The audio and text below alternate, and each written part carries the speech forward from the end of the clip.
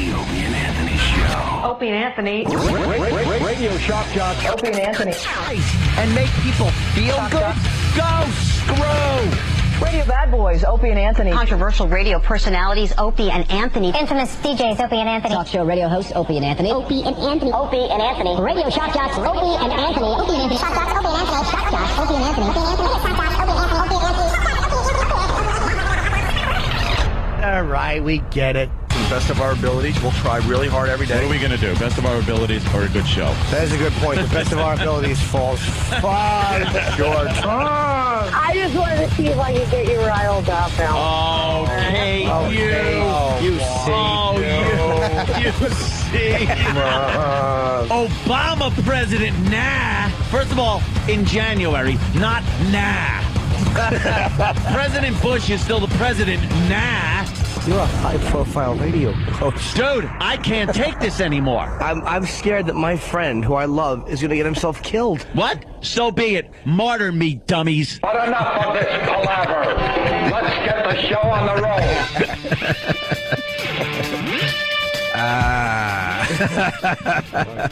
road. With that, we say good morning.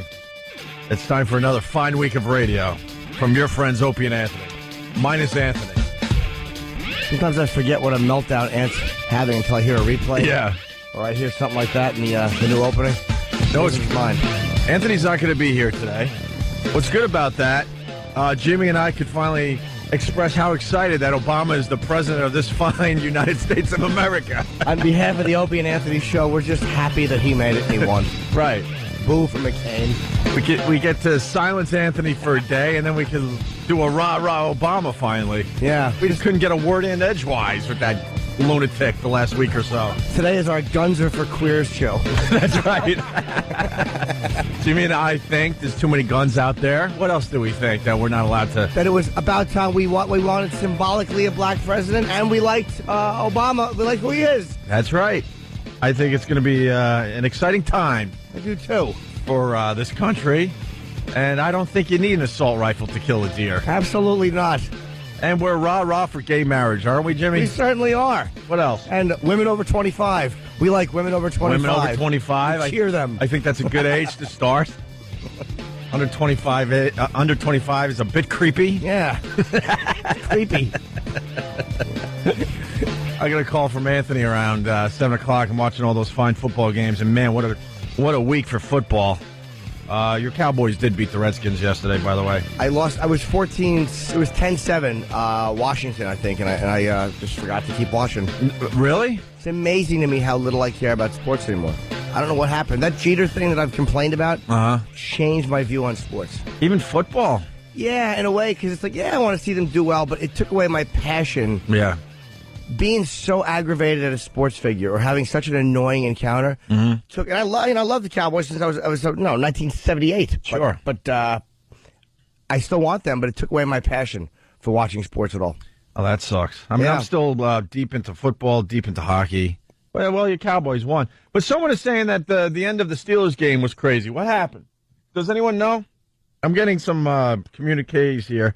Jeff M. from Staten Island writes, you have to mention the wild end to the Steelers game yesterday. The referees blew the call. I didn't see this game or the highlights. A hook and ladder with an illegal forward pass that took a touchdown away from the Steelers, which would have covered the point spread. Oh, one of those games. Oh, boy. What happened, Travis? Oh, why would that mic work? Are you kidding? Hold on. You get the right one hit? Hey, Tim, it's programmed. You got to push that in like that. I could do everyone's job around here. Go.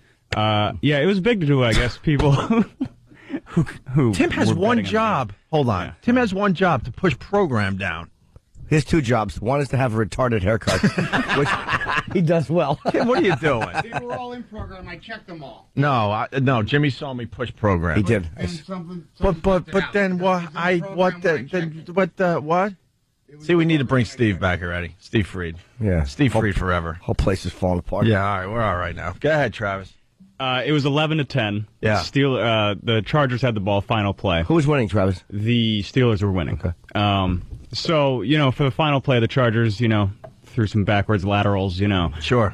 Fumbled the ball, and Palomalu on the Steelers, that big Hawaiian guy. Yeah, sure. He grabbed the ball and jumped in the end zone. So right then and there, it was 17-10 Steelers. But then the refs went back and they reversed the call because there was a forward lateral, which meant that the play was dead right then and there, so there was never a fumble. So I guess for the people who were betting on the game, that's a big deal. Mattered. Yeah, most of us don't give a crap about winning or losing. And then we want to cover some bets out there, right, peeps? And then the weirder people were very happy that it was 11-10 because that was the first 11-10 NFL game ever. Shut up! I swear to God. There hasn't been an 11-10 game. Never been an 11-10 game. Really? No one's ever kicked a field goal and then gotten 4 safeties? That seems very common. Hey, did they call the because I was at the gym and I couldn't hear, but that's the scoop play in the Steelers game, was that a catch? They showed it. I was in the gym too when that happened. Did really? Yeah, that guy with the dreadlocks or whatever. It's one of the best catches I've ever seen. I don't think. I think they set another record, the most replays for one play ever, because they showed that play over and over and over again. Did they call it a catch or not? I missed that. I only saw half the game. All right, because he scooped, like his hand went under the ball just as looks like it was hitting the turf, and they played that play over and over again. So I don't know. You don't know. All right. All right. It was a catch. They should have given it to him. So I'm watching football, and then the phone rings at 7:15, and it's Anthony. I'm like, wow. For the first time in 4 years, Anthony's calling me to say hi. Yeah. Happy Sunday. Do some show prep. Yeah, I think he wants to talk about football and, maybe do a little show prep for the show on Monday. No, I'm not delusional. I'm like, oh, boy. How long into the conversation, and I know, Ant, like, did he say, like, did it start off casual, like, hey, how are you? Yeah, and then seg into it, or? It wasn't even a how are you. Oh, really? It was like lots of noise, lots of in the background. And, I don't know. I don't think I'm going to make it tomorrow. It was his parents' 25th anniversary. Baltimore Sal and Roe. And I knew they were throwing a little celebration yesterday, but he goes, man, this party isn't even close to wrapping up. And it was 7:15. He's like, I think I'm going to do the right thing and tell you ahead of time for once that I'm going to be a mess tomorrow, and maybe I should just, not come in. I'm like, all right. How about Sal and Roe think in advance? Right. And have anniversary parties on Saturdays. That would be nice. Or Fridays. Yeah, Sunday. I'm going to talk to the Kumias. Yeah, but see, when I have family parties on a Sunday, it's like, some cheesecake, maybe a couple glasses of wine. That's it. For them, it's an all-out party. Yeah, it really is. It's like get a bus, designated driver. Yeah, yeah. You're there until Tuesday. Right. Did you stop over, Danny, or no? Yeah. I'm sure they're still drinking right now. What can you tell us about this big shindig yesterday? We had a big problem because there was one point in the evening where we were completely out of wine. Oh boy. And we were looking for a place that would be open on a Sunday to get more really? bottles of wine, but we were unsuccessful. But that's understandable because you had a white and a red, and you didn't expect people to have more than a glass, right? Well, I think we had about 12 bottles of each. Yeah, exactly. We weren't expecting to run out. 12 bottles of each? It was close. What time did you leave? I think I actually locked the door for him. Wow, really? Well, I'm exaggerating, but I was kind of late, but not terribly. Maybe 9 o'clock or so. Oh, that's not bad. So what? The party ended at 9? That's probably when the last person kind of left. That's when it was kind of wrapping up. All right. Were you buzzed? You seem pretty chipper. Me? I'm fine. Yeah, you seem. I'm a champion. Yeah. Once in a while, Danny looks, but Danny holds it pretty well. Occasionally, you'll see him you look for him. He's just gone for 10 minutes, and he's on the bowl, right? And there's a problem, right? when he kind of duck walks in, and he's been out of the studio, and it's like 10 after. Oh, there's an issue. This isn't happening. His body is finally rebelling. Do you get the beer dumps? Oh yeah, of course. Yeah, absolutely. Yeah. I'm kind of bummed because today was supposed to be Raisin Bran Monday. I did have the reminder set in the phone, my phone. I just didn't mention it since Ant wasn't here. But we were going to do Raisin Bran Monday. I had forgotten, and Steve came in and reminded me this morning, do you mind if we put off Raisin Bran Monday? Well, if the fans don't rebel. What? I know, we're adults, I think. I completely forgot that was supposed to happen today. Yeah, let's say hi to Carlton in the Bronx. What's up, Carlton? Hey, what's going on? How are you, buddy? I'm so psyched Obama's in. I feel you. Makes two of us. I feel you. Let's Three go. of us, Carlton. That's right. This is our day. We got to get it all out because tomorrow it's back to the Obama bashing. We want all of our black friends to call in. That's right. And have a fun, friendly atmosphere here on the Opie and Anthony program. We want to discuss all black issues today.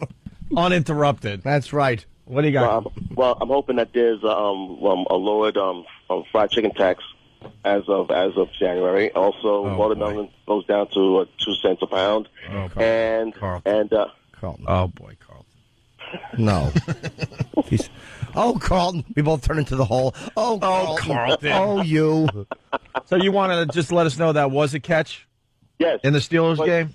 Yeah, it was Troy Polamalu. He had went for the interception. He scooped it. He just got his fingers under the ball before it hit the ground, and it was ruled interception. Yeah, they showed that play a million times, but because I didn't have volume, you got to write catch or something in huge letters on the screen for the people that are just taking a peek in a restaurant, a bar, or at a gym or something. Yeah, it was a great play. Yeah, right on.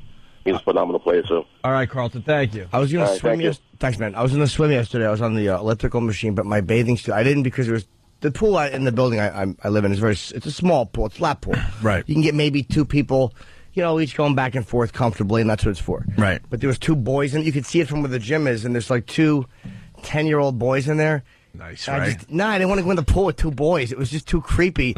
And my bathing suit, the lining, I don't have a lining in it. Yeah. And there's a white part of it, and if I get out of the pool in the white part, it's completely see-through. I swear to God. And I keep forgetting to get into the bathing suit. But it's usually just me in the pool, but I'm like, I can't have this and get out of the pool with this. It'll just be too creepy. Do you wear that bathing suit for special times when you know you want to show something off? I do. I always forget. Yeah. I literally always forget until I get out of the pool. What, you lose the lining or something? I don't know. It's like Hilfiger shorts. I've had them for years and years and years, and I don't know if there was ever a lining in them, or if they're just shorts that I'm wearing as a bathing suit. Right. I don't know. But I know that they're the one little teeny patch of them is very transparent. You should have, swam as Uncle Paul or something. It's funny in theory, but then when people in the building are staring at you and you're going, hey, and they're going, we don't listen. Oh, yeah. Okay. We don't know what you're doing, but we're going to call the cops anyway. Well, there's always a lifeguard. There's always they always have some 20-year-old lifeguard there, and I always forget until I get out, and I kind of look down and I'm like, ugh. It's like a scumbag. Wonderful. My friend Rich, say hello, by the way. Oh, really? I did. How was Boston? It was phenomenal. I mean, it's always been a good city for us, and the shows were great, and the crowds were just, they're hardcore. They're animals. Dude, I want to go up there so bad. I wanted, just go up there and hang with you. The Wilbur Theater sold out shows, huh? It was great. And poor Blumenreich can't serve liquor yet. He's got some issue with the liquor license, which he's getting, but he can't at the moment. Right. Boston, so much red tape with everything. That's a lot of money he's losing. Oh, especially with these fans. No kidding. That's what I'm thinking. I could see if it was like a Regan show where they're kind of, half of them drink and half of them, enjoy a pop. Right. But, O&A fans all wanted their liquor. Sell a lot of books? Yeah, it was great. It was really good. We had a bookstore come up, and we signed after, and, it was fantastic. Where am I in your book? Oh, the Al Roker chapter. You did an amazing job. Oh, thank you. Destroying that ass. That fat load. That hypocrite. Yeah, he is. I mean, you, dissected the whole Imus thing and how Al Roker got involved, and then in the end, how Al Roker gets slapped in the face, basically, for doing, actually, what was I going to try to say? Al Roker has some controversy. Yeah. That should have got him fired, following the logic that he put forth. A month later, after everybody remembers after he did what he did, so I just addressed his blog. You know what I was trying to do there? I realized I was going to give away your chapter, so I was like, da. Oh, no. Because you want people to read it. But that's okay. But basically, you destroy Al Roker and show him as the hypocrite he really is. Yeah, I'll tell you what I do in the chapter. It's fine. I rip apart his blog that he blogged about Imus, and then he wasn't supposed to come on our show here. He was supposed to come on. It didn't come on. Right. He kind of canceled. I forgot last about minute. that. Yeah, he had a book or something he was pushing. Right. And then we were going to call him out or talk to him about it, and he just canceled the appearance and didn't come on. And then I also did the Rock and Roll Hall of Fame chapter, Part 1. Oh, yeah, Part 1. I smashed them a little bit. Which was very, very good, too. The book, I Hate Your Guts, in bookstores now. Yeah. And you made the bestseller list. I did make the bestseller list, yeah. I don't know how long, but I am on this week, so I'm happy. It'll come out November 23rd, I think, is when the list is actually in the Times. Now, on Saturday, I went and saw the Islanders. They finally won a game. But that's not the point here. Because I was at the hockey game, and then I went to F.H. Riley's, and my brother's too cheap to get the pay-per-view for the UFC fight. I'm sitting there going, who won? No one knew. And then yesterday, I'm checking all these, sports websites, ESPN, a little site like that. And they don't write about the UFC for some reason. Not yet, they don't. No, it's annoying. What's that about? Does anyone else notice this? I think I don't know if they're afraid that it's not a popular enough sport. If they're afraid of that, they're out of touch. Uh-huh. They're completely out of touch if they don't know how big this Couture Lesnar fight was. Right. I just assumed every sports website would have who won the fight. That's all I wanted to know. Right. And then finally, it took a while, but Lesnar beat Randy Couture. You have to Google it to find it, which is what I had to do. If you go to some of the traditionals, they might have it. I don't know where to look for it. I actually didn't see the fight. Danny's got it up now. I did not see it. Lesnar, I guess, just controlled the fight. Dude, he's massive. Yeah, it's ridiculous. Lesnar beat him in the second round, right? Yeah, Sunday morning, Yahoo had a huge write-up right on their front page. The first thing you clicked on, it was there. I finally found it, but it took me a while. The traditional websites didn't have it, and then I did what Jimmy did. I actually Googled it, and I think I ended up on Yahoo. That's where I did find it. Yeah, they had a great write-up on it and detailed the whole fight. It was there, and also the news that apparently New York is expecting to get approval. Good. Finally. Yeah. Finally, they're going to let this happen in New York State. Finally. And Randy Couture's, we're looking at the video right now. Randy Couture is like 230. I think Brock Lesnar is like 265, I think he is. Brock Lesnar's 265? That son of a bitch is huge. Yeah. It's ridiculous, and now he's the champion. And a lot of people are saying, what is this about that they're kind of saying that these storylines with UFC might be a bit on the fixed side, like wrestling. I'm like, come on, you still gotta fight. I don't think Randy Couture is the type of guy that would allow Brock Lesnar to win. Lesnar, the size wise, Lesnar looks like I would look if I was fighting Couture.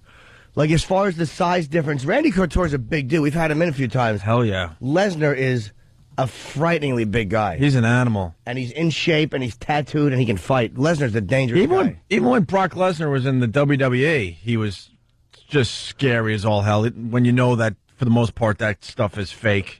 But, the guys are getting beat up a bit here and there in the wrestling ring. The thing that makes, I think, the difference, I don't think these are fixed at all. I think these are real fights. The only difference is between this and boxing is how fast he got a championship. That's what they're surprised at, is what I'm getting at. The fourth fight of his professional MMA career, he gets it. But, hey, look, they're a newer sport. They don't have the same ranking, I guess, the same thing boxing does. And it's about who's going to pay for the fights. Right now, they're still on that thing where they're trying to get the whole country into the sport. Right. Once the whole country is into the sport, then you have a little bit more time, hopefully, before these guys get a shot. Not to talk demographics, but the younger male demos are way into this sport. Yep. So what the hell are they waiting for?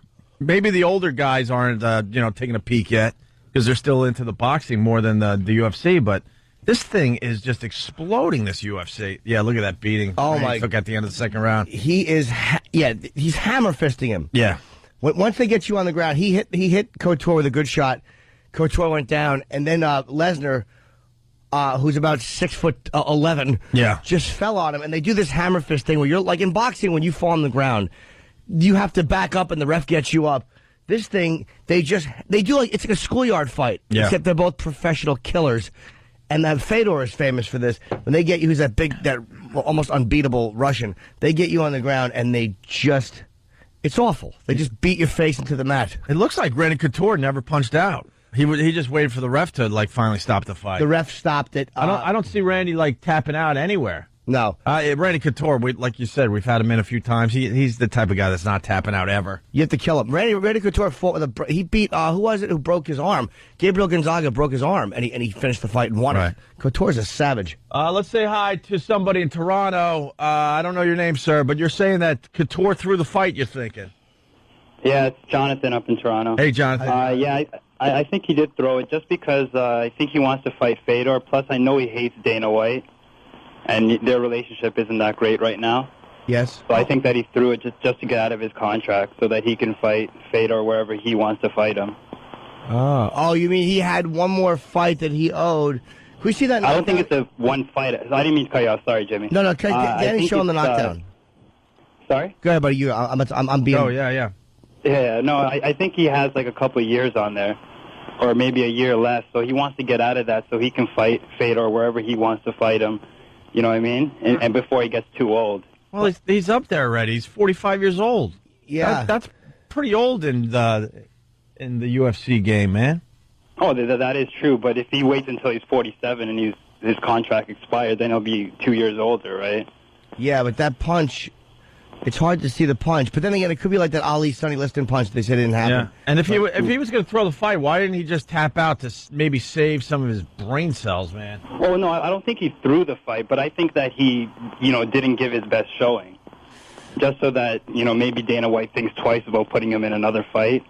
And the next time he tries to get out of his contract, he might be successful. Yeah, but if you're Randy Couture, there's nothing bad about beating Brock Lesnar. Yeah, then again, dude, here's the thing. I don't know if I'll agree with you because he's 45 years old. Now that the interest in him, Fedor, is kind of wane a little bit because it's like, Couture was a great, great fighter, but, look what this younger dude did to him. Now people want to see Brock Lesnar fight Fedor. Yeah, absolutely. And if anyone hasn't watched mixed martial arts, we're talking about names you don't understand. Honestly, look at the phones, Jimmy. That's all you have to do Good. is talk UFC, and they're lit. People want to talk about this stuff. I want this sport just to get. Because our buddy Rogan is an amazing announcer. He's their main ring announcer. Yeah. On the play-by-play on the side. And these fights, me and Bobby had went to that one Rampage. Jackson lost his title to a Forrest Griffin. And it was so exciting to be at a live fight. I mean, it's like, wow, I forgot how exciting it is to go to a live event. Yeah. I'd never been to a live fight before. It was amazing. You know what? Dana White isn't shy. We'll get him on the phone. I would love to talk to him, yeah. And we'll get that guy from Toronto to tell Dana White, the owner of the UFC, that he thinks Randy Couture threw the fight. And listen to what Dana White will say to you. If he thinks Couture threw the fight, he'd say it. Yeah, absolutely. Just past the midway point of round 2. Heavyweight title on the line. Couture is down. Lesnar is trying to finish.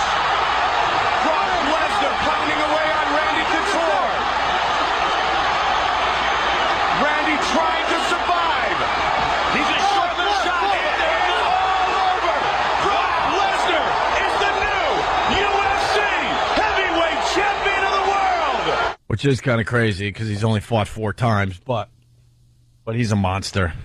He's a big dude, and he's a real wrestler. Yeah. He's not some freak. Kimbo Slice. Hey, look, the guy was a great street fighter, but he's not. No, he's not this guy. Brock Lesnar would kill Kimbo Slice. Yeah, he's a very scary. That's very pretty scary obvious. guy.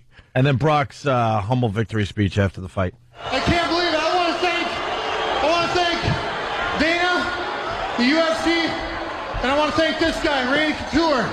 He's a lot of balls to take a year off and come back and fight a young buck like me. I got the utmost respect for Randy Couture. Now, Brock, in your 4th fight in MMA, challenging and winning the heavyweight title, did you ever believe that this was possible? I just believe in hard work and that it pays off. Honest to God. I may come across as a cocky SOB, but I'm just confident. That's what the Lord gave me. He gave me my body and my mind. God bless you. God bless you. There you go. Brock Lesnar's the champ. He does seem arrogant, but, Who does he fight next, Jimmy? I don't know, man. I honestly don't know. We got to get Dana White on the phone today. I would like to I'm see- assuming that Steve would be all over that, right? He is. All right, Yeah, he good. is. I would like to see, obviously, I want to see, I want Fedor to fight anybody. Right. I want him to fight Lesnar and Couture together. I just want to see Fedor in the UFC. Kind of bummed I didn't see the fight now. I should have blown off hockey and just did the right thing and find a pay-per-view. It's all right. What'd you miss? 8 minutes? It's all right. You watched it the next day. But 8 minutes of UFC is a lot of time. All right, here we go. It's Opie and Jimmy today. Anthony is out. He's out, which means it's go Obama all day long That's today. right. And we have our friend of color coming in to discuss it. I was going to say, just in case you thought we were kidding, we invited Patrice O'Neill in today, so it's all about Obama today. And he's got some good takes on what? Stunt Brain, you were talking to him last night. Yeah, he's all up in what Anthony was talking about. He has a response to Anthony, and then he has a unique response to the situation that happened between the black community and the gay community over the weekend, where the protests about the gay marriage issue and the calls on the black community to support the gay issue. Not going to happen. He Not has a gonna very happen. interesting take on it. They're homophobic. And wasn't it the blacks that shot this down in San Francisco, they're saying? Well, in The gay California. yeah, I mean, And- I keep saying San Francisco, but right, California. Yeah, in South Central, one of the big bishops of the area said, "Do not come down here and protest. You won't be welcome." Oh, wow. So it's going to be, he's all ready to go, but he should be here shortly. He had to drive back from Boston last night. All right, cool. And we got more UFC if anybody. This is right, the phones. You mentioned UFC, the phones were Oh, exploding. lit. Blue Healer from Kentucky. Yeah, I got to acknowledge this one, too. How horrible are the Philadelphia Eagles? They tied with the Bengals. And the Bengals, I think, were playing with their second-string quarterback. Yeah, Carson Palmer's been out most of the season. Oh, that's right, yeah. And they're 1-8-0 going into the game. Now they're 1-8-1. It's the first tie since 2001, 2002, 2002. Like and Travis pointed out that... How do you tie in football? I know, it stinks. Donovan McNabb apparently didn't know it was possible to tie. He didn't know that was a reality. Oh, that's good. I didn't know either, but I'm not in the NFL. Yeah. We were talking about this last week. They should do the shootout. Yep, like college. Oh, yeah, do the college thing, sure. Yeah, you can't walk away from an NFL game tied ever. No, it's just that horrible. Stinks. And the Philly announcers were beside themselves last night. I happened to be watching it in Philly, and they were crazy. What was the final score? 13-13. Yeah, why were they crazy? Trashing the Bengals, or they just thought No, they were trashing their team because they had a shot to go for a 4th and 1 in the final period, and kicking the ball away meant surrendering to a tie no matter what. Yeah. And they were just going, no, you can't. And they were going crazy. See, I didn't watch the game. They surrendered to a tie? Kind of. You had 4th and 1, and you should have gone for it at least. Of course. Boy, 4th and 1. This is in the overtime, and time was running out, and they needed to get some yards to get down the field to have another set of downs. But instead, they kicked the ball away because of field position wise, they would have been possibly giving up a field goal and a loss. But they have to do that then. No, maybe. You have to go for it. Ugh. No, I disagree. I think Thank God I'm not an Eagles fan whatsoever. 877-212-0-8. Patrice O'Neill joins the program next. Opie and Anthony. Actually, Opie and little Jimmy Norton today. You're checking out the Opie and Anthony show. We got me. We got Jim Norton and Patrice O'Neill. Good morning. Got to rename the show for today, I guess. Good morning. OJP. OJP. Nice. I like that. Wish I would have known you were in Boston yesterday. Me and Kenny took the train back yesterday afternoon. Could have hitched a ride back with you. I drove you back. I took a nice, easy ride in my big tank. Going down 84, then 91 in the Merritt. Nice, quiet ride. Forced my girl to drive the last hour and a half. It was beautiful. Your girl was with you. That means no rest stops for Patrice O'Neill this time around. No rest stops. With hey man. And it was a rest stop kind of day too. I was tired, and I was trying to stay up, and she was, driving half in the other lane. Really? Oh, because she drives 10 and 2, but you really can't drive a tank 10 and 2. No, you gotta kind of rock that. Her dainty fingers, but she did a good job. We survived, but it was a good ride. I can't let anybody drive. I can't let her. I freak out. I can't sleep in there unless it's Kenny, who I trust. But even Kenny's eyesight stinks, so I can't trust anybody else driving. No, and a couple of times, I did knock out because I was just exhausted. But the only time I would sleep was when she started telling me stories, and that was she started sharing things, and she's really into music and stuff, and so she just loves how much she loves it. So when she loves something, because she barely loves anything, but she loves music. So she's talking, and I'm trying to stay up, and I just knocked right out. It was like a dream, and I would wake up, and we was almost home. And then a couple of times when she just she didn't understand how to negotiate how heavy the truck is and how fast she should be going behind somebody on the Merritt, because the Merritt is not a highway. It's that thing is. You've been on the Merritt, right? Road. It's just it's a scary road with no trucks, and I like it. No, it is terrifying because it's a lot of curves. You do a left curve into a right curve, then a deer pops out. You did the Merritt, right? The Merritt's horrible. And then the gas stations and stuff. You have to do an official NASCAR pit stop to get off these things. It's right. It's the scariest road. But then all of a sudden they give you maybe 10 feet to get up to speed because people are flying around curves and you got to get in front of them. Oh, it's when you're leaving the gas. You ever been on the Merritt? Statistically, if you drive on the Merritt every day for a week, you will die. It's an awful road. Yeah, it is. There's no lights on it. At night, it's terrible. Oh, that's right. Blackness and curving. I forgot about that because it goes through all these rich neighborhoods. They don't want the lights.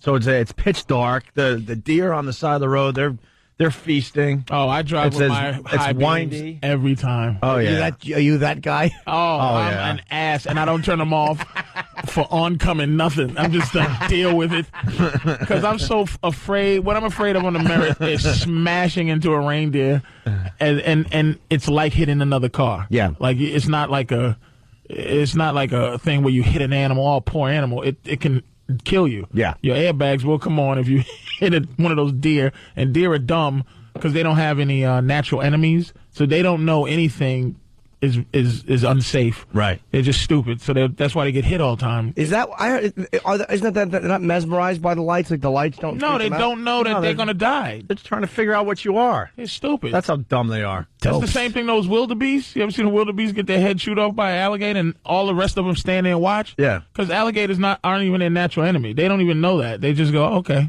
all right, this dude got his face chewed off. Yeah.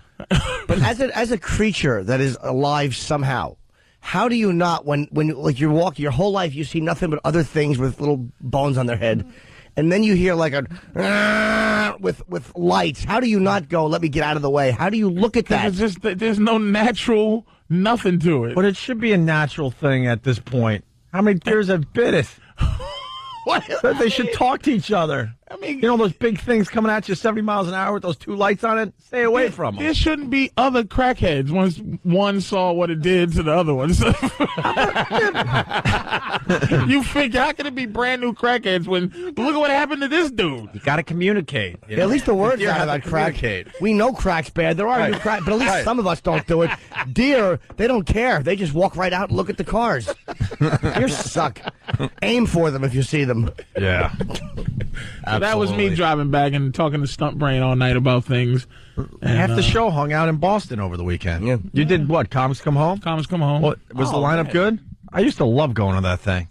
I haven't gone in a few years now. They lowered the expectations? No.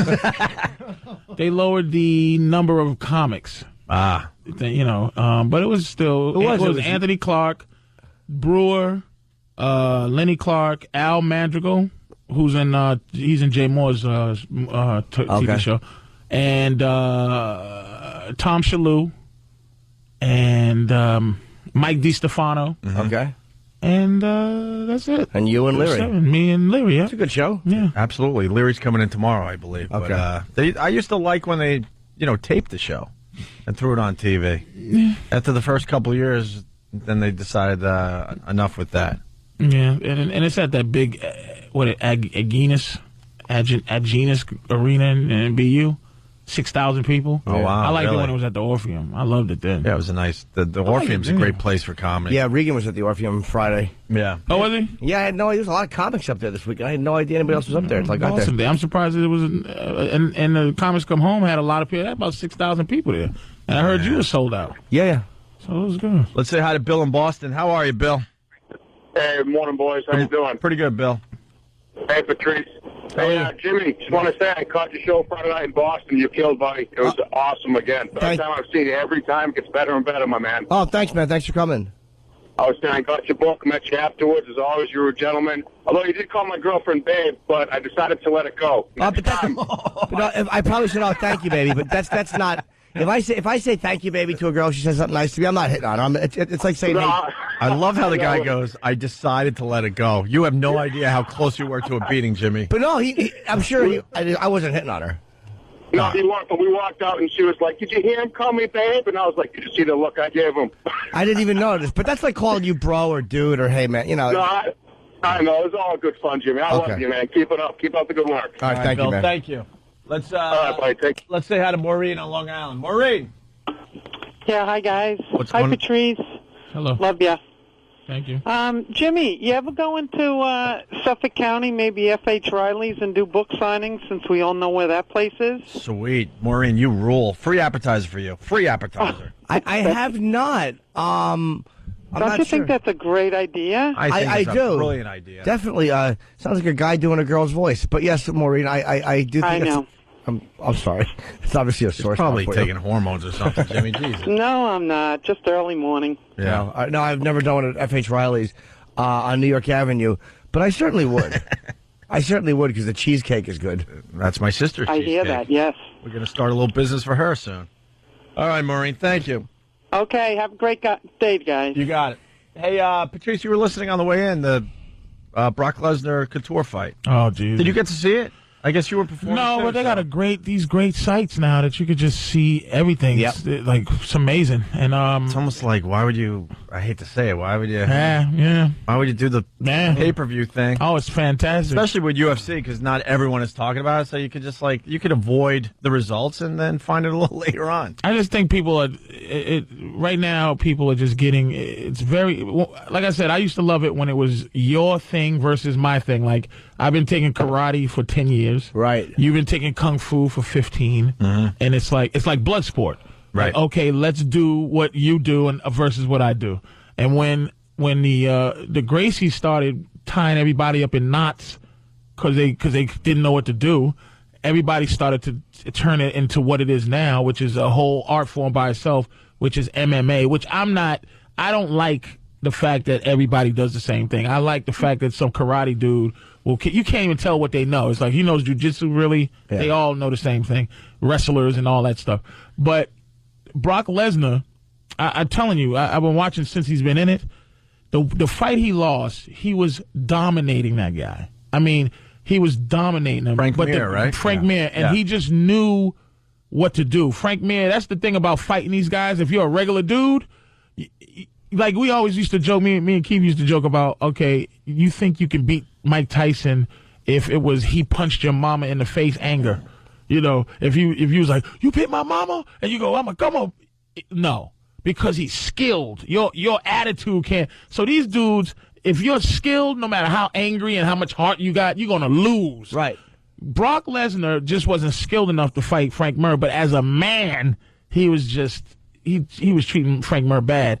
Then the second fight that I saw him where he beat that guy, the Texas Madman or whatever, he's a legitimate guy. Keith Herron beat that guy, and he did something that scared me, that made me know he's a bad dude. He punched Keith Herron. Keith Herron rolled backwards like a ball, and Brock Lesnar was on top of him like a cat. Like, I've never seen anything like that. Like with that hammer fist thing where they get you on the ground, they just bash your head into the floor. Dude, it was scary. So when I heard that he was going to fight Randy Couture, and they come from the same, they're both all-American wrestlers. And, dude, I didn't think Randy could do it just because he's 44. I understand heart and soul, but he's 44 versus a 31-year-old machine. See, I thought Couture had a good shot just because even though he is a lot older, a guy like that who has seen so many other guys, it's like you said, they always know something. And sometimes I figure he's just such a veteran. What he knows is cheating. Like, what I know and what you know, he would know how to cheat. He would know how to gouge or something, but just skill against skill is nothing, because he's not a submission guy. Couture. He's a wrestler, and he grounds and pounds, and he might know how to choke you out, but he's not a submission dude. He's not a guy that can go, oh, okay, your wrist is showing, let me twist your hand off, let me take your, oh, he messed up, let me get his ear. Right. He's not one of those dudes, man. And Lesnar, dude, look at him, man. He's an animal. And it's legit. And like I said, you know, I'm a wrestling fan. I used to be a big wrestling fan, but I'm always curious to who the toughest guy in the world is in wrestling. And there's only a few guys where other wrestlers go, they were comfortable saying I was afraid of him. One of them is the Steiner brothers, like the Scott and Rick. People were scared of them. Why? Because they would just give a little extra twist and stuff? They were mean, and they loved pain, and they just knew how to fight. And if you played games with them, they would hurt you. And the other one is Buddy Holly, or Hardcore Holly. Sure. And the other one's Brock Lesnar. People legitimately did not want to make him an angry guy, man. He is a legit, his neck, a guy with a neck like that, right? And a guy who does that for what he does, and his ears aren't all chewed up, means people don't get to him too often. Get to him, man. Yeah. He's a scary dude. Well, I think he's going to bring a ton of interest into the UFC now that he's champion. Yeah, it's good for them. I mean, he's such a big name in wrestling. I think it's gonna bring a lot from wrestling. I think some of these wrestling dudes are gonna be like, you know what, Brock Lesnar's now the champion. I gotta start checking out this sport. And this helps wrestling because the fact that Brock Lesnar, who comes from this fake sport supposedly, is legitimately a tough dude. That means you go, okay, wrestlers are legitimately tough, right? And you might, and knowing Vince McMahon, he might make it, because years ago Vince McMahon did a stunt where he made the wrestlers fight each other in the ring, boxing, so to say, okay, who's really the toughest dude? Mm-hmm. And they had to go at it, and but the problem was some obscure dude would end up being the toughest guy out of all of them, but ultimately, dude, this is going to help wrestling. Because people are going to go, look, man, Brock Lesnar's a wrestler. He's not a soft dude. He's not a fake. And they just showed the mirror. I forgot it was the ankle twist. Yeah, it was like he was going to break his freaking ankle. He was dominating him, and then all of a sudden they're on the excuse me, Mir gets on the ground and then just goes for the ankle. And if there are certain things like these, like to be submitted by these guys. It's like all of a sudden one guy is kicking the crap out of the other dude. Yeah. And then you'll see the guy who was winning all of a sudden just smacking his arm real quick. And it's because his wrist or his ankle is about to be broken off. You know, you have to tap. We're looking at the highlights of that fight again, and the whole time he's trying to go for the ankle. Yep. He's just waiting for his opportunity. It's very obvious that he's just waiting to get that ankle in a hold, and he was going to break Brock Lesnar's leg. Brock Lesnar's a serious business, man. And I mean, quite frankly, and I'm a fan of Randy Couture, man. He's one of those dudes you just want to see do well. He's a nice guy, super nice guy. He just his energy and stuff. But I'd rather see Brock Lesnar fight Fedor. Well, let's see who he fights next. Than Couture. Matt in Arizona knows. Matt, who's Lesnar fighting?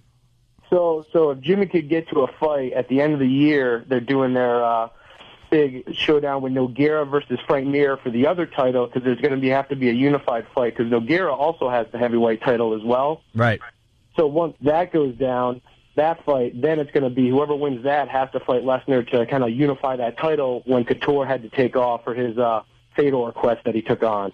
So that's going to be the big fight that's going to set it up. So do you think that after that happens and they unify this title, that then if they can get Fedor, if they can even get him in, that he will fight the winner of that? But there's no way. I mean, Dana's put it out there, Fedor and everything else. I mean, it's a pipe dream to have that happen.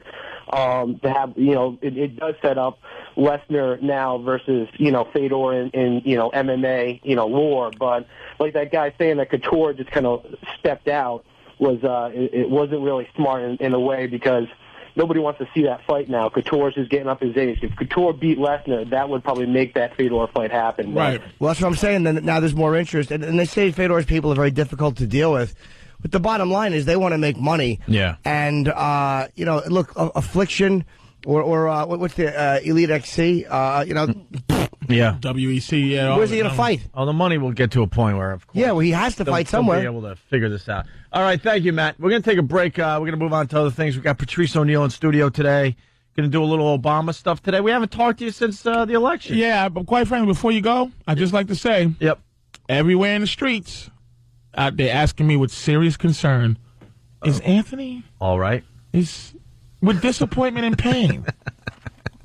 With pain and suffering in their heart.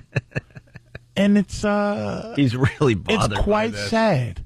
He sounds like a raving lunatic. I wish he was here today. A raving because between you and him, lunatic. it would be some great stuff. And I feel bad because people are Patrice is Anthony like almost like I know that radio is radio and it's entertainment and boy you got to push buttons, but it's almost like, dude, it's feeling real. Yeah. And I say it is. And then I walk away. He's the just, dirty racist. Anthony's just scared. Of what? But I just want to let you, that little part is that it's really. I've gotten the same thing actually on the street, so. But is everything okay? He's yeah. And I go ultimately. This one bothered him a little bit. Oh, it's a bit bothered. It's an irrational fear. I have a little bit of. I have some.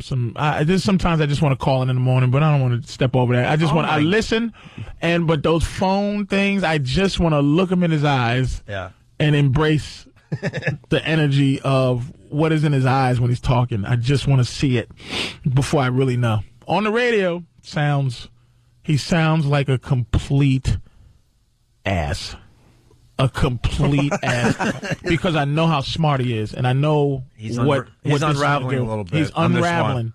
This is, we'll get your thoughts on the whole thing after the break. Okay, and maybe we can wake up Anthony, or maybe didn't Go to bed, yes. We'll get him before he goes to bed. I'm sure they was hunting. They caught some homeless black man somewhere, and his family was hunting him down last night in the woods. I'm pretty sure. Opie and Anthony, stay there. It's the Opie and Anthony Show. Patrice O'Neill sitting in for Anthony today. And then, of course, you got the star of the show, Jim Norton, over there. Yay. Making the bestseller list. I got the list in front of me. Nice, Jimmy. Thank you. I'm very happy. Very, very. And you beat out one of Obama's books. One of Obama's. Not too shabby, my friend. And a John Lennon biography, but there's some on there that are just, like, you look at who you're up against. It's not like when I sold more so far than Happy Endings. You want to see, like, Harry Potter above you, not Letters to My Daughter. Yeah, but that's Maya Angelou. I know. I mean, it's her. And it's O'Reilly, and it's all right, how about the Snowball? What's the Snowball? I've engaged in that sexually, but what is the... Thank you, Stunt Brain. I'm with you. The Life of Warren Buffett. Yeah, I mean, Buffett's Buffett, and Obama. I mean, I'm against the first black president. I can't, you can't... There's certain things, and there's some guy, I don't know who he is, he writes for the Times. It's about the green economy, and I have never heard of this. I'm like, who is this nerd? And my literary agent said he's unbeatable. He's been on the list for 3 years. 3 years. Like with different books. The guy is unbeatable. What book has he got now? Something about the green economy. I mean, I'm sure it's really about, nobody wants to read that, but apparently a lot of people do. And I'm just, it's funny how they have like a little description of each book. And with mine is humorous essays, mostly about people Norton dislikes. So there you go. So hopefully people will look at the list and want to go out and buy The number one book in America is Dewey. The synopsis is the kitten left freezing in the return book slot of an Iowa public library and his rise to fame. This is nonfiction, though. Like, I don't know what that is, but apparently it's true. That's a true story. These are all nonfiction. I'm not up against Stephen So the King. kitten was left freezing, and it comes back to life or whatever. It was never really dead, and then it becomes famous. Who would want to read that? That should be number one on the short story list. Right. Like, if there was a 3-paragraph story, I'd love to read about Dewey. Yeah. But a whole book about a stupid cat that should have been dead? Dewey stinks. Dewey sucks. We hate Dewey. He drops logs all over the, I don't know, I guess they call him Dewey because of the Dewey Decimal System. Probably. They probably named him that. They probably had to name him Dewey. Ugh, they should have called him Guy in satin sweatshorts, whacking his bag on the library computers. Name him Irrelevant Building no one goes to visit no more. Exactly. Yeah. Yeah. Oh, look, there's our cat. Shh. Yuck. So we got Patrice O'Neill. It's pro-Obama Day, finally. Yes. We get a word in today because Anthony is out. He'll be back tomorrow. He was celebrating his mommy's 25th anniversary. Yep, that's what he said. With Baltimore Sale. See if there's any missing homeless black men. So a light bulb went off in my head. I'm like, get Patrice. We get to get the other side of the story. With this Obama get being me why he's talking. President-elect. Well, you could call it any time you want. You got that. God damn. You got that power. You should have called in when he was ranting and raving. I'm just taking it in just to see what his stance was. Beyond the anger, ultimately, it's nothing new to me. Something new to a lot of people, not to me. Not what he's saying, but just the attitude. I already know. White people are fake. I'm not Anthony. I'm happy Obama's going to be the next president. Jimmy's very happy. I'm happy. I wanted him to win. Well, believe me, I'd tell you if I didn't. Your mind is different, though. Anthony still, like I said, he still wants to attach himself. It's almost like that keeping it real thing. Anthony still wants to attach himself to the local schlub whose hands are busted up and the garbage men and he's not that guy anymore. He wants to be that, but he's a millionaire and he's thinking. There's no way he can think. See, if it was about money, he wouldn't be that emotional. Money doesn't make you scream and holler about taxes and stuff. There's too many ways for people with money to hide money and do goofy things. This is emotional, and his emotion is touching dumb white people. That's what bothers me about it. It's just touching white people who aren't smart enough to know that the president can really do nothing to affect just one group. It is. You have to. It's very. Who affects is policies, law policies. Police can affect one group. Putting your hands on somebody. It's white cops. What are you going to do? Change the infrastructure of what racism is now? See, racism used to be. It used to be legislation wise. You was able to be racist. See, here's the fear that Anthony has, and I heard it a couple of times with the uppity thing. Is that here's some white people. I'm gonna think as a white guy and what would make me mad. You've never, as a white person, had to ever answer in this country to a black guy on any way. It's almost like having a dog or a kid. Whatever your way of dealing with those people, your dog or dealing with that, is crate training better than rolling up a newspaper and hit him in the face.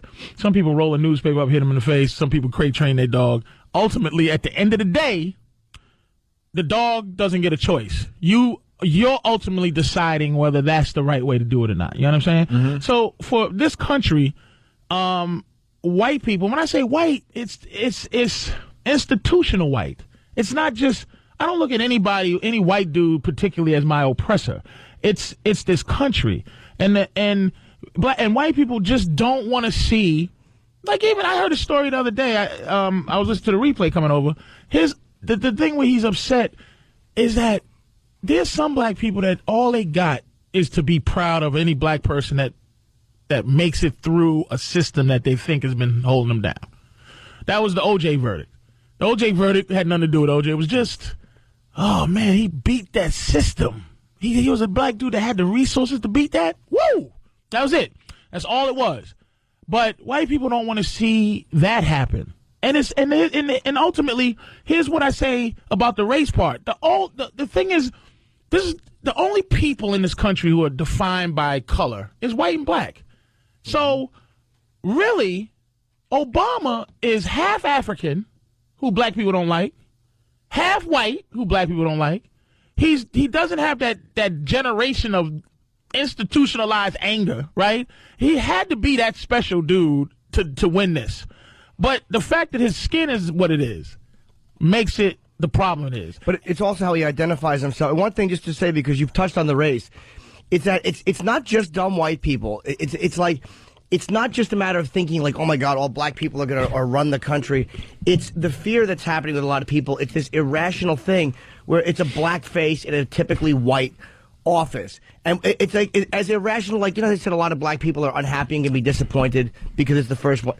A lot of white people that are really disappointed and frightened are going to realize, oh, what was I worried about? It's working that way both ways. Like a lot of black people are too excited because they think something is going to happen different that really isn't. And a lot of white people are depressed because they think something But those people are in the same category. This is what I'm saying about how we all think. See, I'm not eliminating black people from the problem either. Because a lot of black people think that the black president is going to do something black for them. I've heard some of the goofy things, but those goofy black people are just as stupid as goofy white people who think that this is going to all this is really what this is to me. It just gives me the opportunity because I want the equality to me is when a black person, a mediocre black person, can be put into a spectacular position. Obama had to be almost Messiah-like, the lore of this guy. I want to see Arnold Schwarzenegger is the governor of California. I'm just looking at his face. Mm-hmm. He is mediocre from head to toe. The spectacular thing that he is he was a spectacular weightlifter. He's not a spectacular guy. He's not a spectacular leader. His movies weren't spectacular. They were great in terms of entertainment, but he's really a mediocre guy. It's just like a black quarterback. Right now, there's enough black quarterbacks for me to go, please fire him. Mm-hmm. There's enough mediocre black coaches to go, please fire him. The coach from Pittsburgh is a spectacular young black coach, but Herm Edwards has to go. Removed from football in terms of head coaching. What has he done, really? Mediocre. What is Herm Doesn't Edwards? know. Romeo Crennel from Cleveland. Got to go. But that's what I want, is that the next black president can't be But if they were the all things. But if they were the only black coaches, then you wouldn't say they have to go? Exactly. That's where it if gets it was weird just for me. one and that was it, yeah. Then I'd be like, hey, he got to stay. Because there's not any. But my thing is, it's all a symbol for me. Because I knew what I was watching the election with my girl. My girl got a white mama. And she stands up and she goes, yes, yes, yes, right? And I'm like, wow, all right. And she's like, yeah, call me black now. I go, excuse me? Call me black. I'm like, what? What are you talking about? You know, my girl's half black, half white. You know how half black, half white girls look. You know, got some white things and some black things. Mm-hmm. Black lips, white hair. You know? So she's like, yeah, if you're going to call him black, you call me black. I go, what? That shit, you look like Sarah Palin, right? So I'm joking with her. Sarah Palin with a tan. She walks in the room and wets her hair so it can get curly. And say, I don't have no white people hair. I'm black. And if you're going to call him black, you got to call me black. Ah! She was crazy. So I'm sitting there going, this really means a lot to a lot of people. But immediately my mind is going, all right. But can I stop? So she would downsize the black part of her? No, because she wanted to assimilate more into the white world? No, she's upgrading. Now she's upgrading the black side. Part because I get that, but she hates the way she's black. But before that, she would like make sure her hair is straight and all that to maybe fit in a little more in the white world. Nah, I mean, look. And now that Obama's president, she's like, man, I'm letting the black hang out now. No. All right, because I'm a little. No, it's something that only she can understand. See what I'm saying? It's like something that I couldn't. I was teasing her, but the fact that when I said she went to wet her hair, the only thing that made that happen is that I said, wow, she's serious. She's dead serious that she went to go wet her hair to say, no, I'm not a white woman. I'm not this. I'm not that. It was something that only someone mixed race could. I still don't know what it was that made her deeply feel that way. But when I'm watching that, because I was sitting there going, all right, what's this next? What do white people want out of this one? That's the first thing I'm thinking. I said, one thing I know, white people don't give it nothing for free racially. It ain't happening.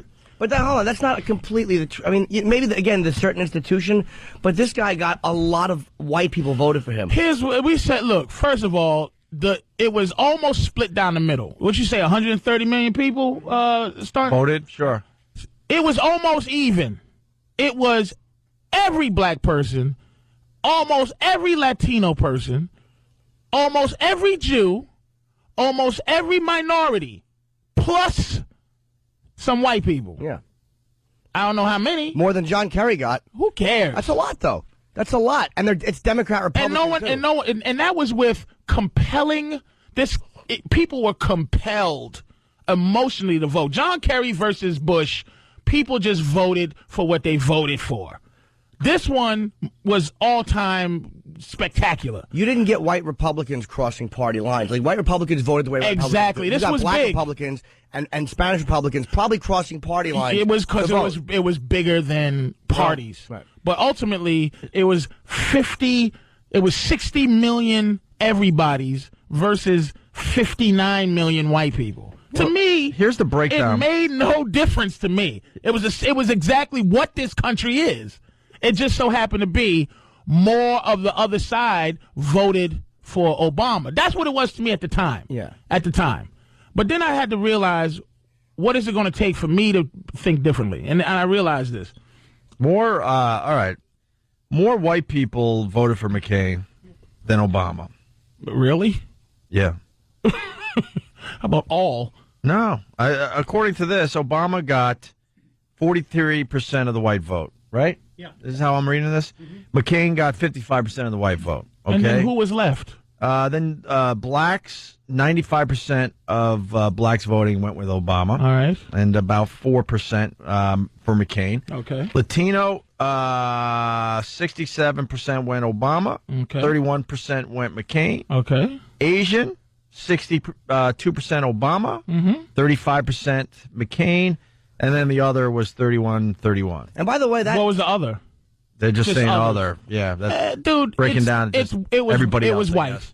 White people voted for McCain, and everybody else, and some white. Which is what I'm saying is the historical nature of this country, which is there'll be a few white people who do that side. Let's say that if all black people, everybody all the minorities left this country. It would, and the 10 million or whatever so white people that voted for Obama stayed here. It would be like how they treat the people in Iraq, the Sunnis. Like they would be ostracized because it's going against the country. But no, it's not as much as white people. You have to because you're like, how can I look at things differently? White people elected him as their president. White people. I know all the black vote, and all the Spanish vote. But he got a lot of white people. He didn't sneak in with 10% white vote. He got a massive amount of white people. It has been the history of the country. is that the same percentage of people who would vote, and again, but Patrice, you also got to understand that the white vote is 74% of total voters. Okay. Yeah. So you have to look There's at a things. lot of Like, white you don't like people. looking at things differently. But this wasn't just a fluke that he got in. This is white people I'm not looked at this saying guy it's a fluke. and said, "We want him to be our president." I'm This is not the guy saying we it's want. the fluke, but see, that's the part of it I disagree. But I mean, going with Patrice's logic, even though the white vote was 74% of the total vote, like Obama really need the blacks, the Sure. Latinos, the Asians, and the others Democrats to always come do. out and come out and vote. Yeah, I'm not. it's always that way. Republican, Democrat. Don't forget. Right. Always that way. Absolutely. Here's my issue: is not, it's like this is my thing. What I start thinking deeply about is, look, payback, and the payback is this: people gonna want something out of this, and what white people gonna want out of this is the end of racism, the end of black people talking about slavery and talking about race and talking about you look at where you've come, and that's the thing that this country doesn't understand. Even with Jeremiah Wright, why black people weren't upset with him is because we understand what that is. We live here, we make it, we do this and we do that, but we do it despite this country. And it's not you and it's not you, but you think of yourself as a white guy, Opie. You think of yourself as a white guy, Norton, but your family may have never had anything to do with slavery ever. But the fact is what this country has set up, meaning you're going to feel white, your color oppresses my color. And wait a minute, black people have never, ever have found a way to forgive this country. That's the problem, and that's what's going to change this country is when black people are able to forgive the United States. There's no place to forgive. But you can't look at something like white people only voted for him because they wanted to be the end of black complaining. I mean, to put it in a nutshell. How would I ever know? Maybe some white people. But you're not saying that any people were like, yeah, I like this guy. Symbolically, I like what it is.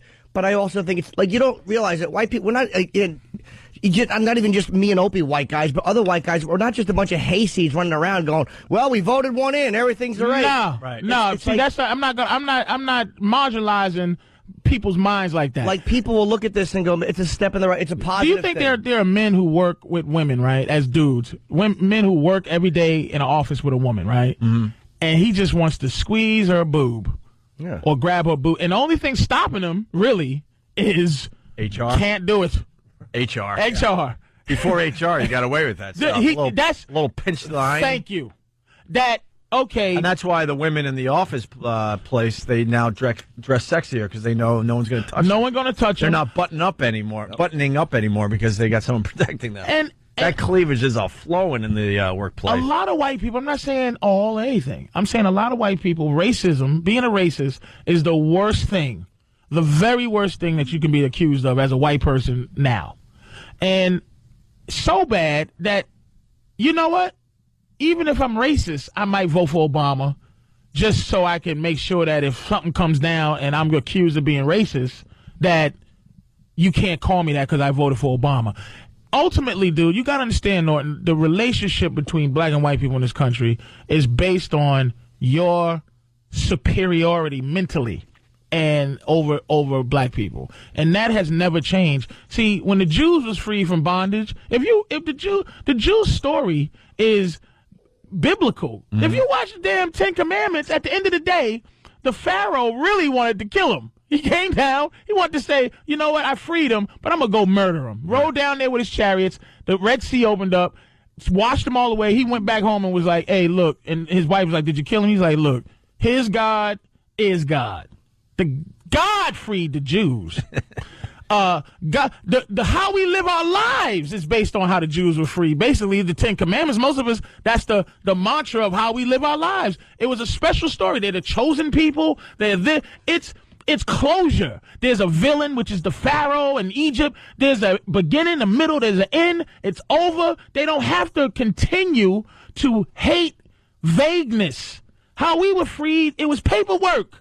If you read the Emancipation Proclamation, which is the document that freed the slaves, It's nothing but making black people go to war. In the third paragraph, it's like, hey, go report to something. Yeah, but in that war. I get it. We've talked about it many, many times. So how do we solve this? Because I'll tell you this There's much. no way for white people to solve it. That's what an arrogant statement right there. No, but I'll tell you something, because like the average white person doesn't think of the slavery thing like you guys do. Of course you don't. And I know, and as a white person, I can tell you, I just worry about my own struggles. I can give a crap but here's about why it's easy your for you struggles to or do anybody that. else, because I had it tough growing up. My struggles were against the system. It wasn't a color. And as I continue to be very successful in my life, I have a lot of people in my family that are still struggling. And that's what I focus my attentions on. If I could give a crap about the slave thing. Of course, if I punch you in your face every day. Right. And then I just stop. But that's why I don't know how this ever works itself out. I'm going to tell you how it works itself out. Because we got our own struggles. I can't be bothered with worrying about... It's easy for you... making that slave thing completely go away. It's easy for your skin color to move on.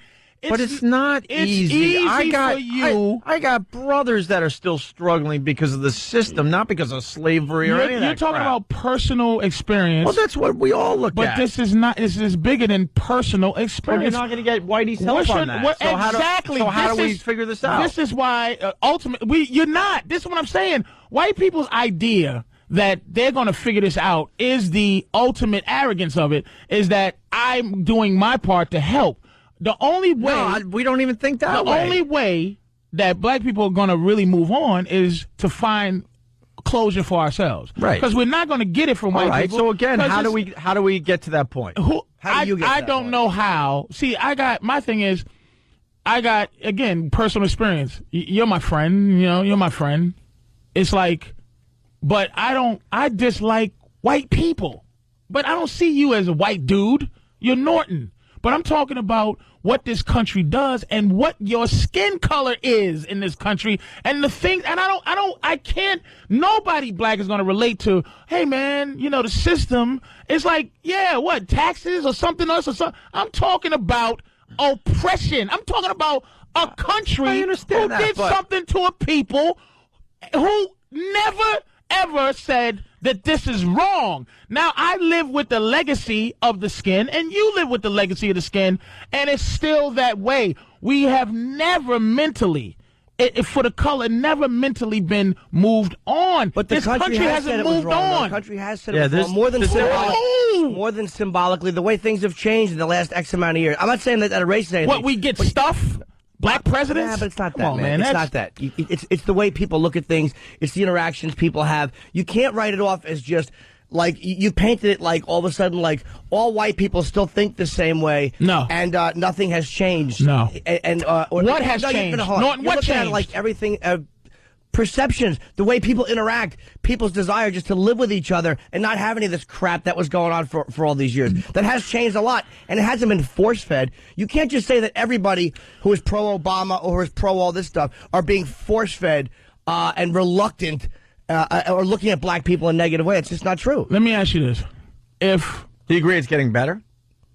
Do I agree it's getting better? Yeah. I don't know. I'll tell you why. We did a show on Friday. We're moving on from that, but we learned that, like, in your lifetime, you're in your early 40s or so, or getting there, right? So blacks went from not voting to having the first black president in your lifetime. I'm just asking. But I'm saying, do you understand? The slave thing's not even on my radar. But do you understand that I got my own issues. We understand things I worry about for me and my everybody family. have their own personal issues. Right. And black don't. And here's the thing that it's like that black people haven't moved on. We haven't moved on. We have moved on. It's the fact is that to really end it, we need closure mentally, because this summer the Congress did apologize formally for slavery. But you said it doesn't mean anything. Do you understand? Isn't it a start? It's not a start. No, because a bunch of white guys who decide this was bad. It goes. This is what I'm saying, that you can do nothing about it, because we have to go back in time to where the wrongness happened. To where, like the wrong. See, ultimately, dude, there's a feeling that black people have that's not going to be changed by apologies or money or anything. It's a forgiveness that we don't have for the country, that white people can say, hey, man, I got my problems. We know, because that's human problems, issues. Your mama's sick, your feet hurt. We understand. I'm talking about as a people that this country has done nothing but wrong. And the people, I think in 1950, if there was a black candidate, he might have still won. If in 1950, the Klan wasn't allowed to just beat somebody's ass at the voting booth. I think there have been enough people to vote a black president in then. I don't think, my thing is the inside, how people feel. I don't care about the trinkets of just, here you go. Here you go. Here's a president. Here's this. Doesn't that see the change? Look how far you've come. What? But it's not just that. It's not just that. That's the point I'm making. That if that was the way everybody thought, you'd be right. But everybody is not looking at it like, here you are, child, take this. You don't want white paternalism. I'm generalizing. You don't want white paternalism, and fair enough. Nobody would want that. It's insulting. But that's not the way it is for all people. And that's what I'm saying. You can't look at it like everyone is just looking at it like, well, here's your little gift. Slavery's over. Pat on the head. Take care, Godspeed. Yeah. That's not the way all people are looking at it. We're not. Again, I'm going to say this one more time. It's not all people. This is what I'm saying, dude. The arrogance that white people put themselves, anytime the word white is said, that you would put yourself in a category to understand. See how you understand the white point of view, Norton? Sure, that, hey, this is not what we all, this is, it. You got to understand there's a new kind of racism, man. It's lying. This is why I appreciate Anthony. You can't say white and expect other white people to not react any more than if some people say black, you're going to react. You can't paint it like where black people can react one way to the whole country and it can all feel the same thing because of their skin color, and yet you can criticize white people and of course white people are going to get react. But the color that we're talking about is the same color that messes with your family when you say you have your problems and you're worried about your family and things. That's the white that black people are talking about. That's why black people are closer to having this racial thing end than white people, because we live in a country, Norton, okay, where really we've never felt like anything's changed. Even though, okay, you're allowed to do this, is almost, it's insulting. But it's a generational thing. It's like we're living it, and I said this to Anthony too. In hindsight, this is going to be a blip on the radar. Like, oh yeah, that's when things were all of a sudden different. But in a real generational life, like we're living it real time. So it's not going to be finished in our lifetimes. But we're living it real time. It is happening relatively quickly. When you look where something happened, if you're living in the 40-year period, you're like, who cares? Now I'm allowed to do this. Where's the internal change of all this? The internal, I'm not sure what you mean. The difference in your life, the difference that makes you go, damn, this was foul, and move on. See, it's easy to move on when you're white. It's not easy to move on when you feel the same way in this country. And now the covertness of it is hard to, you can't prove it. Before, all we could do was relate to lynching, dogs, hoses, and George Wallace. Now it's who, me? I don't know. So basically what we have left, like I said, Jews had Hitler and his mustache and his friends. We have white. Color. I know, you got a color. I understand that. Well, that's it. All right, well, come up with the solution then. There's the one that's what I asked you today. It's generational. It's not going to happen now. It's a slow. Again, 500 years from now, people look back. They'll go, oh yeah, you know, in 2000, they'll probably just call 2000. All of a sudden, 2000, they got a black president, and all, things will be different because you'll have a 50 or 100-year span to look at it. In real time, when you're living something, it seems like it's slow and nothing is happening. What is it? Longer than 2000. That's a pretty good point Jimmy's making, by the way. Longer than 2,000 years was Moses, because Jesus was 2,000 years ago. Yeah. Before that was was the Old Testament. We got a break. We'll go to break. We'll continue. The phones are lit. You got them reacting today, Patrice. So we'll continue with this discussion just a bit. 877-212-0-8. You're not going to get in now, but maybe a little later if you want to add to this. Opie and Anthony. Man, are discussing today. We got the black version of Anthony in studio today. Holy yes. Got to acknowledge that. Wow. I, for one, I'm very excited Obama's the president, just because I think he's the right man for the job. All right. Simple as that. And we've discussed the black-white thing, and I'm sitting here really thinking about it. And I don't know what you could say to make me understand, because I just didn't. You can't. I didn't live this. I don't know anybody that. Let me ask this to the ladies. Yeah.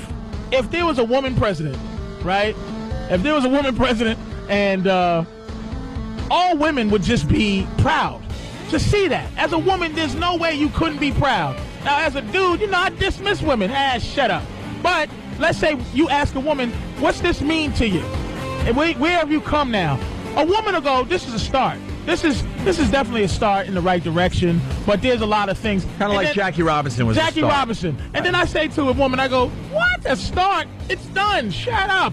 Abortion? I don't want to hear about it no more. You think the black president, a lot of white people are going to look at it like, all right, even Steven. Now what? Yeah. Where else? What else can you people complain about? If they do, so what? What else? But so what if they do that? What? That's what I mean. Ultimately, I don't like your wife. No kidding, man. I bend over backwards. Do you really think Whitey has it easy in this country? I know Opie, you. I know don't understand what I'm saying because you're saying that to me. But I know, yeah, exactly. Because I know you think Whitey has it a lot easier. I know that being white probably makes it easier in this country. I'm not stupid, but it's still effing hard for us too. Okay, but at least you're not me. That's why I'll never understand this, because I know the struggles that I'll say it again, that I have, my family has. I got people in my family working 2 jobs trying to pay bills. That's all they care about. Let's go back to. They don't give a crap what you or your people. Sorry to say it like that. Have been through. Let's go back. Our own problems. Let's go back to where white people in this country were different from each other. What was that about? Stonebrain, 1901. Yeah. When there was WAPs, mix, this, that, third, that, blah, blah. Sure. Ultimately, you would have understood then. But I'm not living then. But see, this is what I'm saying. Living now. I'm in the here and now. But because you're not in the here and now. See, this is the thing. White people erase historical value from this country, and it's about moving on. Nobody says to a Jew, it's not the Holocaust. But Patrice, get over it. But I'm really trying to simplify this. It's not about moving on. Not simplifying. It's our day-to-day struggle and I mean for me and my family and close friends. That's what I care. That's my world. Because I can't be bothered and worry about what slavery has done to you. Are you Irish? You're Irish, right? I'm a mutt. Seriously, I'm everything. Let's say if your blood was Irish, if you was purebred Irish, and it didn't go into the direction of color where Irish people kind of feel superior, Polish people feel superior, based on the color. Historically, man, the color is the issue. Obama is not a black dude. He ain't a black dude. He's black by his skin color. Do you understand what this country is? It's based on color, and it's not going to change. As a white guy, you deal with things that people deal with. What do you mean he's not a black dude, though? I'm not sure what you mean. He's not. Well, he's not like Flavor Flav. Dude, I'll tell you what. I watched D.L. Hewley's show. He's not like a Flavor Flav. He's like. That's like saying John Kerry's not white because he's not, you know what I'm saying? Like no. It's not the same. I'm going to tell you why. Right? I'll tell you something. Black Africans, right? I watched D.L. Hewley's show on CNN. And he interviewed these Africans from Kenya. And Africans, you should have seen this interview. I got so mad because they took credit. See, Africa does not associate themselves with black America. They go, he is the first generation Kenyan. What are you, D.L. Hughley? Wouldn't even pronounce his name right. Africans make me sick. D.L. Hughley. I didn't even know this was going on. Yeah, exactly, because you're white. That's fine. And you don't need to know. How would we know? I don't need to know. Africans don't tell us anything. How do we know? So, how many Africans do I know? Mr. Hughley, you are here 70 generations, and look at what you did. Nothing. And look at, we import. Don't tell me to wait. We export presidents to your country. Africans embrace this as him. He's not meaning this. Jesse Jackson's son would be the black president. Now, Obama's the black president because of skin, not because of historic value and wow, this dude is black. And I don't mean he's black like he don't have rhythm or something.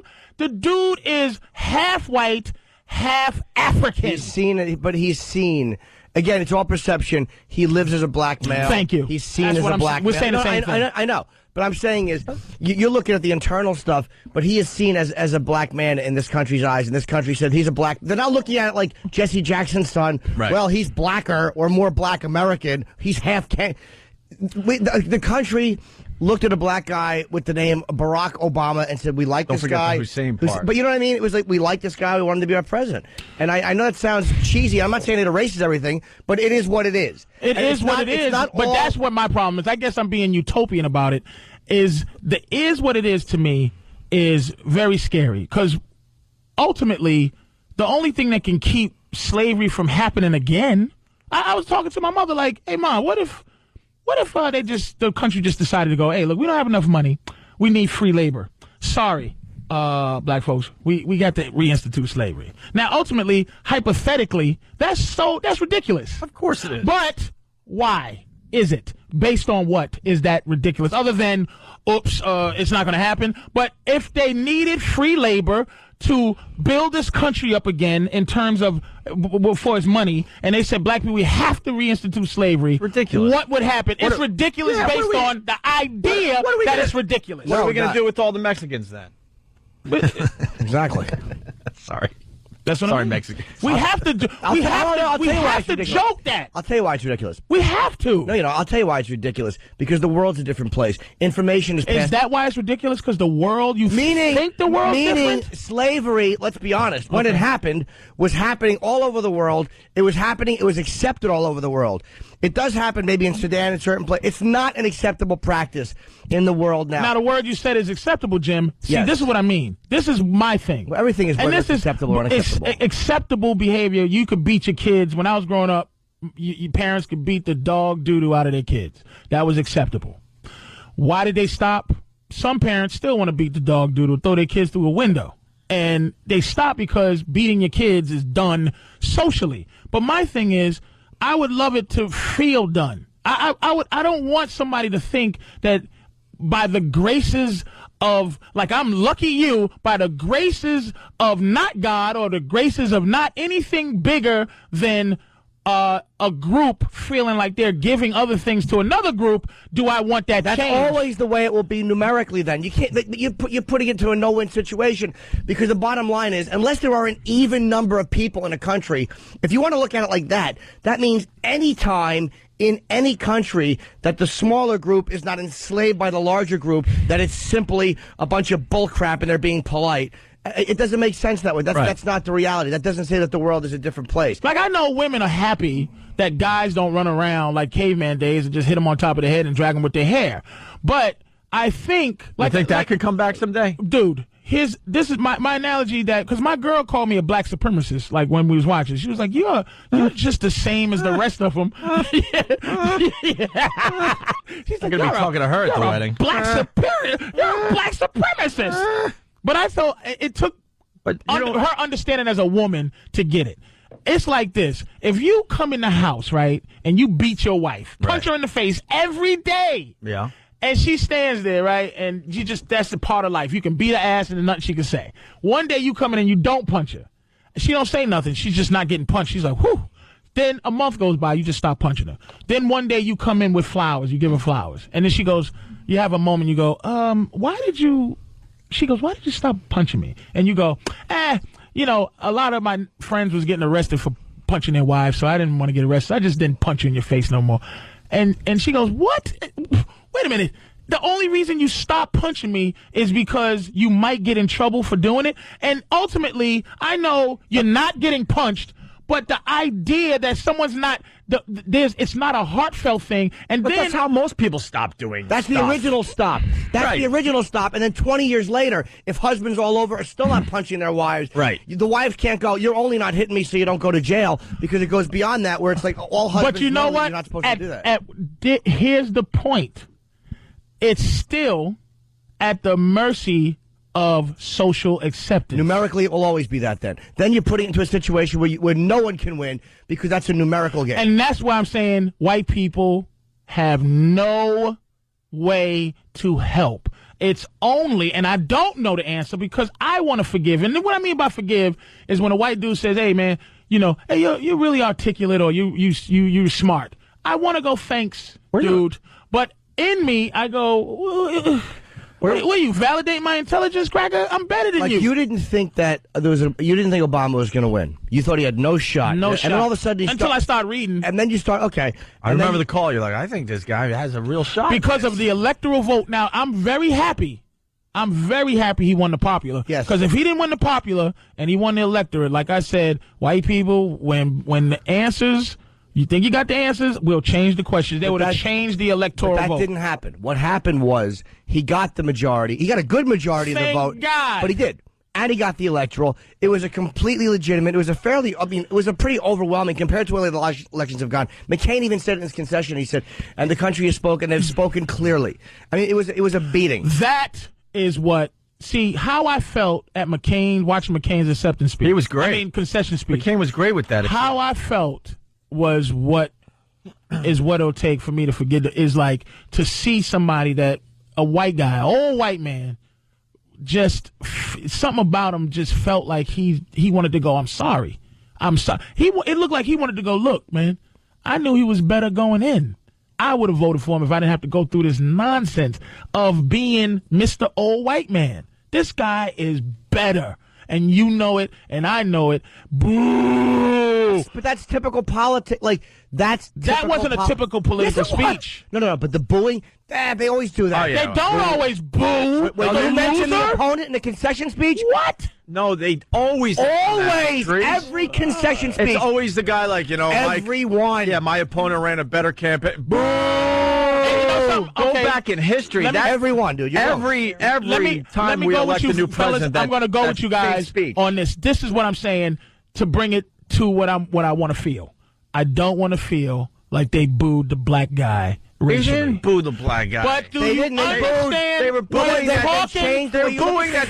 Feelings. They were booing that their guy they worked so hard for is not going to be the president. And they believe in him and his policy. I'm telling you. All right, that's they what do I it with believe. every That's election. what you say. Every election. Your paranoia, I don't understand that. Wait. It's paranoia. You dismiss it paranoia. Fair enough. Hold on. That bullying Here's the saying. That bullying Just is. because I'm paranoid don't mean somebody ain't trying to kill me. You're right, but that bullying. Patrice, let me tell you something. You're paranoia, and I don't understand because I don't live your life. I so don't see it that way. Don't see it that way. But do you understand? You see it that way, and I don't, and I see it differently. That's why I want to see it differently. That's my whole thing. To me, it was so obvious they were booing because their man did not win. They the booed elections. McCain They when weren't- Obama mentioned him. You They dismiss- do that. You this country. Let me stop saying No, white. no, forget what this black and white. country dismisses black people's feelings as paranoia. But just because white All right, people you know dismiss black people's feelings of paranoia, Find out if it any doesn't black mean that people they never think are. the same thing I do. It doesn't mean that they never are. They boo every concession speech. Right. Let me ask you Everyone, something. hold They on. boo Let me the jump other guy. in. Let me jump in. They boo the other guy. You're 100% right by me saying you're paranoid by saying that. You're 100% right. I said it the wrong way, but I'm just saying like I saw it one way, you saw it another way. But to not see that booing, to say that you're paranoid over that, you know what? Maybe that is going a little. too far. Can we go to the OJ verdict? What did you? No, real quick. What did you feel, Norton? What did you feel? Was going on with black people when that verdict was read and we was running. I thought they were insane originally because it was 1994. You're talking 14 years ago. I personally have gotten more knowledge and understand things a little better, but in '94, I'm like, They're cheering them. I did not understand And why on any did you level think where that we was coming all from. did it at the same time? It was like, now no I one got a understand. cell phone call to cheer right in now. the moment you look at it, you're asking what I thought about it. In the moment you look at it, like I was actually shocked how naive I was. I was shocked that he was acquitted. But when you look at it, like, all right, black people are all cheering for this. Internally, you know that there's not a bunch of people cheering that a lady got her throat cut. It's like, that didn't make any kind of sense because the reaction was too immediate, and it was too 100% and 100% this way. And then you realize, like, you know, as you get over the shock of the acquittal, because it really was a case where the guy was obviously guilty. All right, well, they're cheering. I figured they were cheering for Cochran more than anything, and the fact that a guy like Cochran outslicked. Like almost like this is what it feels like. Like, do you get it now? This is what it feels like for it to be so obvious and still go wrong. Wait, you really thought they were cheering for Cochran back then? Not in the moment, I didn't. When it was first happening, it was an anger or it was a shock, because I really was shocked that he was acquitted. 'Cause, again, we've never had a trial that we all watched day to day like this. Right. This, you know, no one's ever seen a murder trial unfold so completely on television like a soap opera. So we all kind of knew what happened. And then for it to go the other way, I wasn't thinking like, well, racially. And then as time went on, I was like, that's you know what it what? was. I was and so confused. You're 100% right. You're 100% right. I was so confused by that. I was like, what? It made me try to get more knowledge. Because I was like, I didn't understand it in the slightest why they were cheering. Did not understand it. What you guys, now, education makes you able to think and be logical. Sometimes reading doesn't help you be logical. I don't like people who read. Like, some people think because they read something and they recite what they read back to you that makes them wonderfully intelligent. Right. I like people who think.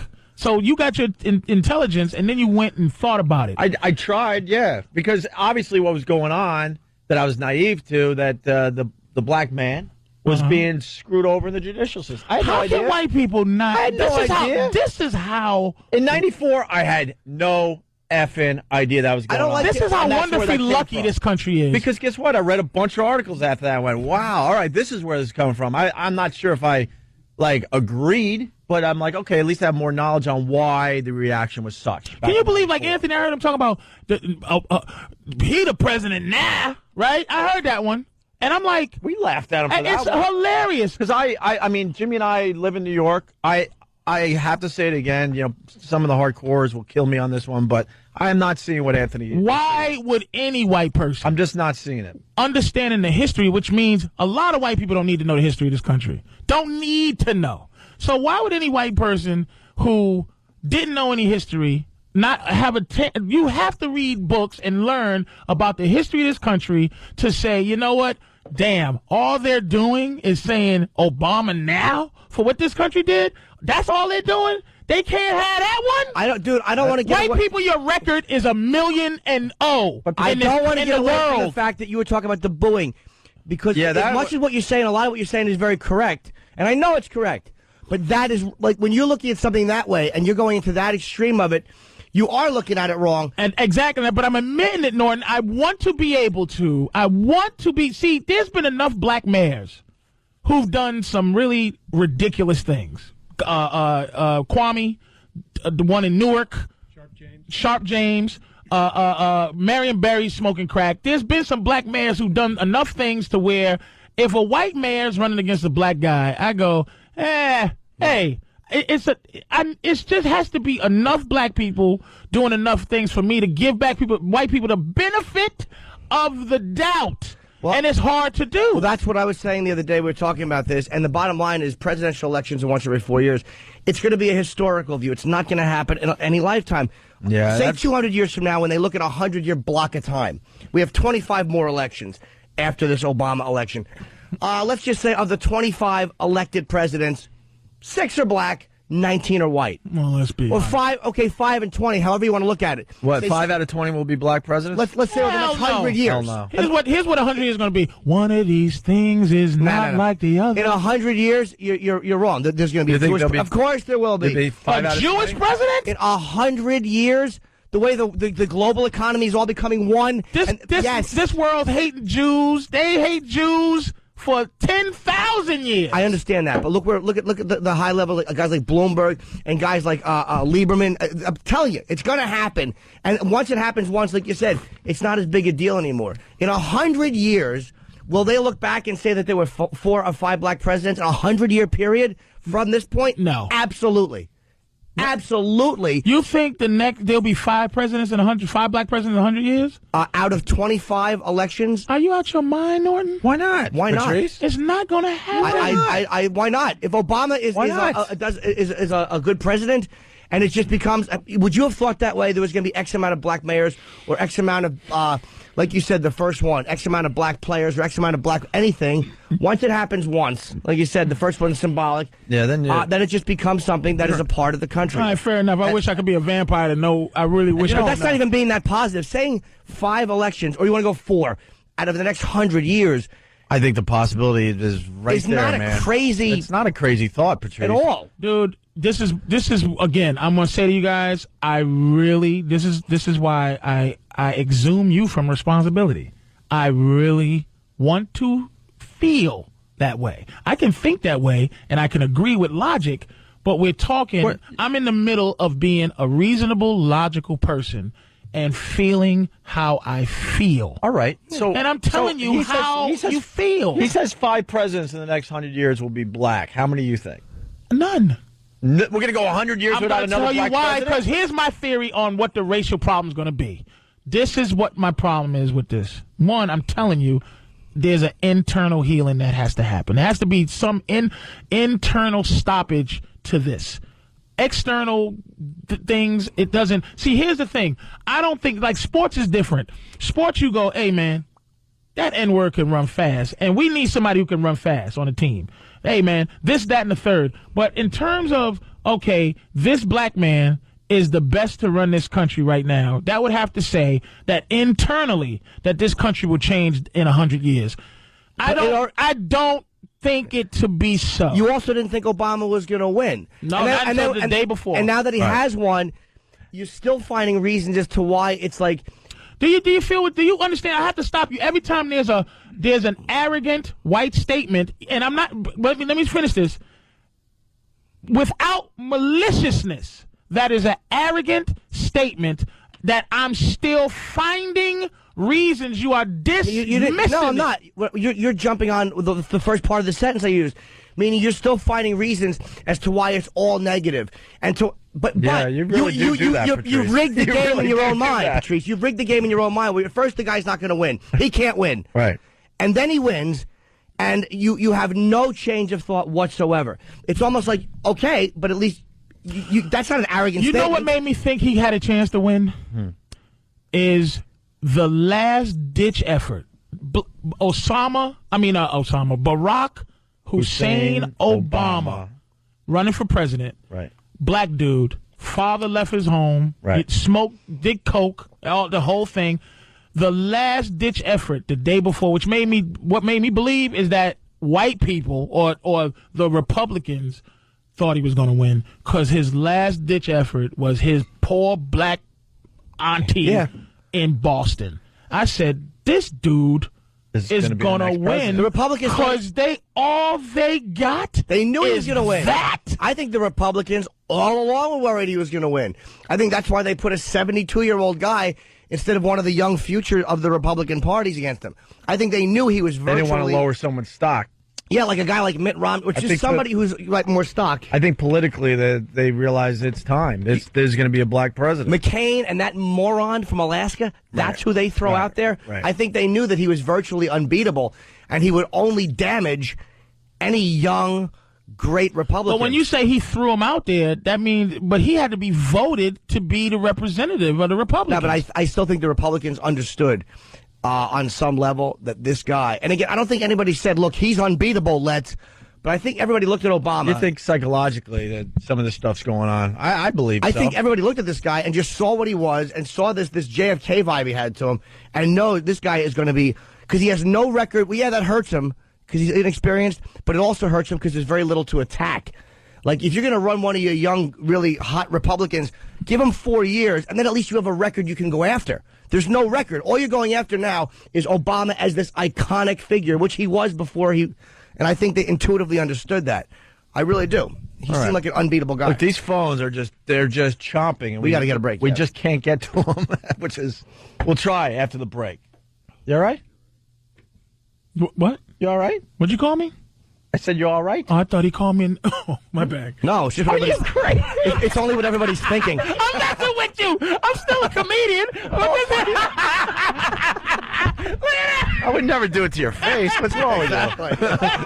What do you think? I'm stupid? I might be naive about black culture, but I know when to say it and when not to. I was ready to call him Patrice the Mind Reader. Opie and Anthony. For the record, I invited Patrice to my wedding, so... I should be arriving about 3:30. I'm going to give you your own table, though. I might give you a table with my Uncle Tom. Oh, Jesus. I really do have an Uncle Tom, so. I'm getting a new tent just to drive into Philly that day. Nice. You know the thing is, Opie and Anthony, by the way, Jim Norton. Discussion. Yeah. And it's like people don't understand how many black people and white people get along, like in Las Vegas. Like there's a comedy festival, right? I happen to be doing a show. Jimmy, not now! Well, it's important. It's about race. Next Friday at 7 o'clock, I'm doing the comedy festival, Caesar's Palace. It's not about that or my AC dates in January. You want to go see me in Atlantic City? Go ahead! But it's about racial healing, and that's what I'm trying to talk about, not me. Oh, my God. The phones are lit. So... I think Patrice is hoping for something that just obviously isn't going to happen in your lifetime. Not from white people. Because we were talking about it during the break, but... nothing you can do. Just stay what you are, white We've come a long way. Remember I told you about Geraldo and what they would have? It would. That's what I wanted to say and I forgot. Yeah. It's like we all realize that there's race and racial problems and racial issues in this country, but the only people who ever say and admit that they have racial feelings is black people. I can't find an intelligent white person who admits to being racist. I agree. So when I watch Geraldo, it would always be, remember back in the day Geraldo had his show, it would always be a frothing at the mouth cracker versus Dr. Leroy Smith, the head of psychology at Negro University, discussing race with a guy that goes, you know what? You know why we're better than you? Because you get sickle cell anemia. And we don't. Not just a smart white guy who is like, a regular person who will go, black people. I agree with you. Yet you annoy me sometimes. Yeah, I agree. just admit there's no gray area white person where it's like, it's either you're a crazed lunatic or I don't see color. I couldn't agree more. Yes. I couldn't agree more. It sickens me. Liars. That's what the problem is. Black people got over it quite well. We're getting over it despite everything. We're doing quite fine. Let me ask you something, Patrice. You got 2 Obama supporters in studio today. All right. Why do you think we support Obama? I don't know. Tell me. No, but he's asking your opinion. Why do I think you support Obama? Because you're rational and education. Because I feel guilty. No, I don't think you feel guilty. You know why? Again, we're talking. It's just like the money we might make in this business when you explain it to somebody who works hard. And if you complain and go, oh, man, I made this much last week, and you complain, the average square is going to go, I'll kill you if you complain about that kind of money. But it's the same thing with what we do. We're honest for a living, Opie. We attach ourselves mentally to our feelings. A lot of people don't have the ability to attach rationale and reason to their feelings. And that's what makes them what they are. I'm trying to be logical along with how I feel. That's how I'm able to function. If I was only emotional, there'd be problems. Real problems. But worse problems than I have now. So why I think you and Norton did is because you try to live as honest as you can.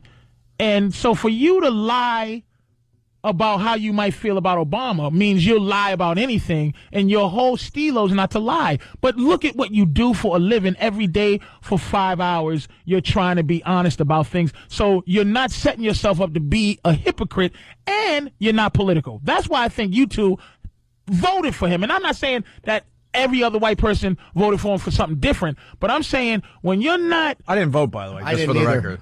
You didn't? No, I didn't. No. But you led it with, why do you think we voted for him? He means supported him. Supported him? Yeah, If you voted for him, I think you might support him because of that, because you're rational and despite whatever you might have felt, you could make a decision based on being reasonable. And I don't think everybody has the ability to be reasonable. I think more do than you think, though. You're right. Not everybody doesn't, but I think more do than you think. But I do agree with that frothing at the mouth racist. And even as a white guy, it is hard to pull out of other white people any racial feelings at all.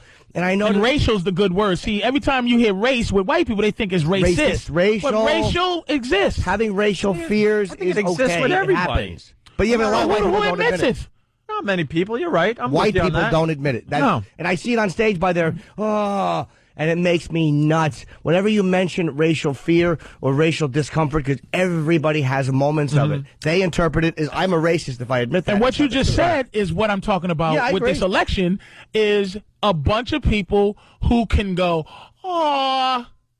you don't, we just I'm voting. We got to come up with a different word because racial's too close to racist, and that's why probably. Yeah. Dude, I'm. But you voted for Obama because he's black. You pretty much admitted that on the show. I didn't vote either, but yeah. If I went on stage... Because I just want to see it. If you went on stage, Patrice, as a black comic in front of a white audience, you'll tell white people they annoy you, and they'll laugh. And if I went on and said, black people annoy me sometimes, white people would be very uncomfortable. Black people would probably be much more And here's likely to why laugh. I set myself up to try to not be a hypocrite, because I used to have arguments with white comics all the time, and I used to go, look, I try to approach it without it being taking advantage of white guilt. Right. I try to make it real and try to make myself a villain sometime. And you see me perform, Norton. I try to make myself a villain so that I'm not endearing, so that when I say it, that white people can be upset. Rousing success. Yeah, right on. Exactly. That's what I'm saying. By the way, for the record, because Anthony's not here, when you ask him why McCain, he would say because, he believes in McCain's policies over Obama. Of course. I'll say, but there's one. I'm just saying. Ant is valid when he talks about. And he could back it up because he starts spewing some stuff. The NRA, he's a big NRA guy. And look, Obama's tax policy, it's like, it is a big thing, though. He wouldn't be this animalistic. Probably not, right. If it was a white guy that won. But he'd be closer to this animalistic I guarantee. than you think. How long you guys been working together? 14. 8 years for me. 14 years. Yeah, we started with the OJ thing. Clinton was in office for 6 years. Mm-hmm. 8 years. 8. No, 6 years at that time, meaning 6 more years Clinton was in office during that time. Was he ever out of his mind like he is now, and there's a Democratic president? He didn't make the money back then either. We've grown over the years. We didn't talk politics back in '94. But now his growth is based on saying uppity N-words that he's goofy enough to think that black people. Here's the thing. In all fairness, don't you think we just give a black dude who doesn't know any better, give him that? In all fairness, like Ant's not here. He'll have a lot to say about this tomorrow. But what we need to do is get you both in studio at the same time to really have at it. No, that's a good point, But though. because it's not fair to, it's easy, No, you're looking at an empty mic over there, so. What the hell? I've been listening to. I understand, but we got to give him this guy, the opportunity to defend what he's saying. The uppity N-word, she bumped into me, and how dare she? It's white entitlement, but you still won't say you racist, you liars. That's a good point about if the guy is yelling, Obama's president. Like, that's just... He's goofy. It's such a taunting, silly thing. Exactly. But you know what that is? Not defending that kid, but I'm going to say that the dude... He would have found any way. He would have been like, he would have said, Jesse Jackson bought new shoes. Yeah. It just is something that you can go, he's breaking balls. He's busting your balls. Right. The black president. Let me, we're going to go to the phones because these guys have been holding some for over an hour. And I'm going to do it this way, Patrice, because, I'm a smart radio show host. I could unleash. I could just pick the call. Wait, how many? If I wanted to. Exactly. So what I'm going to do is I'm going to go from top to bottom. Do you think? Whatever we get, we get. Okay. I got a stick I'll poke you with. Back. Back. Shut up. Down, boy. Let's start with Dave in Illinois. Dave, what's up, buddy? Hey, how you doing, man? Hi, Dave. Good. Patrice. Yeah, it is. You think that I'm getting the vibe from you. That it's the same vibe I'm getting from your voice, by the way. All right, but give him a shot. I'm going to give him a shot, but you can. I already smell it. I'm not stacking the deck. We're going from top to bottom. Let's go, Dave. Do your thing. No. What I'm saying is that you believe that any white guy that voted for McCain and they were against Obama had some kind of racial undertone for doing so. You know what, Dave? Dave, let me ask you a question. Dave, let me ask you a question. I said in this room, I don't want to feel that way. I do not think that was the case, and I really don't feel that was the case. But for the most part, I'm generalizing you, Dave. I am grouping you in with all of you. That's not fair. Oh, is it not, Mr. White Man? Do you hear yourself? You know what? Do you hear white people? All right. Do you hear fairness? But that's it's not fair. It's not easily 9 out. Fair. But Patrice, easily 9 out of 10 guys would say exactly what Dave just said. Easily. Yeah. Because we don't. His name is Dave. He's not Uncle Sam. He's Dave. He's just a guy from Illinois. 9 out of 10 Do you would say get that. what I'm saying? So, how dare fairness be a part of white people's speech? So what's not fair as far as you're concerned, Patrice? Because when you say the same statement when it comes to stuff. Here's the what I mean about it's not fair. Mm-hmm. He's saying that my generalizing of white people is not fair. He's right. But it's not fair. That's what I'm. But here's the thing, and I've always said this on the news, and it's a gameplay. It's hilarious to me. Is that when they go, 3 black men robbed a Walmart and shot and raped everybody. They and rarely say black man anymore. But when a black guy does something, it is held over all of our heads. Even though it may not count against, but the country makes it feel like all black we got to defend ourselves. But when let's say Gary the Green River Killer, you probably know his name, Norton. I forgot his name, but the Green River Killer in Seattle killed 50 hookers. Right. Ultimately, one guy killing 50 people of the same thing. We should be looking at that person as, oh boy, it's more likely that this is, or John Wayne Gacy. If I'm a young white dude, I should be looking at any chubby white guy and go, he might choke me and put me in a cubby hole in his house. But so why don't one black dude, why don't you? This is what I'm saying. It's all one black dude does something. We all have to go to the defense. I'm tired of defending black criminals. I don't want to. But it's ultimately it comes out to be a racial charge with white people. They can't just make it not racial. But don't forget. Why should we not? Hold on. Give us a little serial killer example. Don't forget John Muhammad and the other guy, the snipers. The snipers. Most people are not looking at black people like potential snipers. Not when at it comes, all. Not at all. Or it's still not. You know why? Because that's not really. Timothy Spencer is another is a serial killer, black serial killer. He raped and killed white women. What about that bad boy in Atlanta? No, what I'm saying is serial killers are a weird one, man. When you look at someone who's doing such an anomaly, a guy that rapes and commits a murder is connectable to people, but a serial killer. How about mass office killers? Okay, that's a better example. I should be looking at most white dudes. I should be looking at what you do mentally to E-Rock. I should always come in here and be like, oh boy, E-Rock could snap today and shoot us all. I could feel that way. That whole thing, by the way, is turning around. He's becoming one of ours. One of us, finally. One of ours, please. One of us. I'm saying the anger, when he said it's not fair, this is what I mean, the detachment, the arrogance of white people for him to say to me, because I grouped you in and generalized you, it ain't fair. But I don't think Are you that's, out your skull? I think you're misinterpreting that as arrogance, man. I don't think he's being arrogant. I think he really is looking at it like, not malicious. That's what, when I cut you off before, when you said something and you said, let me finish, I didn't get to the, it's because there's a maliciousness that I don't, one thing I'm going to say, not all white people are maliciously racial. But that might not, but just because. It's a condition. But you can't just say that because he's not being malicious, he's still arrogant.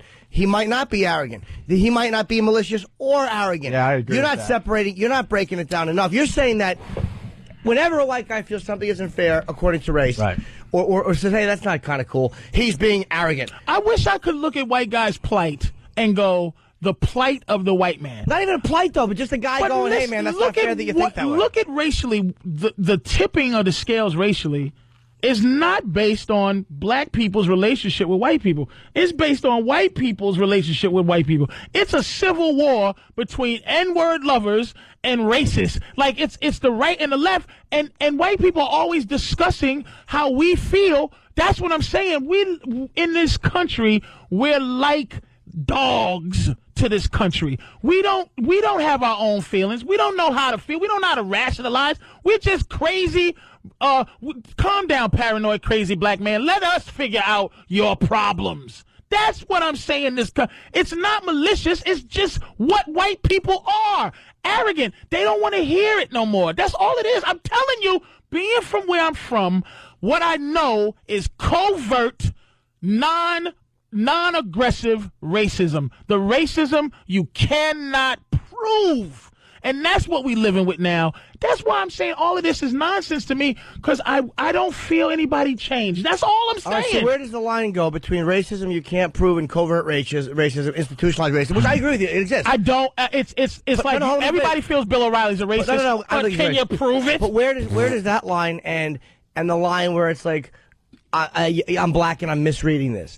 Almost like there is a line where you're black and you're misreading something. Okay, give me an example of you think that black people just misread something about how white people feel. That booing right there was a great example of misreading the. Had I not seen that in every single concession speech, I would have thought, my God, they're booing this like that was. And that comes from education, and I wasn't educated on that issue. I took it as how I felt at the time, right. And watching McCain, and what I said, it had a lot to do with McCain. The way he said, the way he looked, it looked like he was like, don't do this. It didn't look phony like this is what he's supposed to do. It looked like a disappointed man in that reaction to the people that represent him, because it just wasn't right. I think when he saw them booing, it was almost like, nah, don't do the typical thing now. Not don't boo like that was the typical thing. Yes, to boo. Don't do that now. Don't do what we always do. I think he was not now. This is a bigger. I thing. think he was playing his role in that whole thing. I think he appreciated that people were booing. No, I don't. Because McCain still believed all the way to the end that he was the better guy. I think he's too genuine. So when you got your supporters going boo, I think you're up there going, oh, that's kind of cool. I felt that guy on his concession speech. I did too. Dude. I felt that dude. And after felt like when he finally got to really say what he wanted to say, it was a great speech. I really we got to go to the phones. These guys are killing the talk. Let's go to Eric in Cleveland. Eric. First off, I got to tell you, I'm black. I didn't vote for Obama. I felt that Obama was bad for the country. And I got to tell you, Patricia, I'm ashamed of you even being black with me, simply due to the fact that I am listening to you and this garbage that you're spewing out. We're Americans first. We're Americans first. And I understand that people have gone through a lot of hardship and a lot of agony to get to where we're at, but everybody has. Chinese, Irish, Italians, black. We all have gone through something. Our job is basically to get there and do what we're supposed to do. Can I tell you something? I'm going to tell you something right now. White people think you're hilarious. White people are like, who is this goofy guy? Your white wife and your white friends. Let me tell you something, man. Let me tell you. I will tell you this. You said you're ashamed that I'm black. You're ashamed of how I feel. You're ashamed of how I feel is what you're saying. What you're saying is you're ashamed. As a matter of fact, you insulted me to get your point across, and I'm telling you, I'm sharing my feelings with you, and you haven't even shared a feeling. Do you feel like this country's racial?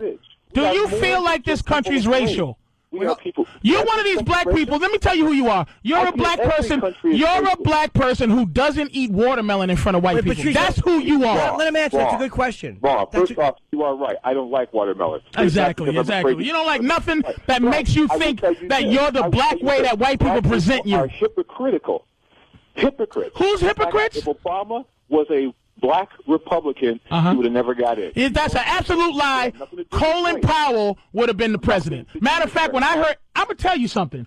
Colin Powell sound more presidential supporting Obama than Obama did. Like an idiot. He sounded like an idiot because all he could say was that Obama was black, and that's why I support him. Not on his ideas, not on his concepts. Until we decide that this country is far more important than our whole race aspect. I love this country. I love this country. I want that guy to, Patrice asked a good question. Patrice, you asked this guy a good question. I didn't hear his answer about what do you think is racial about the country. I would like to hear his response. I didn't hear that. What was the question you asked him? It was something about what. Yeah, do you think this country is racial? Of course, it's racial. So that means but you sound like you've made it despite the racism in this country, correct? Like every other race. Like every other race. Every other race. As including myself, that I make it despite how this country treats us. I'm not saying that this is an excuse. This country treats us like garbage, dude. And for you to say it doesn't, does this country treat black people like garbage? Everybody like garbage. Really? What white person got treated like garbage historically? But that's where I'm at with this guy. We all get treated like garbage. Historically. Hold on, let him answer. I want to hear what he let him answer. Everybody's being treated like garbage, and I'll tell you how. I agree with that, man. You see it in the line, people standing in for food stamps, and you know what?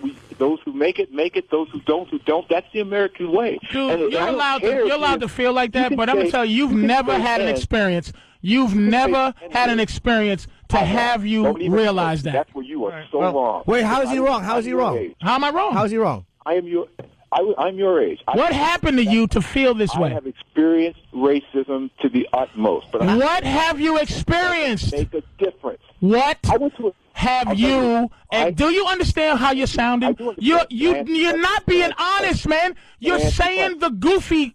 You're talking for white people. But you have no stand against a black man who has equal intelligence to you, who's experienced what you've experienced. I asked you a question. What did you experience? What? And I understand that everybody... Eric, answer the question. What have you experienced? Answer the question, man. Answer the question. Yeah. Good.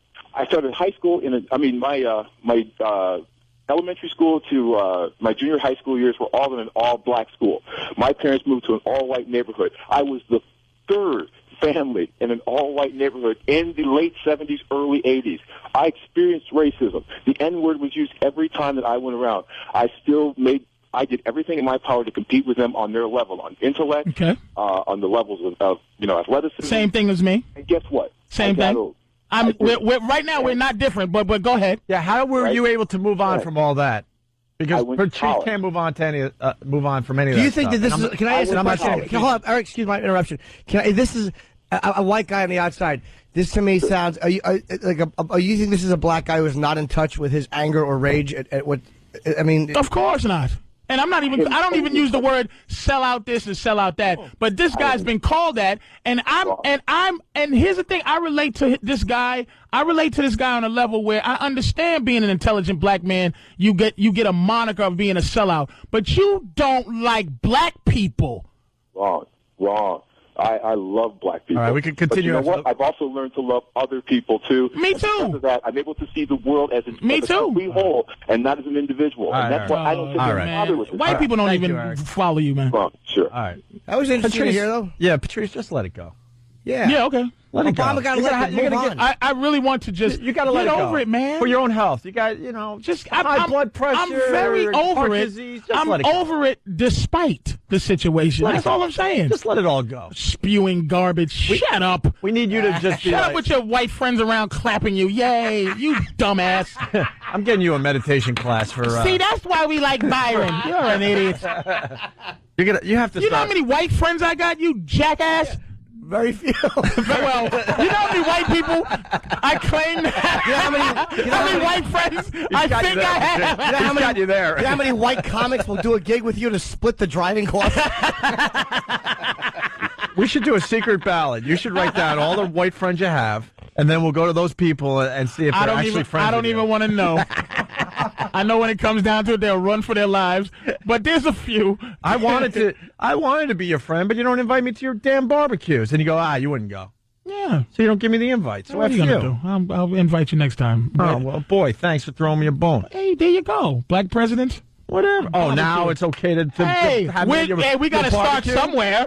I'm going to start with inviting you to a barbecue. I'm moving on. All right. I'm moving on like my friend from wherever he is with all his white friends. Eric from and Cleveland. He think he's loved. Well, we did good there. We took 2 phone calls. We have 20 on hold easily. Opie and Anthony. Listen, I promise I'll shut up. Where are you? You plugging anything? I'm at Comics on December 26th, 27th. Oh, Christmas. Jeez, Wow, that's a great weekend. I mean, especially if you're gearing up for Atlantic City the month after. What? Patrice and I together. A month. All right. Ain't about me. It's about us. Yeah. All right. It ain't fair. All right. More phones right after the break. I'm just mad today. Opie and Anthony. I'm mad because we couldn't talk movies with Patrice, video games, sports. This was all encompassing today. I have a question. But good radio. I have a question yes, for Patrice, too, as a black man. When do you know Dr. King was always a hero of mine growing up, Martin Luther King. When is his birthday? Yeah. Birthday. It is in it's in January. Yeah. January what? January 20th. No. Nope. And what do you do to celebrate his birthday? Yeah, what do you do? I beat white people. Well, I hose them. You know what I do to celebrate? I always do this. I perform in Atlantic City. It's January 15th is the great doctor's birthday, but the 16th, 17th, I perform at the Borgata. That's how I celebrate Batman's birthday. I gotta tell you got me too, man. You got me too. Wow. Thanks, Kenny came in and told me it's Martin Luther King weekend. Wow. All right, thank you, somebody. Oh, your acting was really good there, too. Anthony not here today. Fair to say Anthony will have a few things to say tomorrow. You might want to wake up early tomorrow. I won't listen. I'll just let it happen, and then the day we're in together, we'll hug. I know you guys will be here together December 1st. Okay. So that's going to be a big day. I'll talk a fight to end all fights. I bet you it's not as big a fight as you think. And I hope not. I'll have to be the codependent one. Because we've had these conversations before. It's not a big deal. It's just now with great racism comes great responsibility.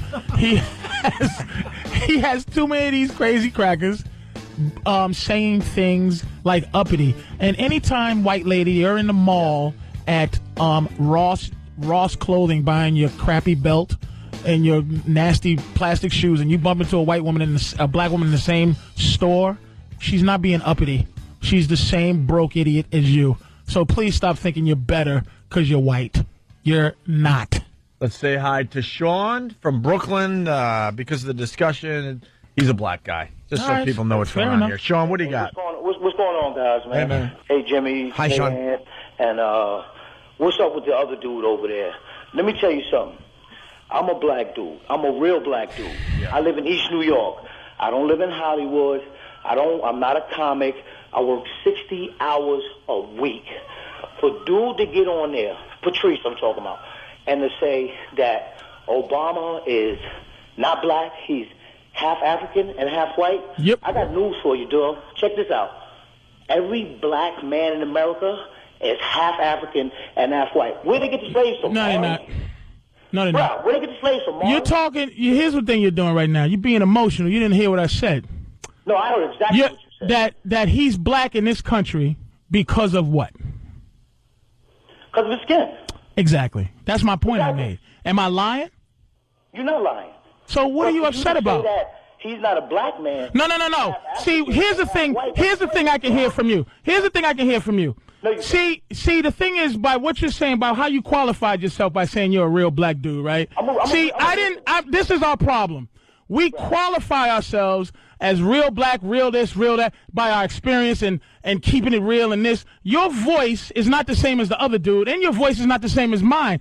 Dude, you from East New York. I hear it. You probably don't play games and the whole thing. You're not a comic. And really what you was doing in an emotional way is you was insulting me. Yo, I'm not Hollywood. I'm not a comic. You dismiss me. This is our problem, is that we can't be different.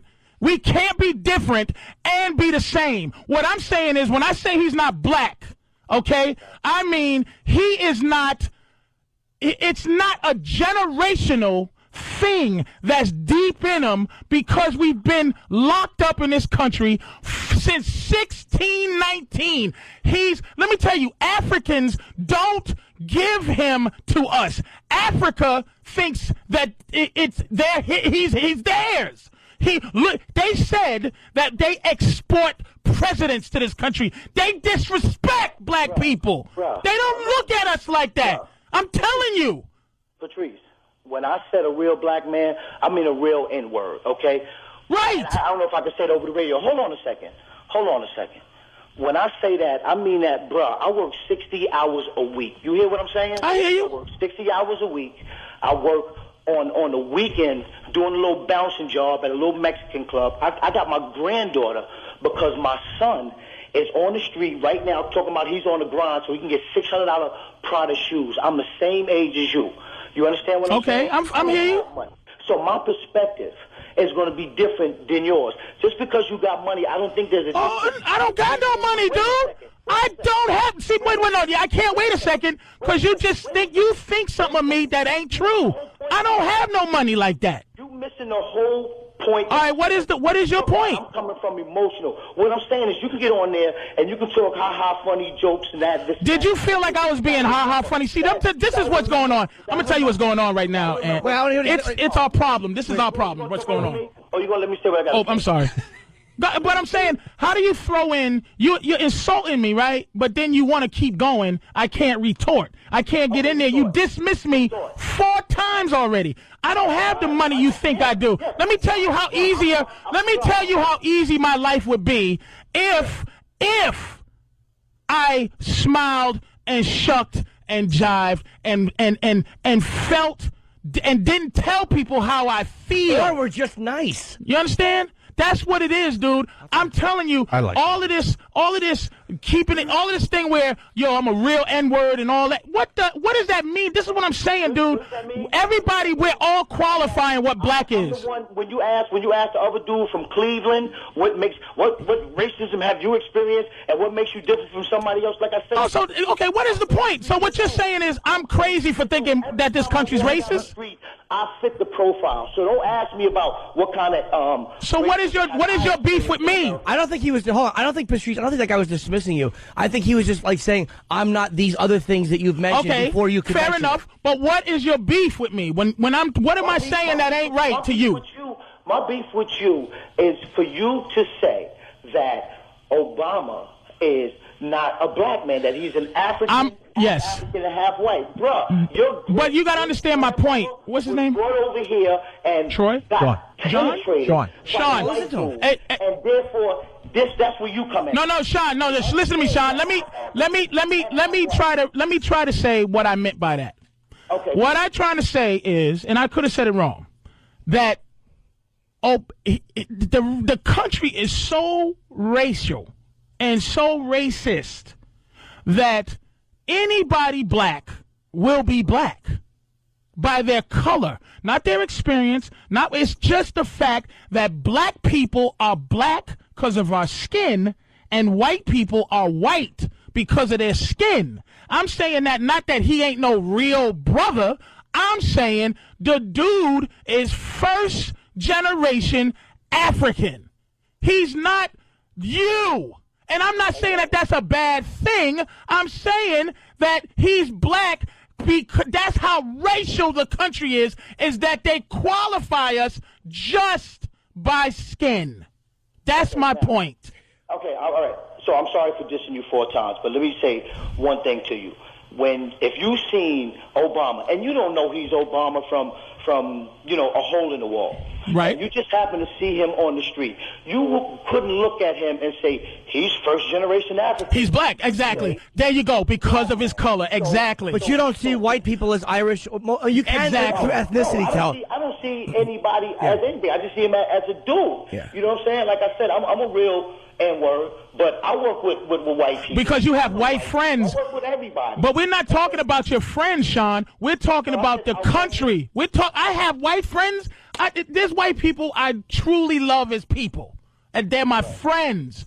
And you probably have white guys because you work so hard that, dude, you have a beer with them, you probably fought with them, and you love them. But we're talking about the country, man.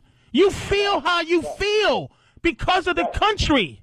Right. But see, what you have to understand is, in order for us to be able, and Anthony was asking about a solution, and I'm going to give you the solution. In order for us to be able to move on to the next level where race relations and racism and racistness, whatever buzzwords everybody want to put on it, is going to get better, and I'm saying we now because I'm including you now, I'm embracing you. Okay, first I had to spank you, now I'm going to embrace you. You think you spanked me? Are you out your mind? What is this, a rap battle, Sean? You spanked me? Yeah, Jimmy and I felt it. Absolutely. Now, Sean, you knocked him around a little bit, now make him feel better. That's right. We all felt it. I love when they infight. We as black people, you stupid. We as black people first have to. Got Lesnar talking at Couture right now. We have to embrace each other. You understand what I'm saying? All right, Sean. We have to be able to get past the barriers of just because you got a little bit of chips and I ain't got no chips. Yep, exactly. You funny, ha-ha, or whatever. Yep. Again, with the you got chips. He's right. What is it talk? Do you see where it's going? This is why we can't Couldn't win. agree more, Sean. That's right, That's Sean. what he's got. Patrice has some chips. And he is slightly uppity, but I like the fact that Sean smacked him around. Yeah. Patrice, comment? Patrice, comment? On what? On what Sean said? I already commented. He missed it. He missed the whole point. Opie and Anthony Show. 92.3 K-Rock.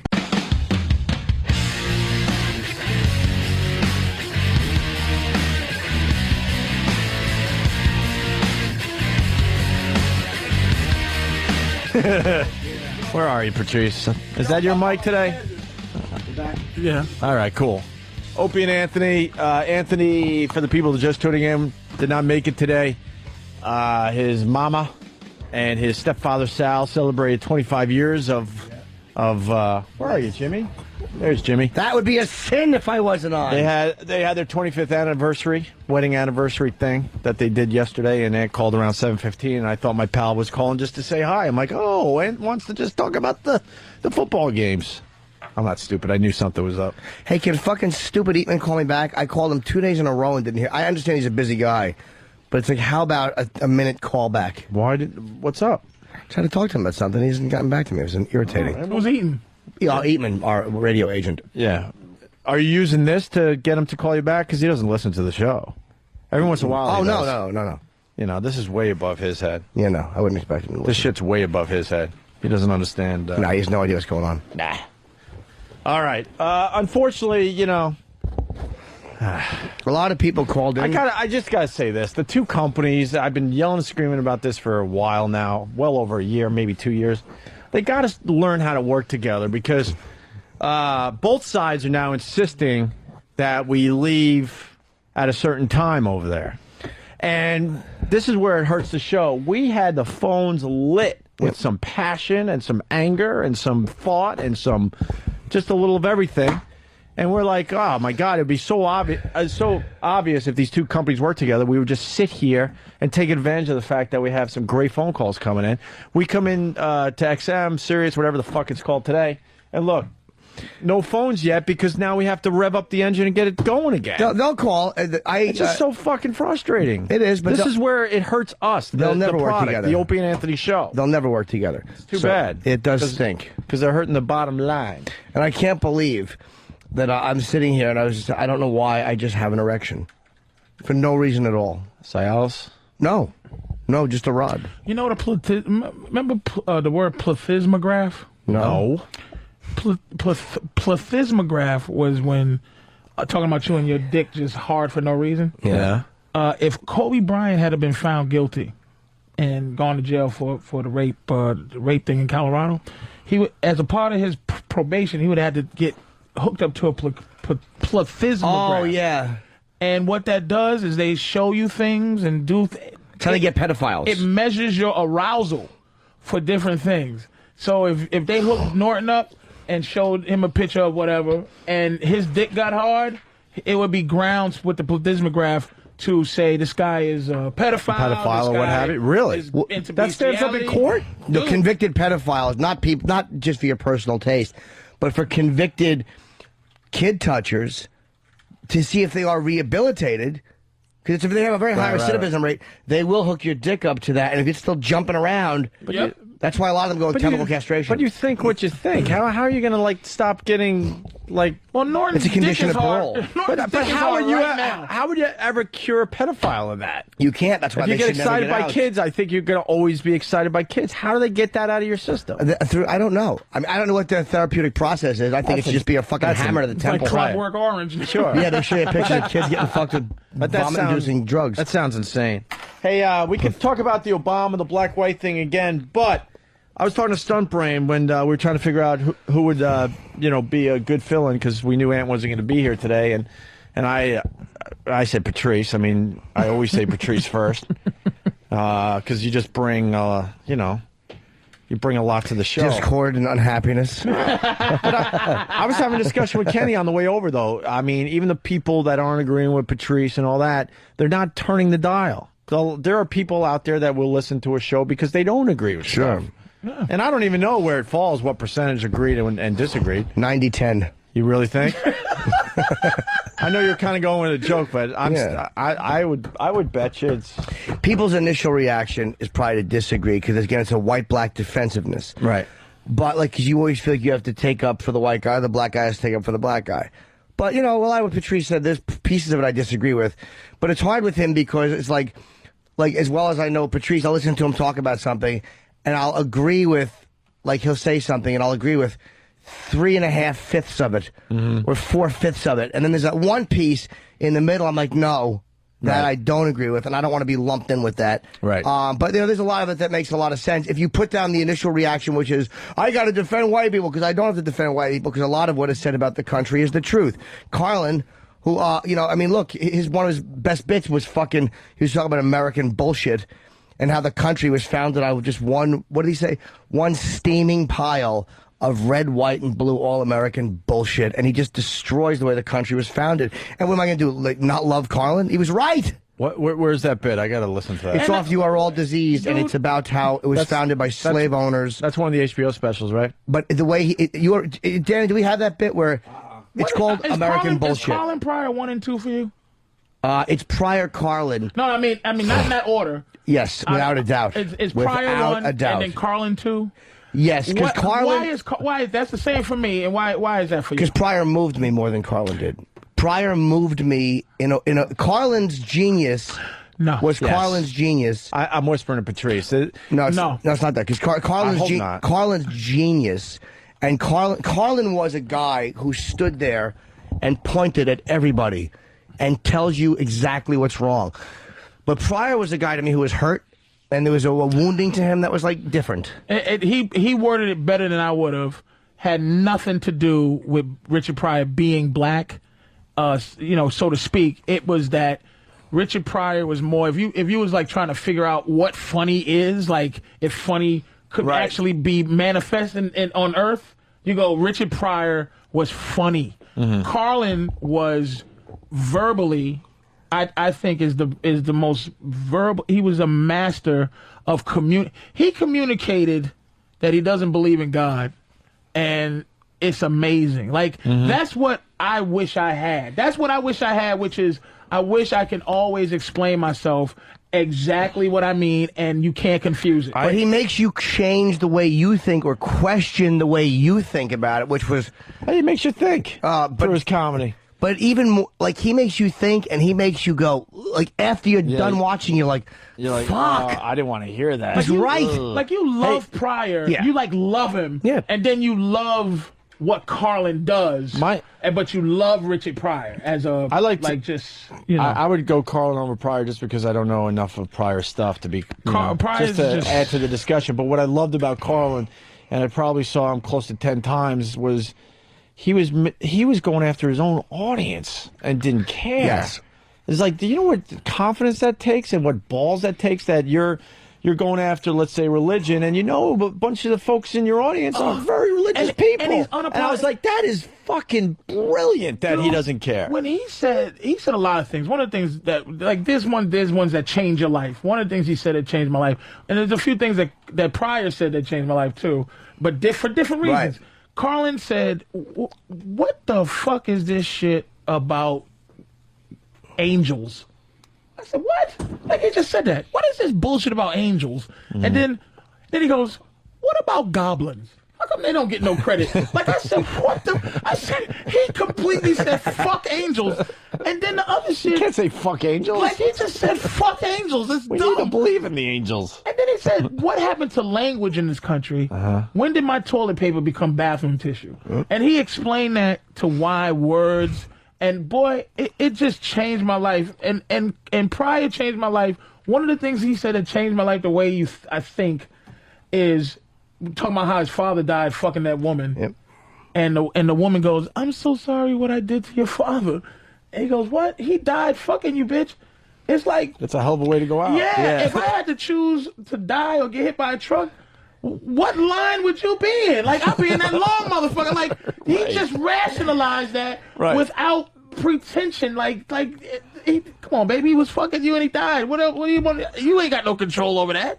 Pryor's thing was, like, what he was saying was funny, and he was saying it in a really funny way. I mean, he was just a purely funny dude. Like, not that Carlin isn't, though, because Carlin also is a very silly, he understands how to deliver really heavy shit. Like, and be silly, okay? Like, he knows when to all of a sudden, like, let the air out of the balloon. That was Carlin's brilliance, too, is like, he understands. He's basically telling an audience of people who believe in God, and he's being serious. He's going, I tried, folks. I really tried to believe in God. And the way he attacks America, he's not being cute. He's fucking telling you this is the real deal, and this is how I feel. How long's that been? And But what do white people American think? bullshit is not that long. What do white people think? What do white people think when they hear a dude like Carlin? Because there's not many who just completely trash the idea of this country. You know what I'm saying? What do they think when a white guy is saying things that a black guy is, I guess, supposed to be saying? I think with Carlin he's earned so much respect. I think people watch him and they understand. Do they think he's liberal? Well, he is. He was more. I'm saying, is that what people dismiss him as? Oh, he's just. I don't think they would dismiss him. No, they never did. That was the brilliance of Carlin. You couldn't just say, he's a liberal. I think because he would attack liberals too, and he would attack absolutely. their ideology and their phoniness. I think when Carlin attacked something, even if you didn't agree with it, and I shouldn't speak for other people, but I think you knew that at least he was being very genuine. You never felt like you had a guy trying to bullshit you or trying to be fucking better than you. You felt like you had a guy who was telling you the truth as he saw it. You didn't feel like you had an agenda? No, he was just because he would attack liberals. Right. He would give you all this liberal, like, left-leaning stuff, and then he would attack feminism's phoniness. He would attack the phoniness of guilty white liberal language. He was a guy who was. He always felt like Carlin was seeking the truth, and was a. This is how it is, motherfucker. I love them, man. Carlin Pryor, 1 and 2. Pryor. Who's 3? Because you always hear it's up for debate. That's what I'm saying. Anybody you want to put in there. That's what I'm saying. It's I'll always either argue or for me. It's Woody. Every comedian would put Pryor, Carlin 1, 2 spot. Not every, but most. Who's 3? What name will come up the most? Number 3. Just in terms of longevity, and again, me and my girl had a conversation about the greatest singers of all time, and a lot of that's arbitrary in your own opinion. But we're going, okay, let's make up the top 5 comics of all time who you go, everybody has to go, okay, this is it, not your own opinion. I would have to say, not of my own opinion, you might have to put Cosby in there as 3. So it's Pryor, Carlin, Cosby. Cosby would be on a lot of people. I would put Chris Rock before I'd put Cosby on my person, way before.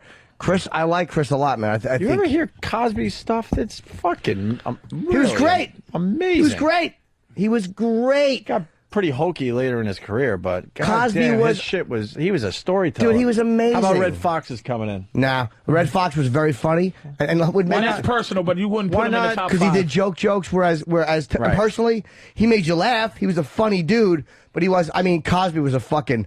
I mean, he was telling real life stories. He wasn't doing like exactly like your ass, which was funny to hear. But it was funny. I listened to Cosby do I think it was like a 25-minute bit on skiing. Who has 25 minutes on skiing? Cosby's and it was not just my 3, by the way. Yeah, me I'm either. just saying. Yeah, but a lot of people would put him up there. Together. Why not Lenny Bruce?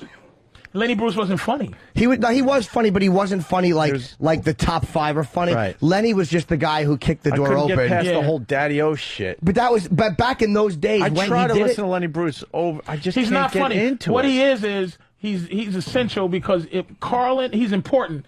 Carlin and Pryor took what Lenny Bruce and Dick Gregory attempted, which is fighting through language, man. Language at the time you can get arrested and all that shit for language. And then Pryor and Carlin funnied up the They took the opportunity that Lenny Bruce and Dick Gregory gave to be funny with it. I think Lenny was funny, but not number 3 funny. Dude. Like I watched some of his old stuff, and like he's sitting there and he's just kind of talking, and he does have that Daddy-O thing, which was again it was in an era of Take My Wife, Please. So here was this guy having this weird, which he got all that from this guy Joe Ansis, and I was like, well, wasn't it the jazz culture? That whole exactly, thing? yeah, I think it was. Because he was working all those clubs, warming up for jazz musicians and strippers, and he was shitting on everybody. Oh yeah, like Lenny was making, like I was watching him do a clean set on TV. Rodney to me top five? No, to me Rodney does not make me laugh like he used to. Like the more I listen to Rodney, I still admire him and I still think he was very funny. But it's more guys to me, like Pryor and Carlin. You wouldn't put him in the not your. This is the top five. That's not necessarily me. Present. Are we just doing comedians or political comedians? No, just comedians in general. Top five that people would say. You're right. Rodney might be up there. Cosby might be in the top five. That's what I'm saying in terms of. Top five that you can present as a worldwide top who's five. Easily in my top five, and it's unfortunate he died so young, but Bill Hicks was just fucking amazing. I never listened to him. Holy shit. Fucking do yourself a favor. Listen to Relentless. I don't want to know what he does. Not even. A lot of the shit he talked about in Relentless is going on today. Just brilliant shit. Kinnison I would put up there. Kinnison, maybe. In mine, yeah.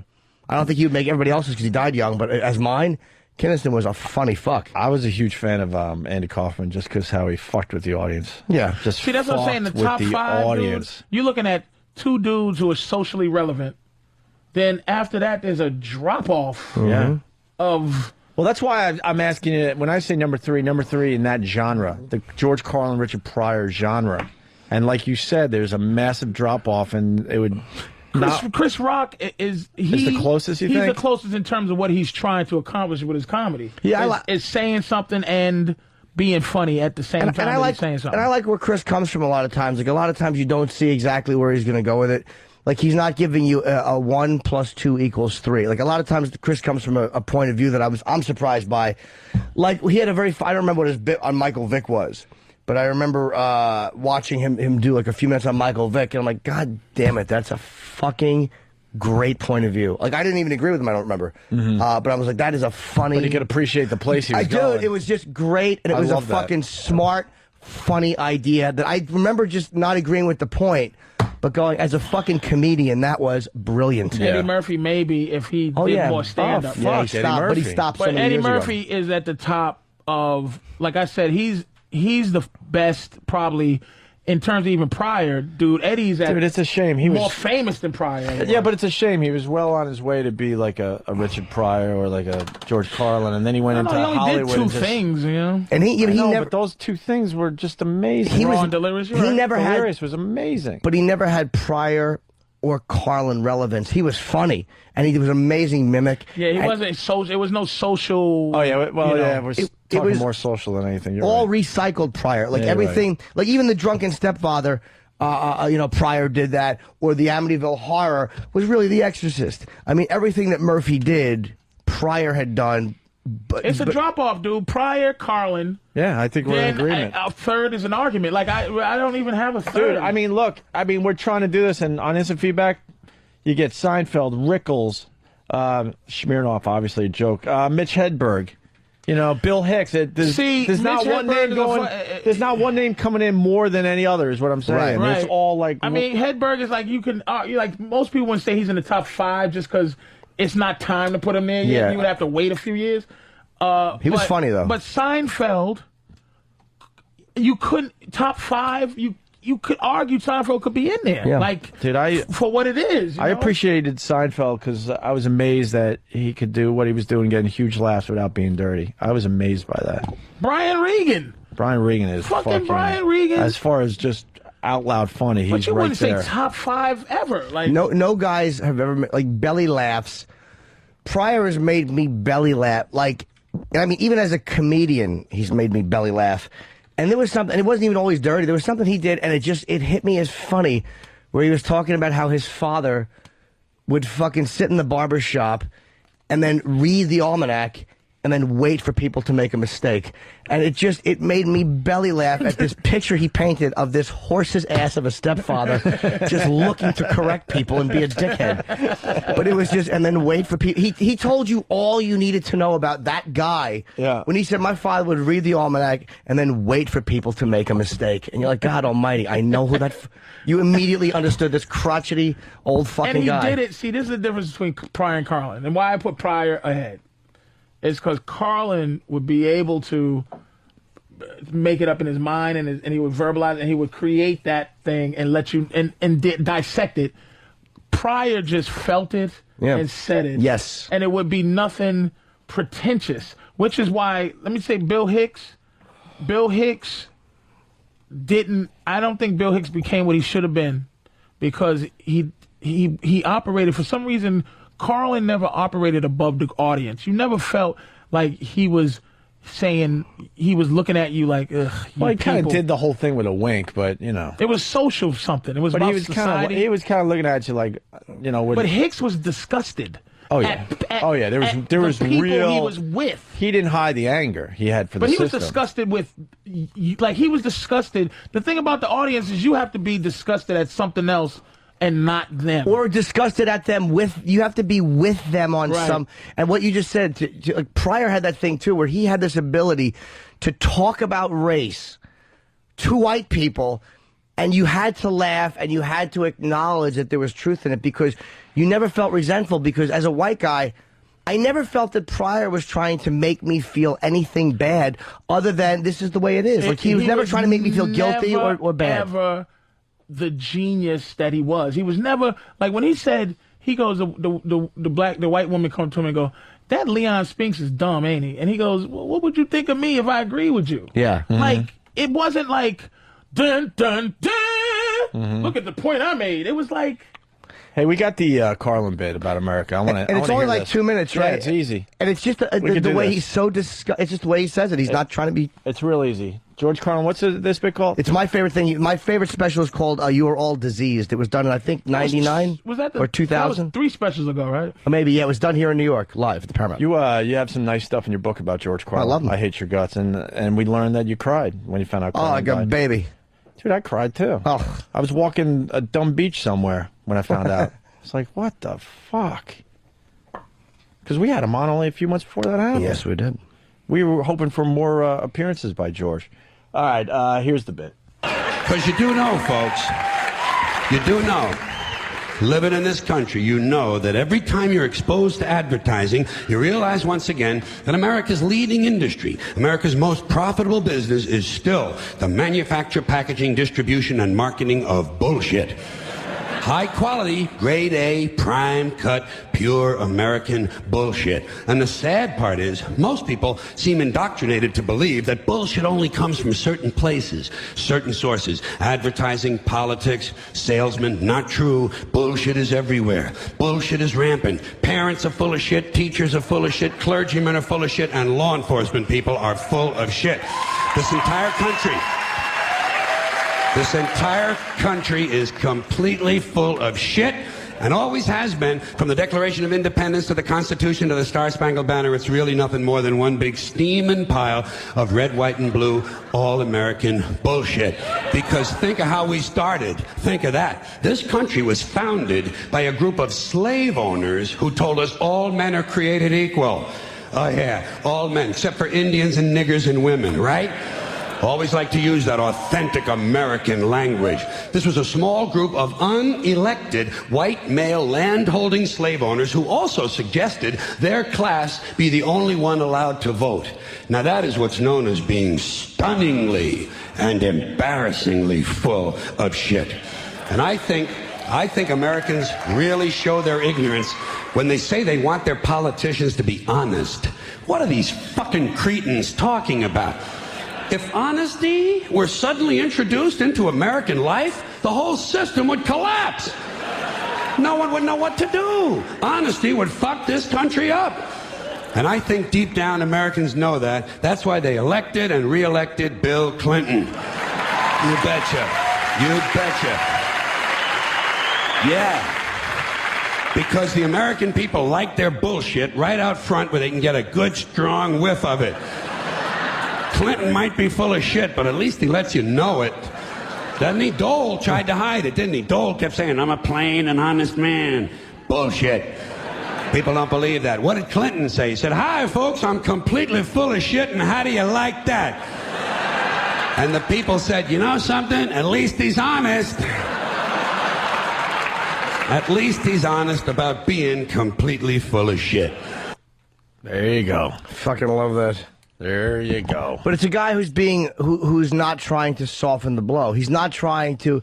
And the thing with Carlin is, the older he got, the longer he went in between punchlines.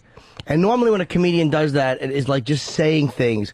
But I think with him, he got away with it, and I don't mind it, because after 40 years of doing nothing but being funny, I was so interested in the way he saw things, how he thought, that his opinion to me was was extremely. Now, how come when Jeremiah Wright, if Jeremiah Wright was saying that, or any black comic was saying that the whole vibe would have been different. Well, the crowd would have felt different. It would have been some other shit. But this one was, woo! Well, you all know it's the same as the source. The same as if Imus had been black and somebody said black people wouldn't have been in an uproar.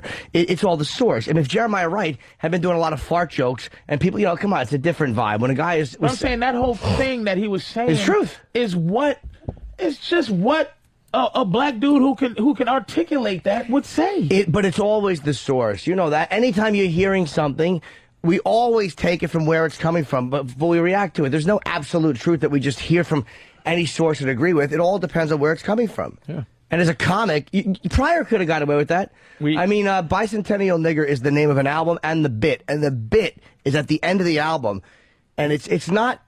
It's you know the bit I'm talking about, where he's got the fucking sarcastic American music playing. It's fucking. He was scared. He put it at the end of his CD. But no, he was fucking. It was the best way. Joking.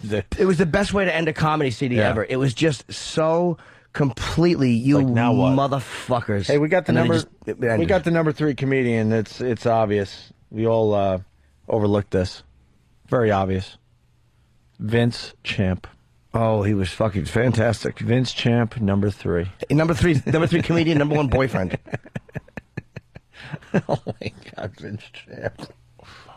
That is a horrific story. Dude, that is. Voss had the funniest joke though, because he had been at these colleges all over the country, and Voss goes, "He has a good college agent." Who's his college agent?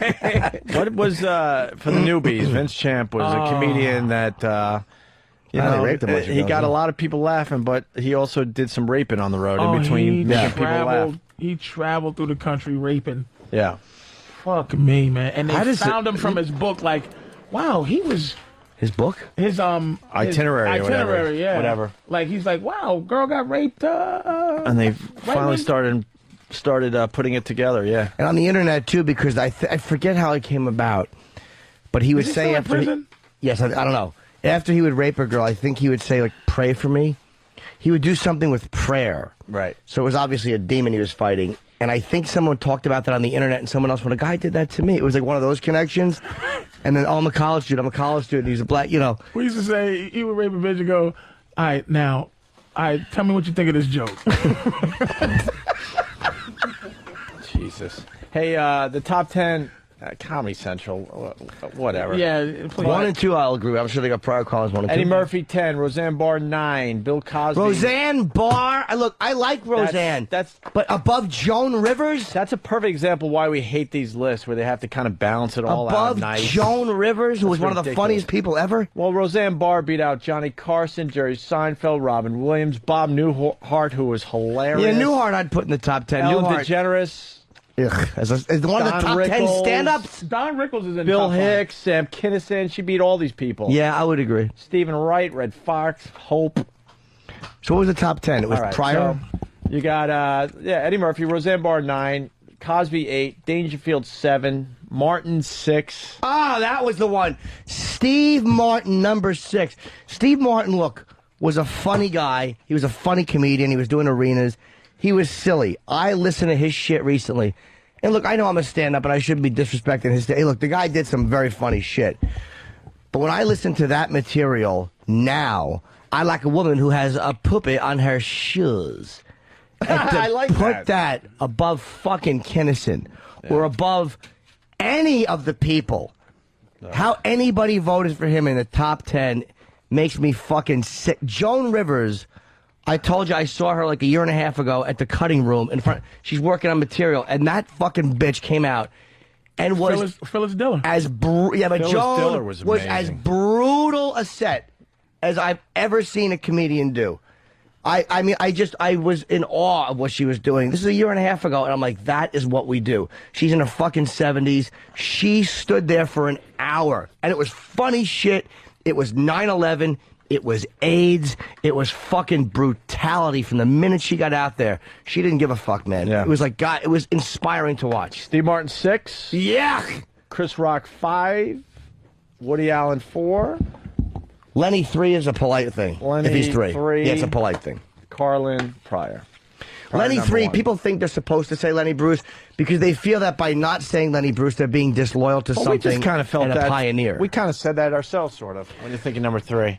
Well, yeah, he comes to mind because of we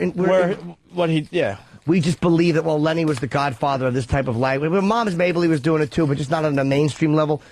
But Lenny is not. You ever hear Newhart stuff? Oh, he's amazing. Fucking amazing. He had the #1 and #2 albums in the country at the same time, it's mind-boggling the success. Yep. He was doing comedy literally for a couple of months when he taped those albums. It was a weird gifted thing he had, and they were funny. I mean, you can't even say they weren't funny. They were just fucking funny. Stammering mess. Yeah, I mean, he was an original. All right, we're gonna take a break, and I gotta piss. There's something else that I want to talk to Patrice about. The blacks. Sorry, I don't know why I'm saying sorry. The blacks with the gay marriage issue. Okay, you had some thoughts on that? I do. Because I think gays are now trying to say that they are on the same page as blacks. They have been now. for years saying that. Yeah. And they are. And you got some thoughts on that? Yeah. I don't think he agrees with that. More with Patrice O'Neill in just a bit. Opie and Anthony. It's Opie. It's Jim Norton, who's doing some gigs. Mm-hmm. Where? Who gives a shit? Oh, no, Opie, hold on. What? This coming Friday, I'll be in Atlantic City. Vegas. Yeah. At the TBS Festival on the 7 o'clock show at Caesar's Palace. It's me and Bobby Kelly. I'm hosting. How come TBS? Wait, there you are. Me, Okay. Bob Kelly, and Russ Beneva, and another comedian. How come they didn't do the thing on TBS where it was like Seinfeld, Cook, Norton? That's exactly why. Because it was Seinfeld, DeGeneres, Cook. Norton's a big drop off the cliff. You know, if it was Quinn, O'Neill, Norton, DePaulo, well, you know, I don't blame TBS. Why would you mention me? On the brochures, I'm in the small font, but Russell Peters is in the small font. Dice is in the small font. I mean, there's some other fucking comedians that are in the small font. Who's in the big font? Dane, Ellett, and Seinfeld. Cat Williams, I don't remember. He was in the medium font. Yeah. But I didn't mind being in the small font because it was like a lot of notable comedians. At least you're being fonted. Being fonted is fine. Yeah, you want to be fonted. Yeah. Fonted, Hey, fonted. what were we talking about during the break? Fonted motherfucker. What is it? Oh, What we're talking about dur- black people and their issues with Gay people? No, gay people. Oh no, but some of the stuff we were saying during the break was pretty funny too. Oh, the just wanna- the thing I was talking to John about. He goes, John Gibson loves Gibson. Patrice O'Neill. and I'm on there messing around with him, and I said, John, I know what white people want out of this. They want racism to be over out of this election. I said, it's not going to happen. It's not going to happen. He goes, well, you owe us something. What are we going to get? I go, white people, if you're going to say, okay, here's what you can keep. You can keep outer space, and you can keep the ocean. That's my deal with white people. You can't. I'm not going to stop saying racism exists, but I will stop saying I will let you continue to go in outer space and do things, and I will let you go at the bottom of the ocean or climb mountains. So anything that black people have no interest in doing we could have that. you space. can have that. That's and keep nice of it. you, Patrice. Yes. Hey, that's my deal with you. Now the other big issue, and we do have we have this Texas pastor. We'll try to get into it, but he's preaching 7 days of sex. It's a great little story. We're going to get to that, but we're going to start with the gay black thing. Yeah, black people for some reason. Now, just to bring everyone on board, Proposition 8 was voted down, so gays can't be married in California. Okay. Do you think gays should be married? Yes, personally, yeah. I do too. Jimmy? Yes, of course. And I think that on a level, here's a level I think it on. I don't give a shit. Totally. Like, that's the level. Not on a civil rights manner or this and that. It's who I don't give, because marriage as an institution used to be something like godly. In the eyes of God, we are in union with each other forever. Now it's just health insurance and who gets shit at the end of the day, and can I visit you in the hospital and all kind of goofy shit. what do I care? I don't give a fuck. Gay, my thing is, I always felt this, and is that your sexual preference. And here's my thing: I want somebody to give me a logical reason why your sexual preference, I should be hearing about it. Why who you want to be with qualifies you to go through something. And the part of it that bugs me is I'm born this way. Shut the fuck up. Because why is that a preference? And choking your bitch while she's coming is a fetish. You you're looking at like just the terminology used around. Like, I just don't want to. Sexual preference. Hold on. Sexual preference is just the way they phrase it. But if gay people are born gay, let's just say for the sake of argument they are born gay. Yeah.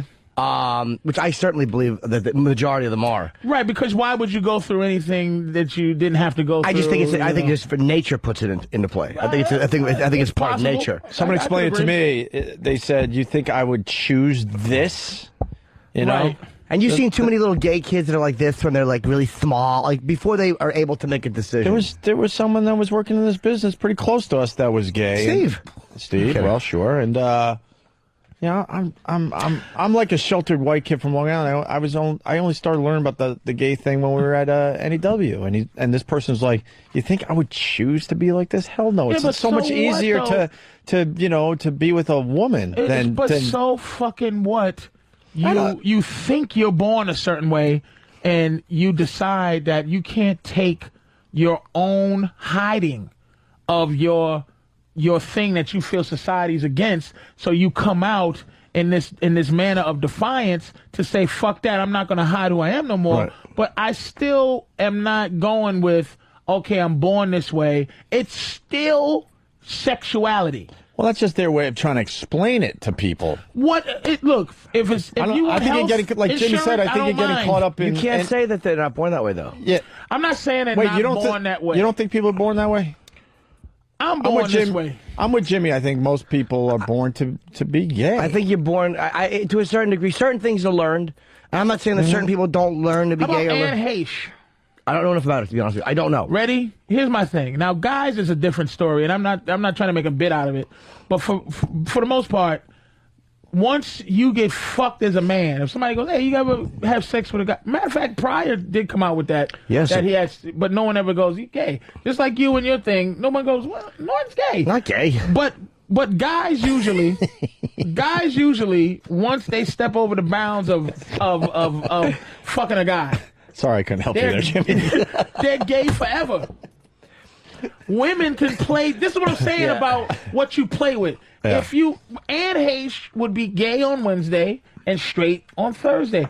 And if a woman goes, "I'm gay," see, gay to a guy for a woman is a bull dyke, like who just said, "Fuck it." Yeah. Hi, how are you? But if a woman eats another woman's pussy, we don't give a fucking on that level, and she can switch up tomorrow.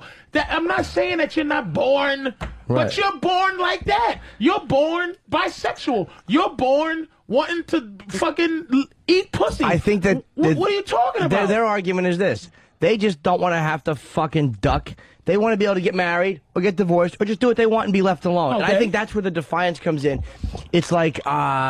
because like if you want to go out and get married or you want partner benefits, you want the same shit that everyone else is getting legally. That's it. You don't want to have to go to church, and you don't want to hear this sickening organization tell you that what you are is a sin. I agree with or that. what you are is dirty and you're not going to get into heaven. And that's just the sickening history of the church. I don't disagree with that. That's what they want. I agree with you 100%. I think that's what they want. That, please, I don't, in the eyes of, I know that the institution of marriage isn't that. To get to the fact that black people didn't vote for that, or that they're 70% or something, 80%. Yeah. Black people are horrified of God. And they're horrified of God. It's religious, yeah. And also Latinos. They're religious. Yes. To the fact that a lot of religious black people are horrified to change the Jesus that looks like, Tom Petty. They're scared young Tom Petty. to question white Jesus. That's how, man, black people do not play around with God. It's a religious And- thing. You know, one thing that black crowds don't go for is really, you can talk about God, but like white crowds will let you get away with pedophile stuff and religious stuff a lot more than black crowds. Black crowds are conservative in the way they think religiously, and ultimately, and let me make sure I say this right, that on when you get strong religious thinking people, like I believe in God, but religion I question. Strong religious thinking people who just going to go with what they go with and be conservative, gay is not acceptable by God. So they'll be going against the rules of the Bible by supporting that. And that's all it is to it. It's a religious thing, But when you're a person who can think, most people go, who gives a... Like, I get mad at gays for even thinking, like, it's the same thing where as a white person, this is a great point to go with the race part. As a white person, you go, I don't give a fuck about that. As a straight dude, I'm like, what? I don't... First of all, get over yourself. I don't give a fuck what you do. I'm not looking at you like anything. I live in New York. There you go. Now you understand how white he thinks. But a gay guy has feelings right. He that wants I you to just won't understand. The gay guy wants you to care more. But the fact is, I don't give a shit. You know, I mean, you know, you ask me, I think, you know, gay marriage should be legal, but I'm not going to run out there and start marching. I have other things to worry about. That's the point we've been making all morning. So here, I do understand, but if a gay guy has some points about his feelings that make sense, because like I said, to me, it's a sexual thing. It's nothing but sexuality. It's not. Look, I have a nigga parade every day. I walk down the street, motherfucker. There's no special day. I always am black. But a gay guy or a lesbian or a gay guy or a lesbian, there's a lot of choice to. Why do I need to know? Now, ultimately, wait a minute, if the platform is, here's the thing, educate me. What is it that happens that gay people don't get? And the rights that they don't have, other than ridicule, because I should be able to ridicule you. I should be able to say, I don't like you, sissy.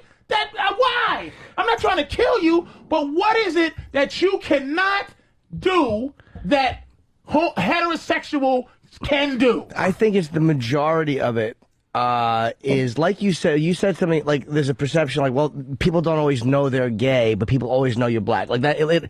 But in a way, it's like, I don't think gay people want their rights. Hold on. I don't think they want their lives in any way hinged upon the hope that people don't know they're gay. I think that they're at a point where they're tired of it and sick and tired of having to not be affectionate with who you want to be affectionate with. Other than you tongue kissing your girl in public. Right. Why the fuck do I know what you do sexually? Other than public affection, like, what is it that I need to know about you? Okay, the fact that you like me. A lot of times, I guess guys that are open about being gay, that have a gay boyfriend, it's harder for them probably to get hired as teachers. It's probably harder for them to work in any capacity as kids, about adopting children, about getting married, about partner benefits. Like, there's a whole bunch of shit that they have a whole different set of rules for. And it's not just, hey, I don't want people to go ugh when they see me, because that's a human reaction. Mm-hmm. I think that they want to be able, as a couple who makes $180,000 a year between them, want to be able to go in and, hey, I'm a school teacher, my fucking husband's a construction worker, we want to go and adopt the fucking kid, and we're going to be better parents. All right, so, okay, here it is, and this is what comes back to my issue with the black thing. Do you want just the legislation rights? Meaning, do you want this country to really feel differently about homosexuality, or you just want to be able to be hired no matter what, and you'll take that, but people are still going, in their gut, but they don't like you, and it's really, they don't want you around. But you have to legislate it first. Now, you can't legislate morality, you can't legislate stuff like that, but you have, once it's on the books and once it's happening, well, then people begin to live with you and begin to work with you and go, oh, well, everything is cool. Like this stupid prejudice I had or this stupid fear I had is unfounded. But the only way people do that, because most people, when exposed to you and you're exposed to them, kind of go, oh, all right. It's not what I was told. And again, what we're talking right now, we're talking to 3 cities. There's only 3 cities in America: New York, L.A., and Chicago. This is a city issue, because if you're white, black, whatever, and you live in New York, L.A., or Chicago, you have to deal with everybody. Yes. We're talking people who, again, you don't understand, man. You travel a lot. You must know. You go, holy shit. I live in New York, and you go, this place is like living on another planet compared to Michigan. I also in this conversation. I also think that gays are the target a lot of times of violence. And again, not in New York. No, I'm talking about the whole country. And again, you can't legislate that where people aren't going to go ugh or want to kill you for being gay. You can't. But the more the law is on your side, and the more the law and the country as a whole sees you as legitimate and what you're doing is fine and okay, the less you have to walk around afraid. There's no heterosexual. There is no people who are fiercely heterosexual, meaning with a need to be like, all right, hey, I want to be able to hold my girlfriend's hand if I want to. Like, there's some people that look at you and go, what the fuck? Like, for what are you doing that for? Well, we don't have to hide it. The thing is, we're coming, like you said, but they don't have to hide it. No, but you like, you know how you said you're saying white people come from a place of white entitlement? This is a case of straight entitlement. You get but I'm saying you get so used to not having to be a certain way, you're like, well, why can't you just do that? When the fact is, but why isn't other sexual things involved in that? Why isn't? Because for them it's not just sexual. For us it's sexual because, like, hey, one guy's fucking another guy. But for them it's falling in love. It's being with a partner. It's like all the other things you do in a relationship. Me and you both. So if I love prostitutes, why can't I affectionately? This is what I'm saying. See it again. It's going to be taken wrong. Yeah. My thing, I'm coming from a point of view like, but do you want to visit a give a prostitute fuck. when she's in the hospital? I might. Yeah. You know, I'm sure there's some of my sick babies in Brazil. I just do you want to adopt a kid with a prostitute? That's what I'm saying. I might. But again, I might. It's more than a sexual thing. It's I guess it's All right, a lifestyle. you know There's what? a lot more going on there. What Just like, lifestyle, look, Opie, sadomasochism, bondage. That's a sexual lifestyle. But what I'm saying is, I understand the love thing and this, but see, that's not the platform. Again, I don't give a fuck. It's just like abortion with me. The thing about abortion, my thing with it is, look, I have issue with women saying it's my body. I just have issue with it. It's not your body, bitch. Your kneecap, your brain, your earlobe is your body. But once you fuck a guy and some magic happens, and then something is growing inside you against your fucking nature's not your body. You just happen to be chosen to be the baby's apartment building. It's a 50-50, yeah. Anything could be. That doesn't make you special, and it doesn't make it your fucking body. But bitch, you're not pro-choice? Kill it if you feel like it. Are you I am pro-choice. Okay. But I'm at the same time going, I shut the fuck up. I agree. I think it comes down to love, though. Like, when you're doing the fetish stuff, you're not, there's no love there, is really? there? All gay fucking is love? No. Well, no, as far as the other stuff they want to accomplish. What if I lovingly put a red ball in my girl's mouth and put plastic bag over her fucking head, but I really care about it? No, but he's saying that it's not just about that stuff. It's like, the bottom line is it's not just about the sexual act. Opie, I know that, but that's my thing. What is it about? Please tell me what you're fighting about. I can't agree with the fact that you want to fight to love the same sex all the stuff I just without said. ridicule. Well, no, but all the stuff I just said. Made a pretty good point about that all the whole stuff thing. I just said. There's marriage, which goes in with benefits. But what do they really want? And inheritance. Hold on. All that stuff. And the ability to adopt children. And the ability to work where you want to work without having to hide who you're with, without having to pretend you're something you're not. The fact that here's how you know there's a problem. The fact that they wanted to make a constitutional amendment to make their marriage illegal. The fact that is something. I don't agree with that. But the fact that is the fact that the country is looking at it like we have to change the Constitution so these people cannot enjoy the same marriage that we enjoy shows you that it's a bigger issue than just, what, can I hold hands in the restaurant? Here's the issue with black people, and again, speaking for everybody is whatever.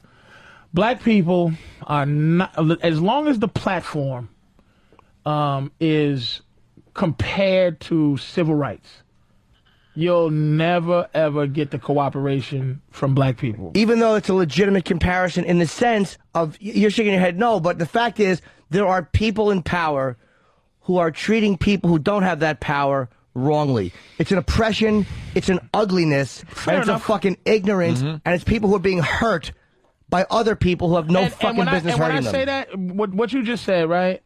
I say what I say based on feeling.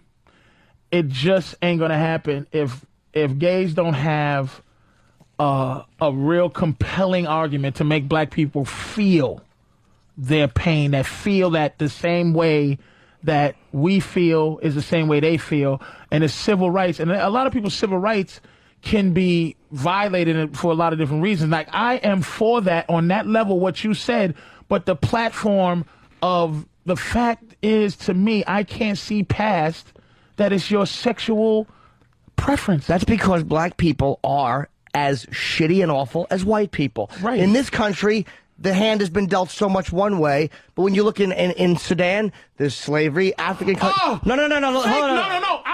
What I was going to say to agree with you is that ultimately, this is my thing about Africa. I never want to go back to Africa. I don't relate to it. I don't look at it and go, kings and queens. We're from motherfuckers that'll chop a motherfucker's hand off for a diamond, genocide, killing each other. They do that shit in Africa. I'm not from... I'm not an Africa guy. So everyone, I'm saying is this, is that everyone, when in a position to fucking say, hey, fuck you to the next guy, does it. It's a reality. But I'm not saying fuck you to gays, man, at but all. in a way, if we're allowing people to be treated badly, sometimes there's a fuck you by lack of empathy. Sometimes it's like you say, how do you get black people to empathize? The fact that a group who has been shit on doesn't look at another group who's been shit on and go, even though we don't agree with you, hold on, you're being shit on. And gays have been so, as a group, pro-civil rights and so completely involved with black people. Like, never once turned their back on blacks. And here's the thing. Agree with you 100%. My thing is, okay, what do you want? As a black man, what do I want? Do I want things like the black president to be the basis for how far I've come because of moments because of what am I looking? What's the word I'm looking?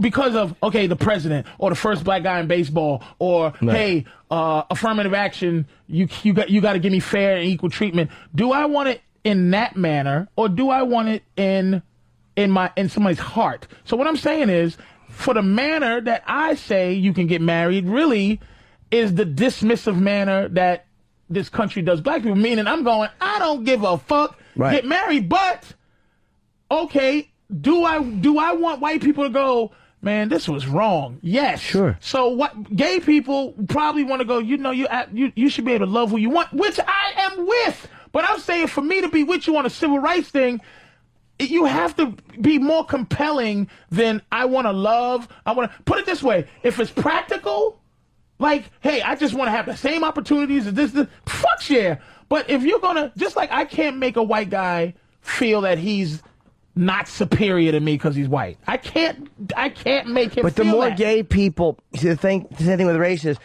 you have to legislate certain things. And once you don't feel the whole country is saying, as a government, you're wrong for being gay. And in a way, it feels like they are. And the church is saying it. When those organizations are not saying it, and all of a sudden, you go, again, it's generational. You go 150 years from now, and fucking gays have been adopted and living, and because we all have gay people in our family. President. Maybe. Well, look, we've already had a gay governor, and I'm sure we've had more than that. Bonnie Frank and openly gay priests, and what I'm saying is, as time goes on and people get used to it and live with each other and have life experiences with each other. So you think that will ultimately be the internal change? Yes, but it happens over a long period of time. But that ain't happening in our lifetime. No, it's a sign of us being primitive. It's just like Tiger Woods when he first won his thing. It's like, okay, it's like, here's my thing. Here's what you think he's still dealing with racism? Yeah. In that sport? Yeah, because in what way? Just not outward, I don't think. let me kind of going with some of the things you said today. Wow, Tiger Woods, black guy, winning it all. Like, what the fuck is this? Fuzzy Zeller and then a bunch of years go by. I know the Fuzzy Zeller thing, but a bunch of years go by. Now it's like I don't see people really feeling the same way toward Tiger. In general, there'll always be exceptions to the rule. Because I think it's just like the whole thing with the Celtics and all black guys. I think ultimately you want to win. And I think if Obama does a spectacular job. But no one really wants Tiger to win for any reason that... I think... Like, you want your sports team to win because you live in that city, but Tiger Woods, why would I want Tiger to win? I think the dominance... I love seeing him win because I love seeing someone that great in their sport, and that's why I root for Tiger. But there is something about a black guy dominating a white sport, in the sense that you understand the historical relevance of it, even though we don't always speak it. There is a historical relevance for a sport that has historically been one way, and then this guy comes along, and he's not average. He might be the best that ever played it, at least professionally. Right. There is something very compelling about putting those things together. I just don't. I'm a huge golf fan. I do not watch Tiger. I swear to you, Patrice, because you'll probably question me on this. I don't see color when I see Tiger Woods anymore. I believe you. I love seeing someone that is that much better than everyone else. And I like Muhammad Ali was that much better than everyone else. You wanted to see him beat everybody. I believe you, dude. I do. I absolutely. And am I the exception? No. I believe this is the thing. It's at first, sure. I was like, wow, what? He's black fucking dominating golf? This is crazy. You feel powerless. But that's years ago now. You feel powerless. This is what I mean in terms of relating to the gay issue. As a black person, I feel like it's almost, like I said, the hypothetical question is powerless. It's like you go, here's how I'm free, or here's how Tiger Woods plays golf. Niggas can't play golf? Okay, niggas can. It's by the stroke of a pen.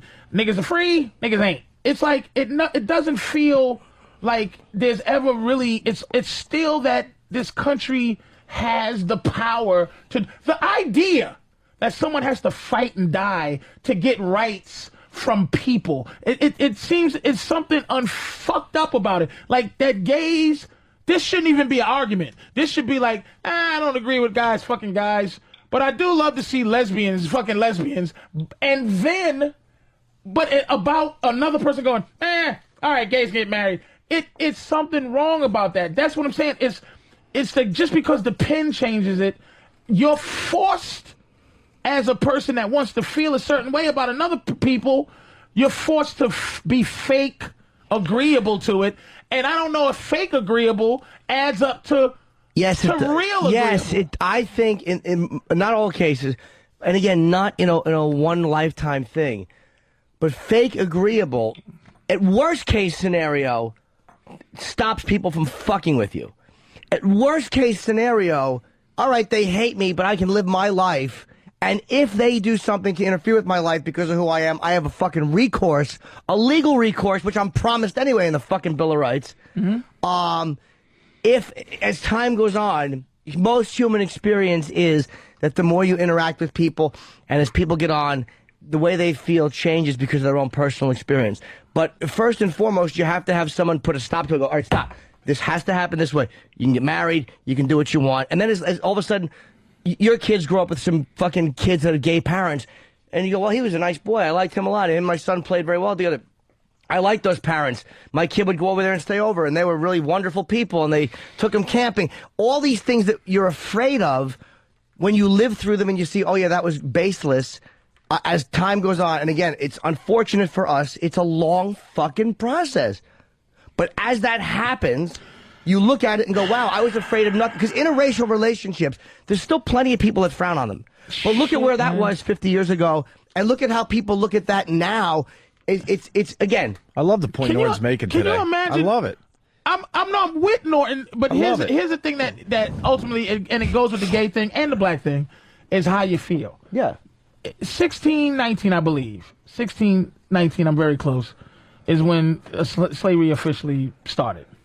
So you go 17, 19, 18, 19, 20 years, 19, 19, 30. You go 400 years, man. And up until then, you could be as fucked up as you want to be as a white person to a black person up until yesterday. So for 500 years, you're going to tell me... 389. 389 years, 400 years, that the feelings in this country have changed since Jim Crow, which was in 1950, 1960. The feelings in this country were changing before then. Absolutely. They were changing before then. Don't forget, after a certain point, they wanted to keep slaves for economic reasons. But then the feeling, a lot of the country was split. Like, there was a lot of people feeling this is horrible. And this is in a time where it was acceptable. Yeah. And it was changing. White abolitionists, man. White people, but look at the civil rights movement. The turning point to that movement where the FBI got involved on a PR level is when that white woman from Detroit who was driving, I forgot her name, she was driving black people back and forth from Alabama to, but she was driving black people to vote. Right. They shot her. When that white woman died, then Lyndon B. Johnson kind of was like, hey, straighten these motherfuckers out, man. But you can't just be shooting white women helping black people out. So ultimately, it took her to have something bad happen for that thing to change. But ultimately, I think in this country, and not for you and not for Opie, right. I'm talking about as this country, and you got the country, that it never has looked at it as wrong. It's always been, I better not do that because of what it can cost me. I think the percentage of people that look at it like you're saying is much smaller than you think. I think the fact that most people feel a certain... You're not giving people credit... Anthony said that on the radio, by the way. Anthony said that it was a black guy that called in, and Anthony goes, look, I got in trouble for saying something at work. He goes, look, man, Anthony goes, if a white guy says something at work, we're going to get fired. That's why we don't say things like that. Anthony is to me... He's speaking because the guy is a smart fucking guy, and he's speaking to his gut, and he's speaking to how. Have you ever read something called the Willie Lynch papers? Hold on. You can't hold on. Yeah, freedom of language at work is different, and most people probably think that way. Yeah, it's not just with that. It's with anything. We're not learning these huge moral lessons that you think, Patrice. That's the problem. And but it's not a white thing. I think it's human beings don't learn these huge moral things. But just like I'm saying about they black, stop doing things because, oh wow, this is hurting me. But they're not thinking, okay, now I understand. Exactly, it's not a malicious thing. They don't think right or wrong a lot of times. It's not a malicious thing. That's why I keep prefacing this shit. Yeah. It's not just an insidious guy. It's not the white people are sitting there. Right, yeah, no. I'm not saying that. It's a condition that just the fact that I refer to you as white and you refer to me as black is what this country is. Look, Asians. But if it wasn't that, it would be big and small. It's always the most obvious thing. Wait a minute. Asians in this country, Asians to other Asians, Latinos to other.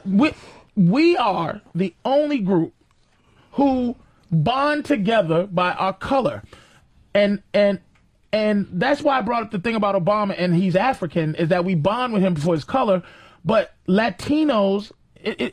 Do you realize the war with Latinos? Oh, yeah. Puerto Ricans are hated by Mexicans, Cubans. They don't consider themselves fucking us. Asians don't consider themselves us. But the other thing with the Asians and the Puerto Ricans is they have a difference in language. And I know Africans did. I know the Irish did. But white people and black people for a very, very long time in this country have shared language. Whereas when you look at Asia, there is that one weird thing that separates. Most Spanish people in their house speak one language and outside or speak both. There is a cultural connection that they have. Which not to each other. Mexicans. No. Spanish to Spanish, Asian to Asian. They don't like each other. Right, no, I know. Japanese and Chinese are two different languages. Yes, completely. And they hate each other. Yeah. But this country wants to desperately look at them all like Asian. All Asian. Well, they all and are they're not Asian. having it. But they are all Asian in the sense that anyone with a certain dark skin tone is black, and anyone with a certain skin tone is white. You do lump people in by appearance.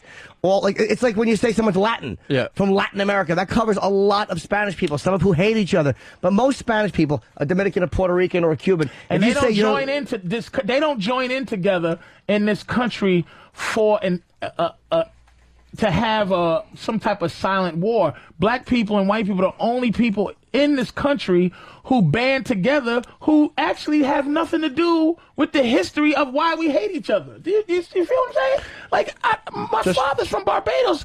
I really don't have anything to do with slavery. But I'm black. It's like it's an automatic, inherited kind of fucked up feeling. And I didn't make it up. You should be flattered. We don't pay attention to any of the groups like we do the blacks. Oh, yeah, we are the number one oppressed, nigga. You should be flattered. I don't want nobody trying to take our oppression from us. Isn't there racism within the black community depending on what color? Uncle Tomness, it's not color, no. Light skin? No. Some are looked down upon because they are light skinned. Yeah, but that... I know that it was happening in South Africa. The Willie Lynch papers. But is that not happening or what? Not as much as it was, but it is like that. Fuck that. It's like the School Days thing with Spike Lee. You know, the wannabes and the jigaboos. That old black bitch. Oh, look at that. She got good hair. And it's all from fucking slavery, Opie. Right. It's big. It's a fucking big deal that we don't even know what the big deal is. But again, if it wasn't slavery, maybe it is in this case. But over in Africa, it's tribal. Or over somewhere else, it's something. There's always a reason why people are going to fucking infight. Like, again, when you look at, I don't know enough about African tribes, but I know that when one tribe would conquer another, they would enslave the tribe. And I know it wasn't the total degradation that they suffered at the hands of Europeans, the total removal of everything. But it was still, we're murdering you and enslaving you. It wasn't polite. But they probably removed a lot of their... Yeah, being. Of course, but I'm saying it wasn't as probably not as dehumanizing as what happened here. Here's the thing. It's like, okay, you can do two things. One, you can be completely focused. See, that's the thing I love about the white experience is that you can be completely focused on you. Meaning you don't have to defend anything white. If it's wrong, it's wrong. It's right. It's just like, hey, this is my issue. You don't have to take up if a white guy does some dumb shit. All you have to do is go look at that dumb motherfucker. You don't have to associate with him. My thing is, I would love to get to a point where, okay, I got two choices. One, I completely just focus on me and do what I can to do the best for me and not think about blackness at all. Just not think about it. Just take it all as, hey, officer, you're doing your job. If I could think like that, life would be easier in my gut. But ultimately, if you think for a minute about the plight of a people, you know what I mean, and how people are presented to the world, you can't help but be fucking upset. It's just like, that's what I'm saying. It's like, look at the stereotype. And I always bring Jews back because they have the only plight that is close. You know what I mean? Like gays, there wasn't like all gay slaves at some point in this world. So it's like Jews their stereotype is they own the banks, the media, they rule the world. They're bastards running the puppet strings. For a people to had upgraded themselves, pulled themselves up to the level of that's their stereotype. I just want to have a goddamn decent stereotype as a nigga. I want to have a stereotype like big dick. You got it. Thanks. An intellectual one, I think. Thanks for my big dick that I don't have. If that was one, you know what I'm saying? But I watch a lot of porn, and there's some giant white dicks floating around this planet. Goddamn right there are. Giant. Yeah, goddamn right. So it's ultimately it's an opportunity for me, because there are some unspectacular, boring, mediocre black people out there. Yes, I'm sitting next to one. Come on, folks. So, you got some good positive stereotypes, though. Name 30. It's all slavery. It's all crack of fear. It's all physical stuff. Yeah, run fast, jump high. Yeah, what's wrong with that? And again, here's another thing that fucks up is the gender line. Because America don't give a fuck about black women. Black women don't scare America. Y'all love sassy black flip mouth black women. I don't know. Oh, Lord of Jesus, watch out. Give me a break. I should be. Chief, you a crazy motherfucker, Chief. Hey, Florence, get your big head out of here. They love, you never see a fucking, that's why Obama's so wonderful to people, is that it's a black man in that position, because America never fucks with because you're afraid that we gonna get some type of goddamn Negro revenge. I'm more afraid of Michelle Obama than Barack. Why? I don't know. You love Michelle Obama. She crazy. No. Michelle Obama's not like she crazy. Michelle Obama seems very radical, and I know Barack's much more radical than that's on. Sure. They sat. Yeah, look at his wife. Which is fine, but they sat in church with fucking Jeremiah Wright for 20 years. They knew it, and I'm actually fine with it. And I can't take them to task for that any more than I can take Bush or anybody else for sitting there believing that Christ pushed a big rock out of the way. It's like if you're going to call people, if you want to call people's and religious... don't believe in dinosaurs. Anybody that doesn't believe in dinosaurs is unreasonable. You're a fool. I don't want to talk to you. You're ever. a blithering idiot if you don't believe in dinosaurs. You don't believe in dinosaurs, you fucking asshole? You're a fool. That's always a tough conversation to have with somebody. Hey, you don't believe in dinosaurs? What are you, a dick? Let's at least agree there were dinosaurs. Can we agree on anything? We're not going to agree there were dinosaurs? Fucking dinosaurs? You think... Holy shit. There's a plot. That's what I'm saying about Jeremiah Wright. He goes, you know, AIDS was invented by, or HIV was invented by the government. And people go, oh, God, this is crazy. And I'm like, well, possibly. But do I believe it? No. But possibly. But you're going to say that the government couldn't invent...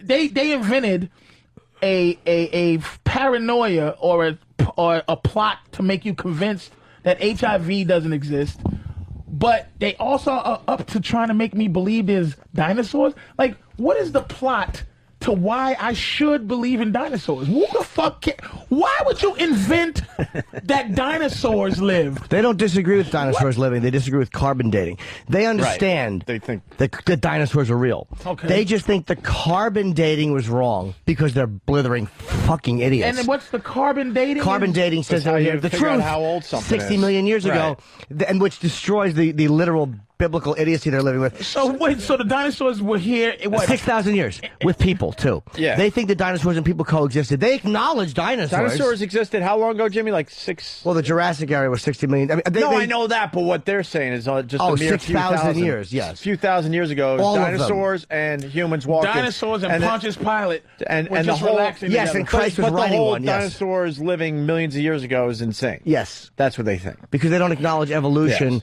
They And don't- that's the argument that I just can't have with people. Unreasonable. I don't even feel like going down I'm a that road. reasonable guy. Like, if we go back to the gay thing, I don't want gay people to think I'm fucking... I just go, please give me a convincing argument to make me go, you know what, that's very, very fair. And that's how you know it's been a long morning when Patrice O'Neill says, I'm a reasonable guy. I'm reasonable. Who are you trying to kid? I'm not a reasonable. I'm exhausted. Yeah. It really Fucking is. It's been a reasonable. 4-hour temper tantrum. Jesus. You cocksucking motherfuckers. Anything else you want to get off your chest while Really? we're here as your punching bags? This 5 hours is exhausting. Anthony. But he's different. Anthony refilmed Birth of a Nation 6 times. I love Anthony, but I am watching my friend unravel. He's You know, coming there's a apart at the difference, seams. He's coming apart. Every day. At the seams. You motherfuckers, Patrice is what? You're very unreasonable. But Anthony's coming apart. Anthony's you gotta almost calm beyond down, help. Patrice. You're still within the realm of help. Anthony is unhelpable. Anthony will only be helped. And that's what when he white wakes people up. want. Turn the other cheek, Negroes. That's No, all no, slave shit. Ant's making a good point about. Jim. Jimmy's making a good point about it. No, I'm talking about Anthony. Yeah. I'm Yeah. saying that you're still salvageable as a person. Anthony. I don't want to be salvageable Well, as you long as are. Anthony's around. Anthony's going to come out of it someday in a psychiatric hospital, mumbling something racist, and even people who are like his family are going to go, "You're taking it And too this far." is beyond taxes. It's bullshit. Do you understand we're doing a radio show with the next I'm mad as hell and I'm not going to take it anymore Yeah, guy? it's fucking. How great is this it's for us? Absolutely, he's fucking This is Peter network, Fish, man. He really is going to We're walk. living network. This is exciting. Except he's not going to inspire anybody to do anything. Right. Yes, he is. No, he's not. gonna- Anthony's not a mean dude. He's going to inspire some psychopath garbage man to All right, calm down now. Now, Anthony's Jesus. only expressing anger and stuff, but Anthony's not a mean dude. And you There's know what? nothing mean about what Anthony's No, saying. I'm not saying he's going And he- to inspire. He expresses what a lot of Yeah. people are thinking. I have to piss. Yeah. I have to piss badly. Why, when I'm saying it, I'm fucking crazy. Because you're black. I don't think you're crazy. It's a black thing. Well, thank you for being honest. Shit. At least I get that from you motherfuckers. All right, we're going to take a break. I don't know. Oh, the sex thing. We could do that. Got a pastor preaching 7 days of sex. What are the people on the? We have phones of people that hold on for hours. Well, we got John, Connecticut. At least our hatred for gays can bring races together. We got Rich in Connecticut. How can anyone believe people and dinosaurs existed together? Pat in Belmore. Religious freaks also say God put dinosaur bones here to test our faith. Oh, my God. Does somebody actually say that and nod? Religious freaks, dude. How dumb are people? And you wonder why we have problems in this country. Because motherfuckers are stupid. But it's like, how do you expect to work I would never argue with a religious freak. I can't be bothered. I could argue with you all day, Patrice. Because they're based in a faith I can't be bothered. There's no prejudice. There's not many prejudices that are as unshakable as a religious person's faith. Because when you argue religion with somebody and you can hear how they're so rooted in it, it's because they were raised from day one thinking that. And to fucking shake them from that is this admission that everything has been just nonsense. All those hours I wasted? Yeah. Let's go to Chris in Florida. Am I that big of an idiot? Chris in Florida Yes. writes, gays just want equal protection under the law. This guy... I said that. In Arizona, he says he's gay. We're up against church-funded psychos who want to block our rights. His marriage is a church issue. Keep it out of government. No, it's not. Marriage It's is not. not really- Stop it. not The really- courts are not done by the church, Right. and the courts are the Marriage is church not- isn't doing divorces. Okay, the church, the Marriage fucking is not courts a are. total church thing. Of course, man. it's not. And if black people bond so much, why is there so much black on black crime? We don't bond so much. That's what I'm saying. It's the statement that he hasn't been listening to anything. And a lot of people would say that was a certain a self-hatred of the black community, which was put there because of all the years of mistreatment, that now people just start attacking each other. I mean, that's what some people would say. I would not be one of those people. Are we... Actually, would kind of Any of agree these with guys you want to talk to, or we just clear the line stuff? I wouldn't mind talking to one of the gay guys. We don't get a lot of gay calls. Yeah, I would love I do want to pee I just want first. to be a reason. I want to hear a reasonable. All right, what's just your name, be sir? reasonable, man. I'll be right back. Arizona. This is Dan. What's up? Hey, Dan. What do you got today? The cocksucker. I just want, yes, the cocksucker. I just wanted to say, you know, there was some recent propositions in California, Arizona, and there was at least 5-to-1 funding from Mormon organizations, the church organizations, to put propaganda on the TV, on everywhere, just to get their churchy little agenda passed, which is discriminatory, and also, it's not illegal to fire somebody if they're gay. If they're gay, you can fire them, and there's no legal recourse. So what is it? But okay, my thing is, and this is where I sound like a fucking asshole is.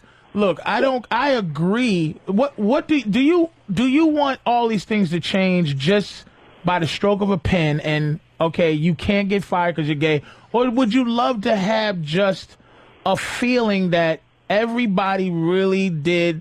They just don't care. You can do what you want. That, you know, hey, how are you? Hey, I'm gay. I'm not gay. You don't feel the need to ever have to visit your gayness. You know what I'm saying? Or do you just want it by the pen? In a utopian society, sure, that would be great. But you know what? The money talks here. And if you have funding from these gigantic church corporations funding their agenda, they're going to win. And what do gays actually want? What is what they're fighting for? What is Proposition 8 really for? We want the ability to be able to protect our spouses, for lack of a better term, right now. You know, can you do that with wills? Can't you do that with wills and law? Like, if something happens, you can just, you know, hey, if something happens to me, you get this, and you know. I think it's similar things that you can do, but it's not. Yeah, they want day-to-day stuff too, Patrice. But only if you have a will. What? Like if your partner, I guess, is in the hospital, you can't even fucking visit them. I think you can. You can, but if there's no will, like if you're guys who live together and there's no will, let's just say there's not a will, the spouse won't get it. It'll be the fucking family. You know what I mean? It's like you want like basic stuff. You want to bring your partner to, let's say, a Christmas party without people now looking at you differently. And but they're gonna look at you differently. I understand that, but they want to start somewhere. And how about this? The right to make medical decisions. Like if that's the one I'm mostly talking about. Yeah, your partner's in the hospital, and you're like, well, I know what he would want. You have no say in that. So shit. is that the issue, sir? Is that? Absolutely, oh, ma'am, I'm sorry. all of it, right? I think it's more like day-to-day stuff, right? Well, no, acceptance. It's really the legal stuff. Acceptance is what's going to happen from the people. You don't want to be. It's not going to happen through the legal system. But just going also to a point Patrice made, which is, you know, you guys got to stop comparing us to the black plight. And I agree. You know, it's not the exact same thing. I don't think gays should be saying, oh, we're in the exact same position as blacks were years ago. because we're not, we're not discriminated against quite as badly, but there still is definitely discrimination there. And I'm agreeing. I'm just saying that you're not. If talking about platforms and how people respond to different things, you cannot make me join you on the platform of just, hey man, I want to be able to, this guy I love, I want to be able to decide whether his organs get to go. I want to be able to be a family member. I want to love him and get the same rights from loving him as anyone else does. But to say it's a civil rights thing in terms of comparing it to what we went through, which is, it's just not a choice. Like if you ask a black person, there might be black people that go, I don't want to be black. Like, for real. I agree with you, and the only thing I can say is, I don't know. Can I suck your dick to change it? I was going to say, you sound like a reasonable gay guy. Like, here's the gay guy that needs to be the gay spokesman. But that's just like the difference is, like, okay, Jesse Jackson, who is the black spokesman, but he's black. Like, he's super black. Right. So it's like he's James Brown black. But it's like gay people. When people think of gay, they don't think of this fucking guy. Like, let me try to bring some comedy back into the show because it's been about 4 hours. Thank you, Sarah. So if Jesse Jackson is the black spokesperson for the black people, who would his equivalent be in the gay community? Would it be Harvey Firestein? Exactly. That's what I'm getting at. We want to just, we want the right to love. Shut up, sissy. That's what I'm getting at. Like, if there was a Republican, straight-laced Republican lesbian, right, who you go, oh shit, looked a lesbian? Yeah. No, like Sarah Palin lesbian? If Sarah Palin was a lesbian. Or perhaps if Condoleezza Rice was one. Yes. But Ellen's one. Ellen is the spokeswoman. She looks like Opie. I used to have the same hair as her too. Oh, you know what I'm saying? Pathetic. Like, what the fuck? This is like, why am I watching this bull be the spokesman for gayness? If it's just like somebody like this dude is reasonable and he's not going, it's not you don't even feel sexual from this dude. It's just like, dude, here's what we want and this is how we feel. Well, you're basically, and there's no emotional thing that I have to be tied to, and I go, hey, I'm with you, motherfucker. You want the reasonable, straight-sounding gay guy, like a lot of white people. I'll respond to that. A lot of white people respond to the white-sounding black guy. Absolutely. Who Obama is. Absolutely. Yeah. Obama's a fucking Harvard guy, though. Him and his wife are Harvard lawyers. Chris Rock's, I don't know it word for word, but Chris Rock's bit about how, he does that whole Flavor Flav comparison. He's right, too. Yeah. He was like the first black whatever of the Harvard Review. I mean, he lives a life I don't relate to either. No, but we're dealing with feelings based on how people are gonna make you feel better. Oh, by the way, Stephen S. from Bayshore, the gay equivalent to Jesse Jackson, we found one worse. Rip Torn. Charles Nelson Riley. I'm sorry, Rip Taylor. Rip Torn. Rip Taylor. But nobody. Paul Lynn. Paul Lynn, right. There you go. Nobody wants to be the object of ridicule, right? Nobody. But you understand intuitively that we can't legislate that. We understand that we can't make people not like us or dislike us. But the things that we can control, which is like that guy said, wanting equal protection under the law, I think people are very, very justified in wanting that and demanding it. People shouldn't have to ask for that. I agree with that. Yeah. And my thing is not society now. It's not. If you didn't learn history, if it's possible to get rid of history, it wouldn't be a problem. Like, do people think that fucking Indians feel better because they have casinos now? Like, them motherfuckers are footnotes in history. This country conquered them. All right, so we'll get you guys some casinos. I'll take that. I'll take that. I'll be a little happier. The casinos made it a little easier. It did, but if you ask an Indian, they're not going to go, feel better. Hey, they were. Right, in fairness, they were conquered. What? The Indians were conquered. It was like, I'm not saying it's right or wrong, but it is what it is. They were fucking. It was a hostile takeover. As far as them being fucked, it was a conquering. Yeah. I mean, I don't know how it's different. How about we get a few black casinos? I'm sure black people would be happy. Because we really need some kind of solution.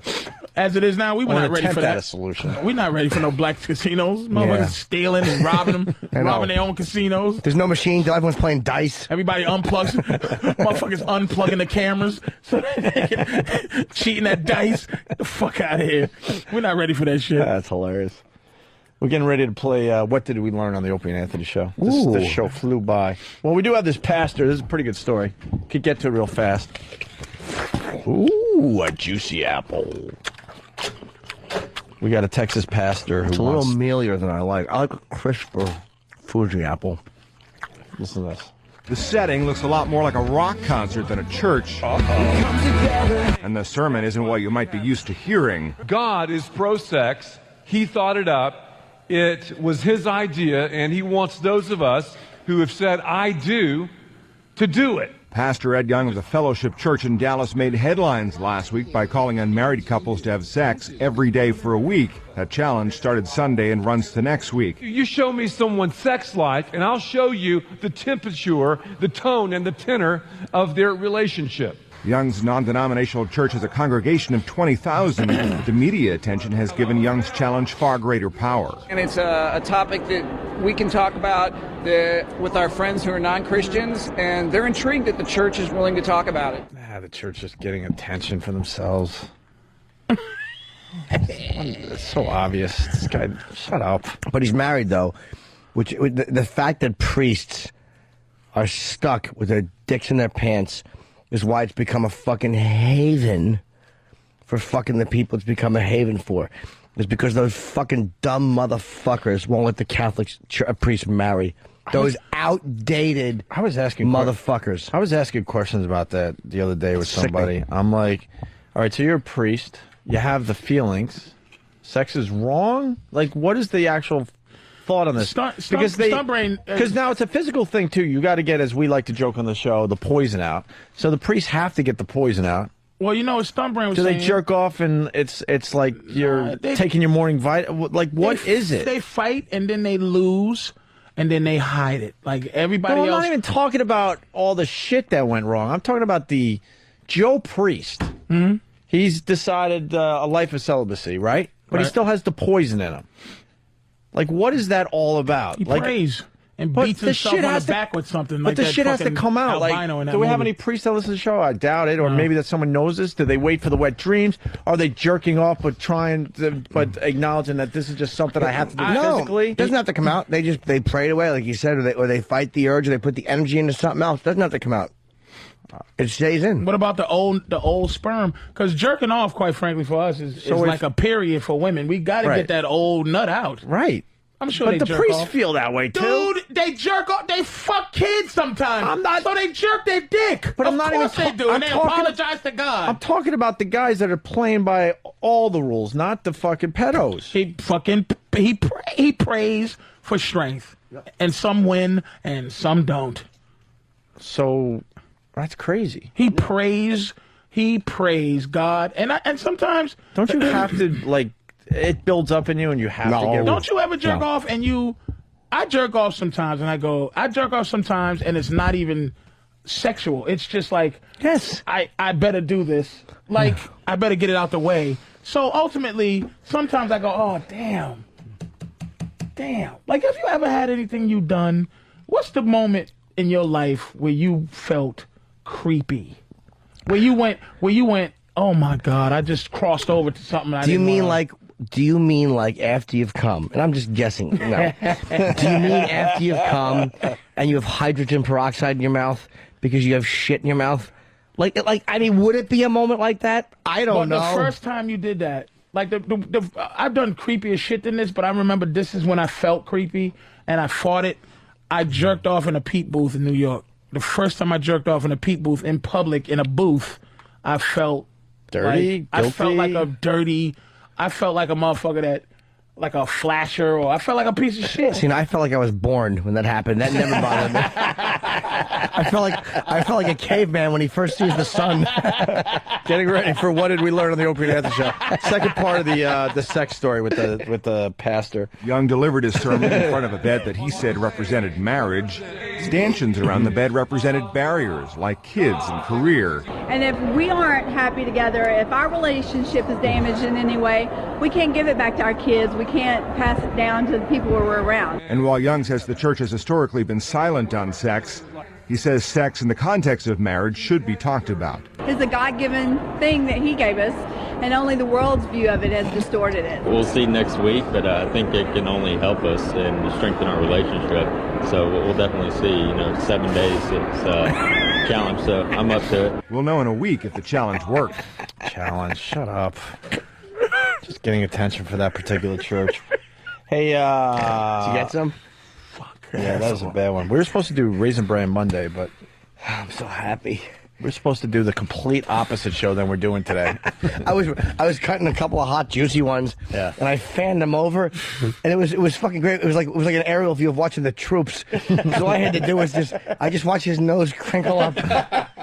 A true crop dusting. That ain't good. You sick. Hey, Jim in so Wayne, New happy that Jersey. happened. Priest friend of mine. See, I don't know who to believe. Priest friend of mine. No, they have porn. They jerk off. Again, I really want to know the answer to this. You meant the ones who don't give into it, right? Like you're talking about the ones that don't jerk off, which a lot of them don't. I'm sure some of them obey the rules. What is the rule of the church if you're trying to be like sin to masturbate? Of course, it's a sin. It's a All of sin. that sexual shit. They're awful. They're repressed, and it's dishonest and outdated and awful. God would understand. He's a human fucking You think Christ being. cared if people God jerked off? understands everything that happens on earth. He watched. Christ watched a leper's tootsies.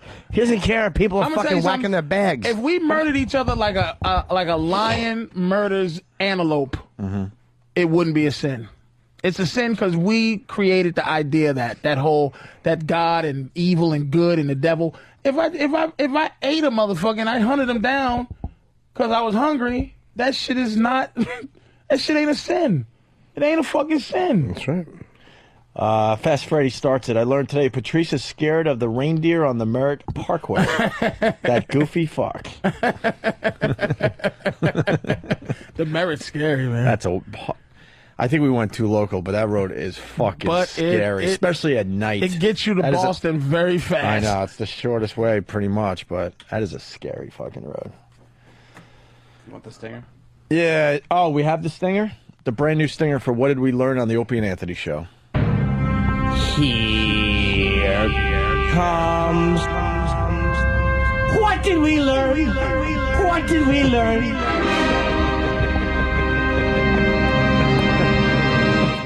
I like it.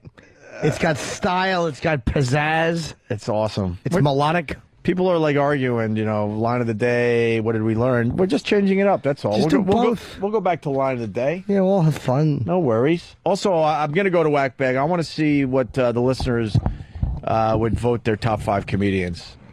I think it's pretty much going to be Pryor, Carlin, Lenny Norton. Bruce, the more you think about it. Shouldn't be Lenny, though. It should be Pryor, Carlin. But we'll see what they, don't let us influence you. Just name your top 5 comedians. Let's get a poll going. I really want to see what the listeners would put at number 3. And I'm kidding. Don't put Norton, because that would only disgust Patrice and Voss and Colin.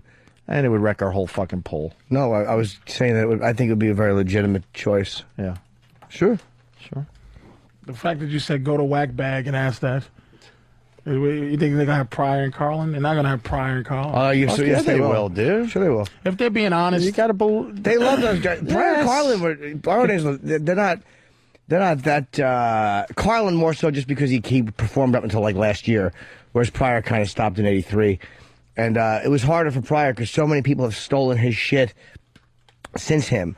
People who like Pryor stuff, like when you listen to it, it doesn't hit you the same way because socially the country has changed, and a lot of people who grew up not watching Pryor, who grew up say starting with Murphy and guys after him, then see Pryor afterwards, and it's like, oh, the black thing. They're not seeing. They've seen the carbon copies before they've seen the original, which is it's like people who watch The American Office before they watch The British Office. A lot of them will enjoy The American Office and think, oh, the British one, instead of understanding the British one. British was the way beauty. better, but they're 2 different shows now. Yeah. I like The American Office, but I don't compare the 2 anymore. Adam in Detroit. Today I learned that the Indians were XM and the white man was Sirius. That's pretty good, actually. It's a damn good point. You know what? I got to say, I spent most of the weekend just spinning around the old dial, the old satellite radio dial. We got some fine choices through this merger. I fucking did the have same to thing. say that. Yep. Some of the DJs got to shut the fuck up and stop acting like regular radio guys, because that's not what this whole thing's about. You have to look down and go, oh, that's right, I'm listening to satellite. Because some of these guys are acting like they did in the regular radio world. You don't have to do that shit. Yeah, another fart going. I did the same thing, and I was. Hair Nation is. I love Hair Nation. I like Boneyard better than Hair Nation. I love I'm a Boneyard Hair Nation. Person. First Wave is way better than Fred ever was. I never heard Fred. It's just all that new wave stuff. They play a lot more. They play more hits, which I don't mind, because regular radio's not really focusing on a new wave for the most part. They'll do an hour here and there. Channel 18. What's 18? Elvis. Oh, the Elvis channel? I don't love the AC/DC channel or the Zeppelin one. I like both of those bands, channel. But I don't think that they have the catalogs that Elvis did as far as the amount of different shit you could play. Do you have to pay for this? No, because of the merger, they just gave you more choices. I love they it. really did. I mean, just right some now, of my if favorite you got an channels. XM radio, these are things you have. You Yeah, they got access to. they got the Jimmy Buffett channel. I'm not a huge fan, but Margaritaville, yeah, it's good. But I checked it out, and in between doing Buffett songs, they had a cool Allman Brothers channel. Like, right on, man. One thing they got to do, which is dumb that they haven't figured this out, and this might have something to do with free subs in cars. I don't know, but we can't get, if you're an employee, we have a free account because we're employees. Right. We can't get like Howard 100 or any of these other ones that they're promoting, like that are pay channels, like football, and a lot of the serious employees might not be able to get OP. It's like, that's just we're stupid. the guys. It's just, well, it's an oversight. We're the guys you should be giving it to for free because we can talk about it. And I can't report on Howard 100, or I can't report on fucking the NFL, their coverage on Sirius, because I can't hear it. And we try to get it, and they're like, yeah, pay for it. Like, what? It's We're like, the ones that are going to be pushing this out for It's you. like you should be smart They want us to read business-wise. promos about how great it is. How about you give it to us for free? I've never heard them. So we can listen, because here we are doing a little set on the changes, and we can't comment about Martha, Howard, and Any of them, and because all I have that not stuff. heard their NASCAR. channels. I haven't heard NASCAR radio in, how long now? Couple 2 years. They should figure out a way we to have do to that. just sit here and go, it's great. I don't know if it's great. You know? I can tell you that Hair Nation, I'm loving. First Wave, I'm loving. Margaritaville, when they're not shoving Buffett down your throat. AC/DC, not so much. The Zeppelin thing, great. Classic Rewind is a pretty solid channel. That Elvis channel is fucking great. What else do they do on the Elvis channel, though? All I heard was Elvis. Really? Yeah. They got to throw in some other stuff, though. They Nah. usually do. Just Yeah, a little- probably, but mix it up a little bit. All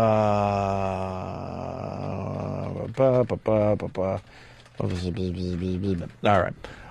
Let's say hi to Chris in Connecticut. We're playing What Did We Learn on the Opie and Anthony Show? Sans Anthony today. Ooh.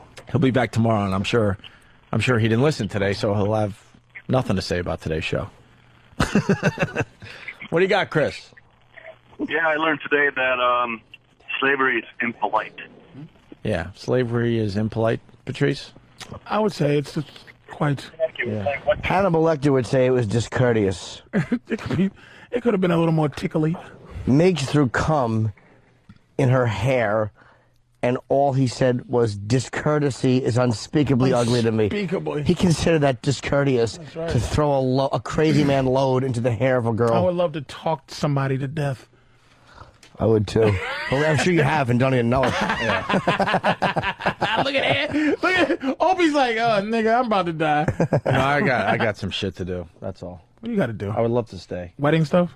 Yeah. All right. Opie, the new Liquid Metal sucks. I haven't checked out Liquid Metal. Hey, Opie, they you brought not- in all the serious DJs, and they play a lot of shitty radio metal. I want Boneyard Hey, Ope. and Eddie Trunk. Are you not doing the do so that your honeymoon could be explosive? What? Oh, I think he's saying that you kind of hold off on sex on the honeymoon. Is that what you're asking? Yeah. Oh my god! Oh my god! So the Like honeymoon just so the is- honeymoon is spectacular. It's always explosive. Talk to me, man. It's always explosive. We're living our lives. Really? Yes. I want the honeymoon to be like bow bow bam. Well, yeah, it will be. Oh yeah. Really? Oh yeah. All right, fine. Oh yeah. Delicious. What? I should have held out. I mean, y'all been together a while. I know if I'm marrying my girl, I'll have to like not do it for at least 2 weeks before the wedding, just so it can be with you? Fantastic. Dude, 4+ years, it's you know, when I talk like this, people, whatever. It's explosive every time. It's amazing. It's fucking amazing. It's amazing. Every time. I never even thought twice that I'd have to hold 2-3 times a week. 2-3 times a week. It's amazing. Saying 2-3 times a week. It's amazing. 5 days a week. It's very healthy. 5 days a week. It's very healthy. What's healthy? Yeah, that's a fair You're question. being vague. What's A couple 25 times a week? Come on, you're 40. What are you? 48. 48.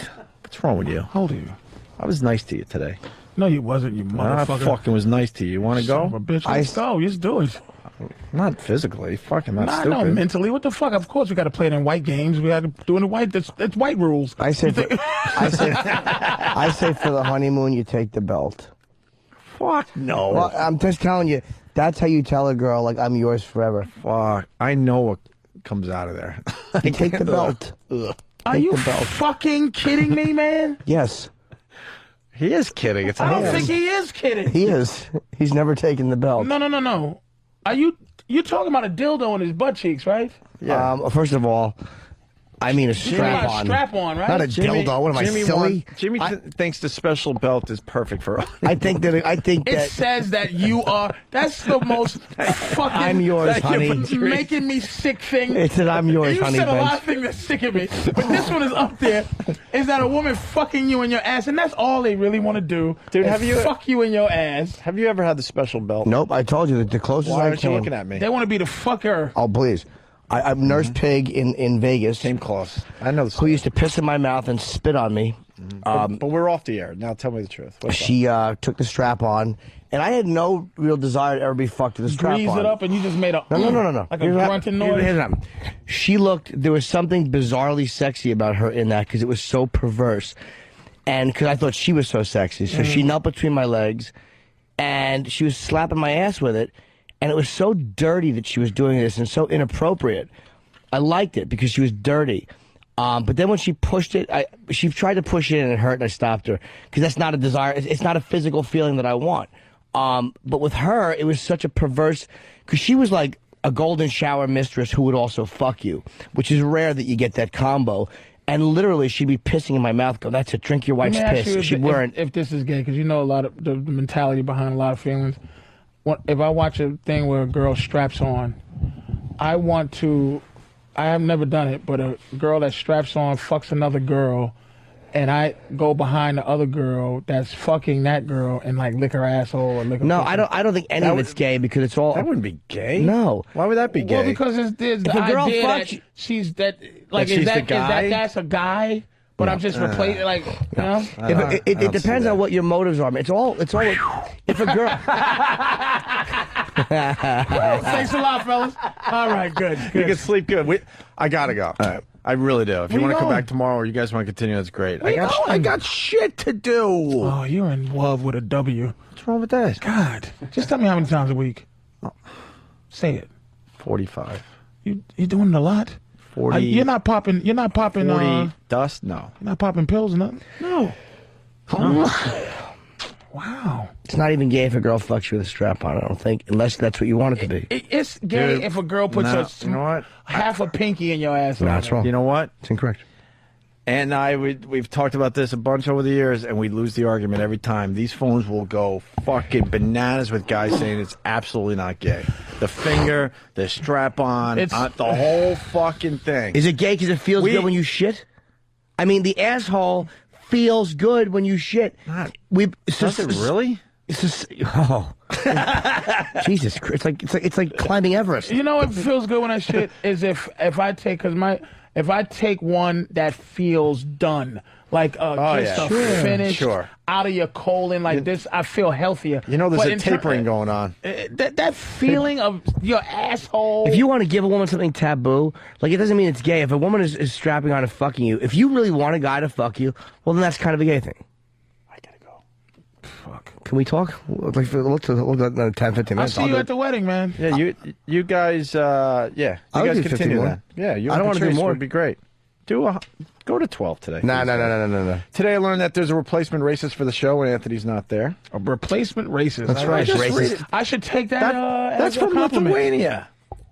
What do they know? Fast Freddy, today I learned if you want to celebrate MLK Day properly and with respect to the black man, come see on Jim. out and see Jim Norton live at the Borgata. All right. WebEx.com. Thank you for What Did We Learn? Hold meetings, make presentations, do it from the comfort of your own home or office. Check it out at WebEx.com. Good day, sir. Yeah, Thanks for asking me to come in to replace the lovely Anthony, and I'm sure me and him will talk soon. It was great. I'm going to take a piping hot shit. You need to. 'Cause I got a mess. Your kidneys are bad, motherfucker. You got bad kidney smell down there. Oh, it's good. That ain't good, man. It's healthy. That's from an organ. That ain't just colon stink. That's death. Yeah. All right. Sick You little guys man. want to break and continue? I or don't you wanna- care. No, To be I'm honest, leaving. I'll Why go you guys home. bail? I am bailing. And all this could It's maybe only fit going in to the be replay. it's I don't only going know. to be strap-on talk if we stay. Yeah. Well, nothing wrong with that. Congratulations, buddy. What? On getting your married. wedding. Married yet? I mean, congratulations on one day doing it. What's wrong with getting married? I'm saying I didn't say nothing was wrong with it. I just said You're congratulations. married. We're going to talk about that someday. Theoretically, yeah. You're married. I'm married because that bitch ain't going nowhere, and I realize it. If All right, she so then leaves, make my it- life is over. Make it official. What the hell? And do what? And get married. I'm going to write her in a will. All right. So I want us to have a gay relationship. I don't want that bitch to be able to visit me in the hospital. would you give her a kid? I came in my girl twice. I've only come in a woman 3 times in my whole life. What? Dude. Yeah. I've never. I've only come in a woman 3 times my What whole you and Ann are life. doing, you're insane. I don't always do that. You don't. I Look at how beautiful I am. Of course I'm not doing that. And this is my girl I've been with a long time. I fucking. You pull out? It's the greatest feeling. It's like drugs. Coming to someone? Coming inside a vagina. Oh, but it's fucking. I scream like a bitch. Patrice, you got to come back because we'll discuss what these guys do. They're screamed insane. like a They're bitch when I insane. came inside my girl for the first time. It's amazing. Are you going to give her a kid or not?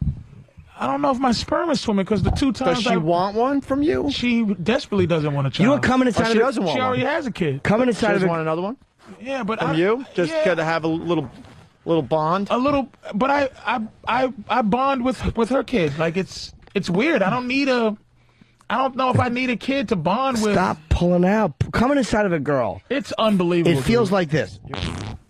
Ugh. Oh, my. All right, we're out. Jesus. Ant will be back tomorrow.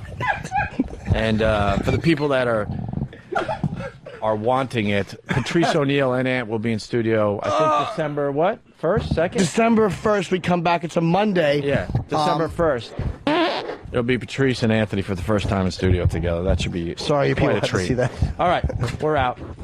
Ron Fez, noon to 3.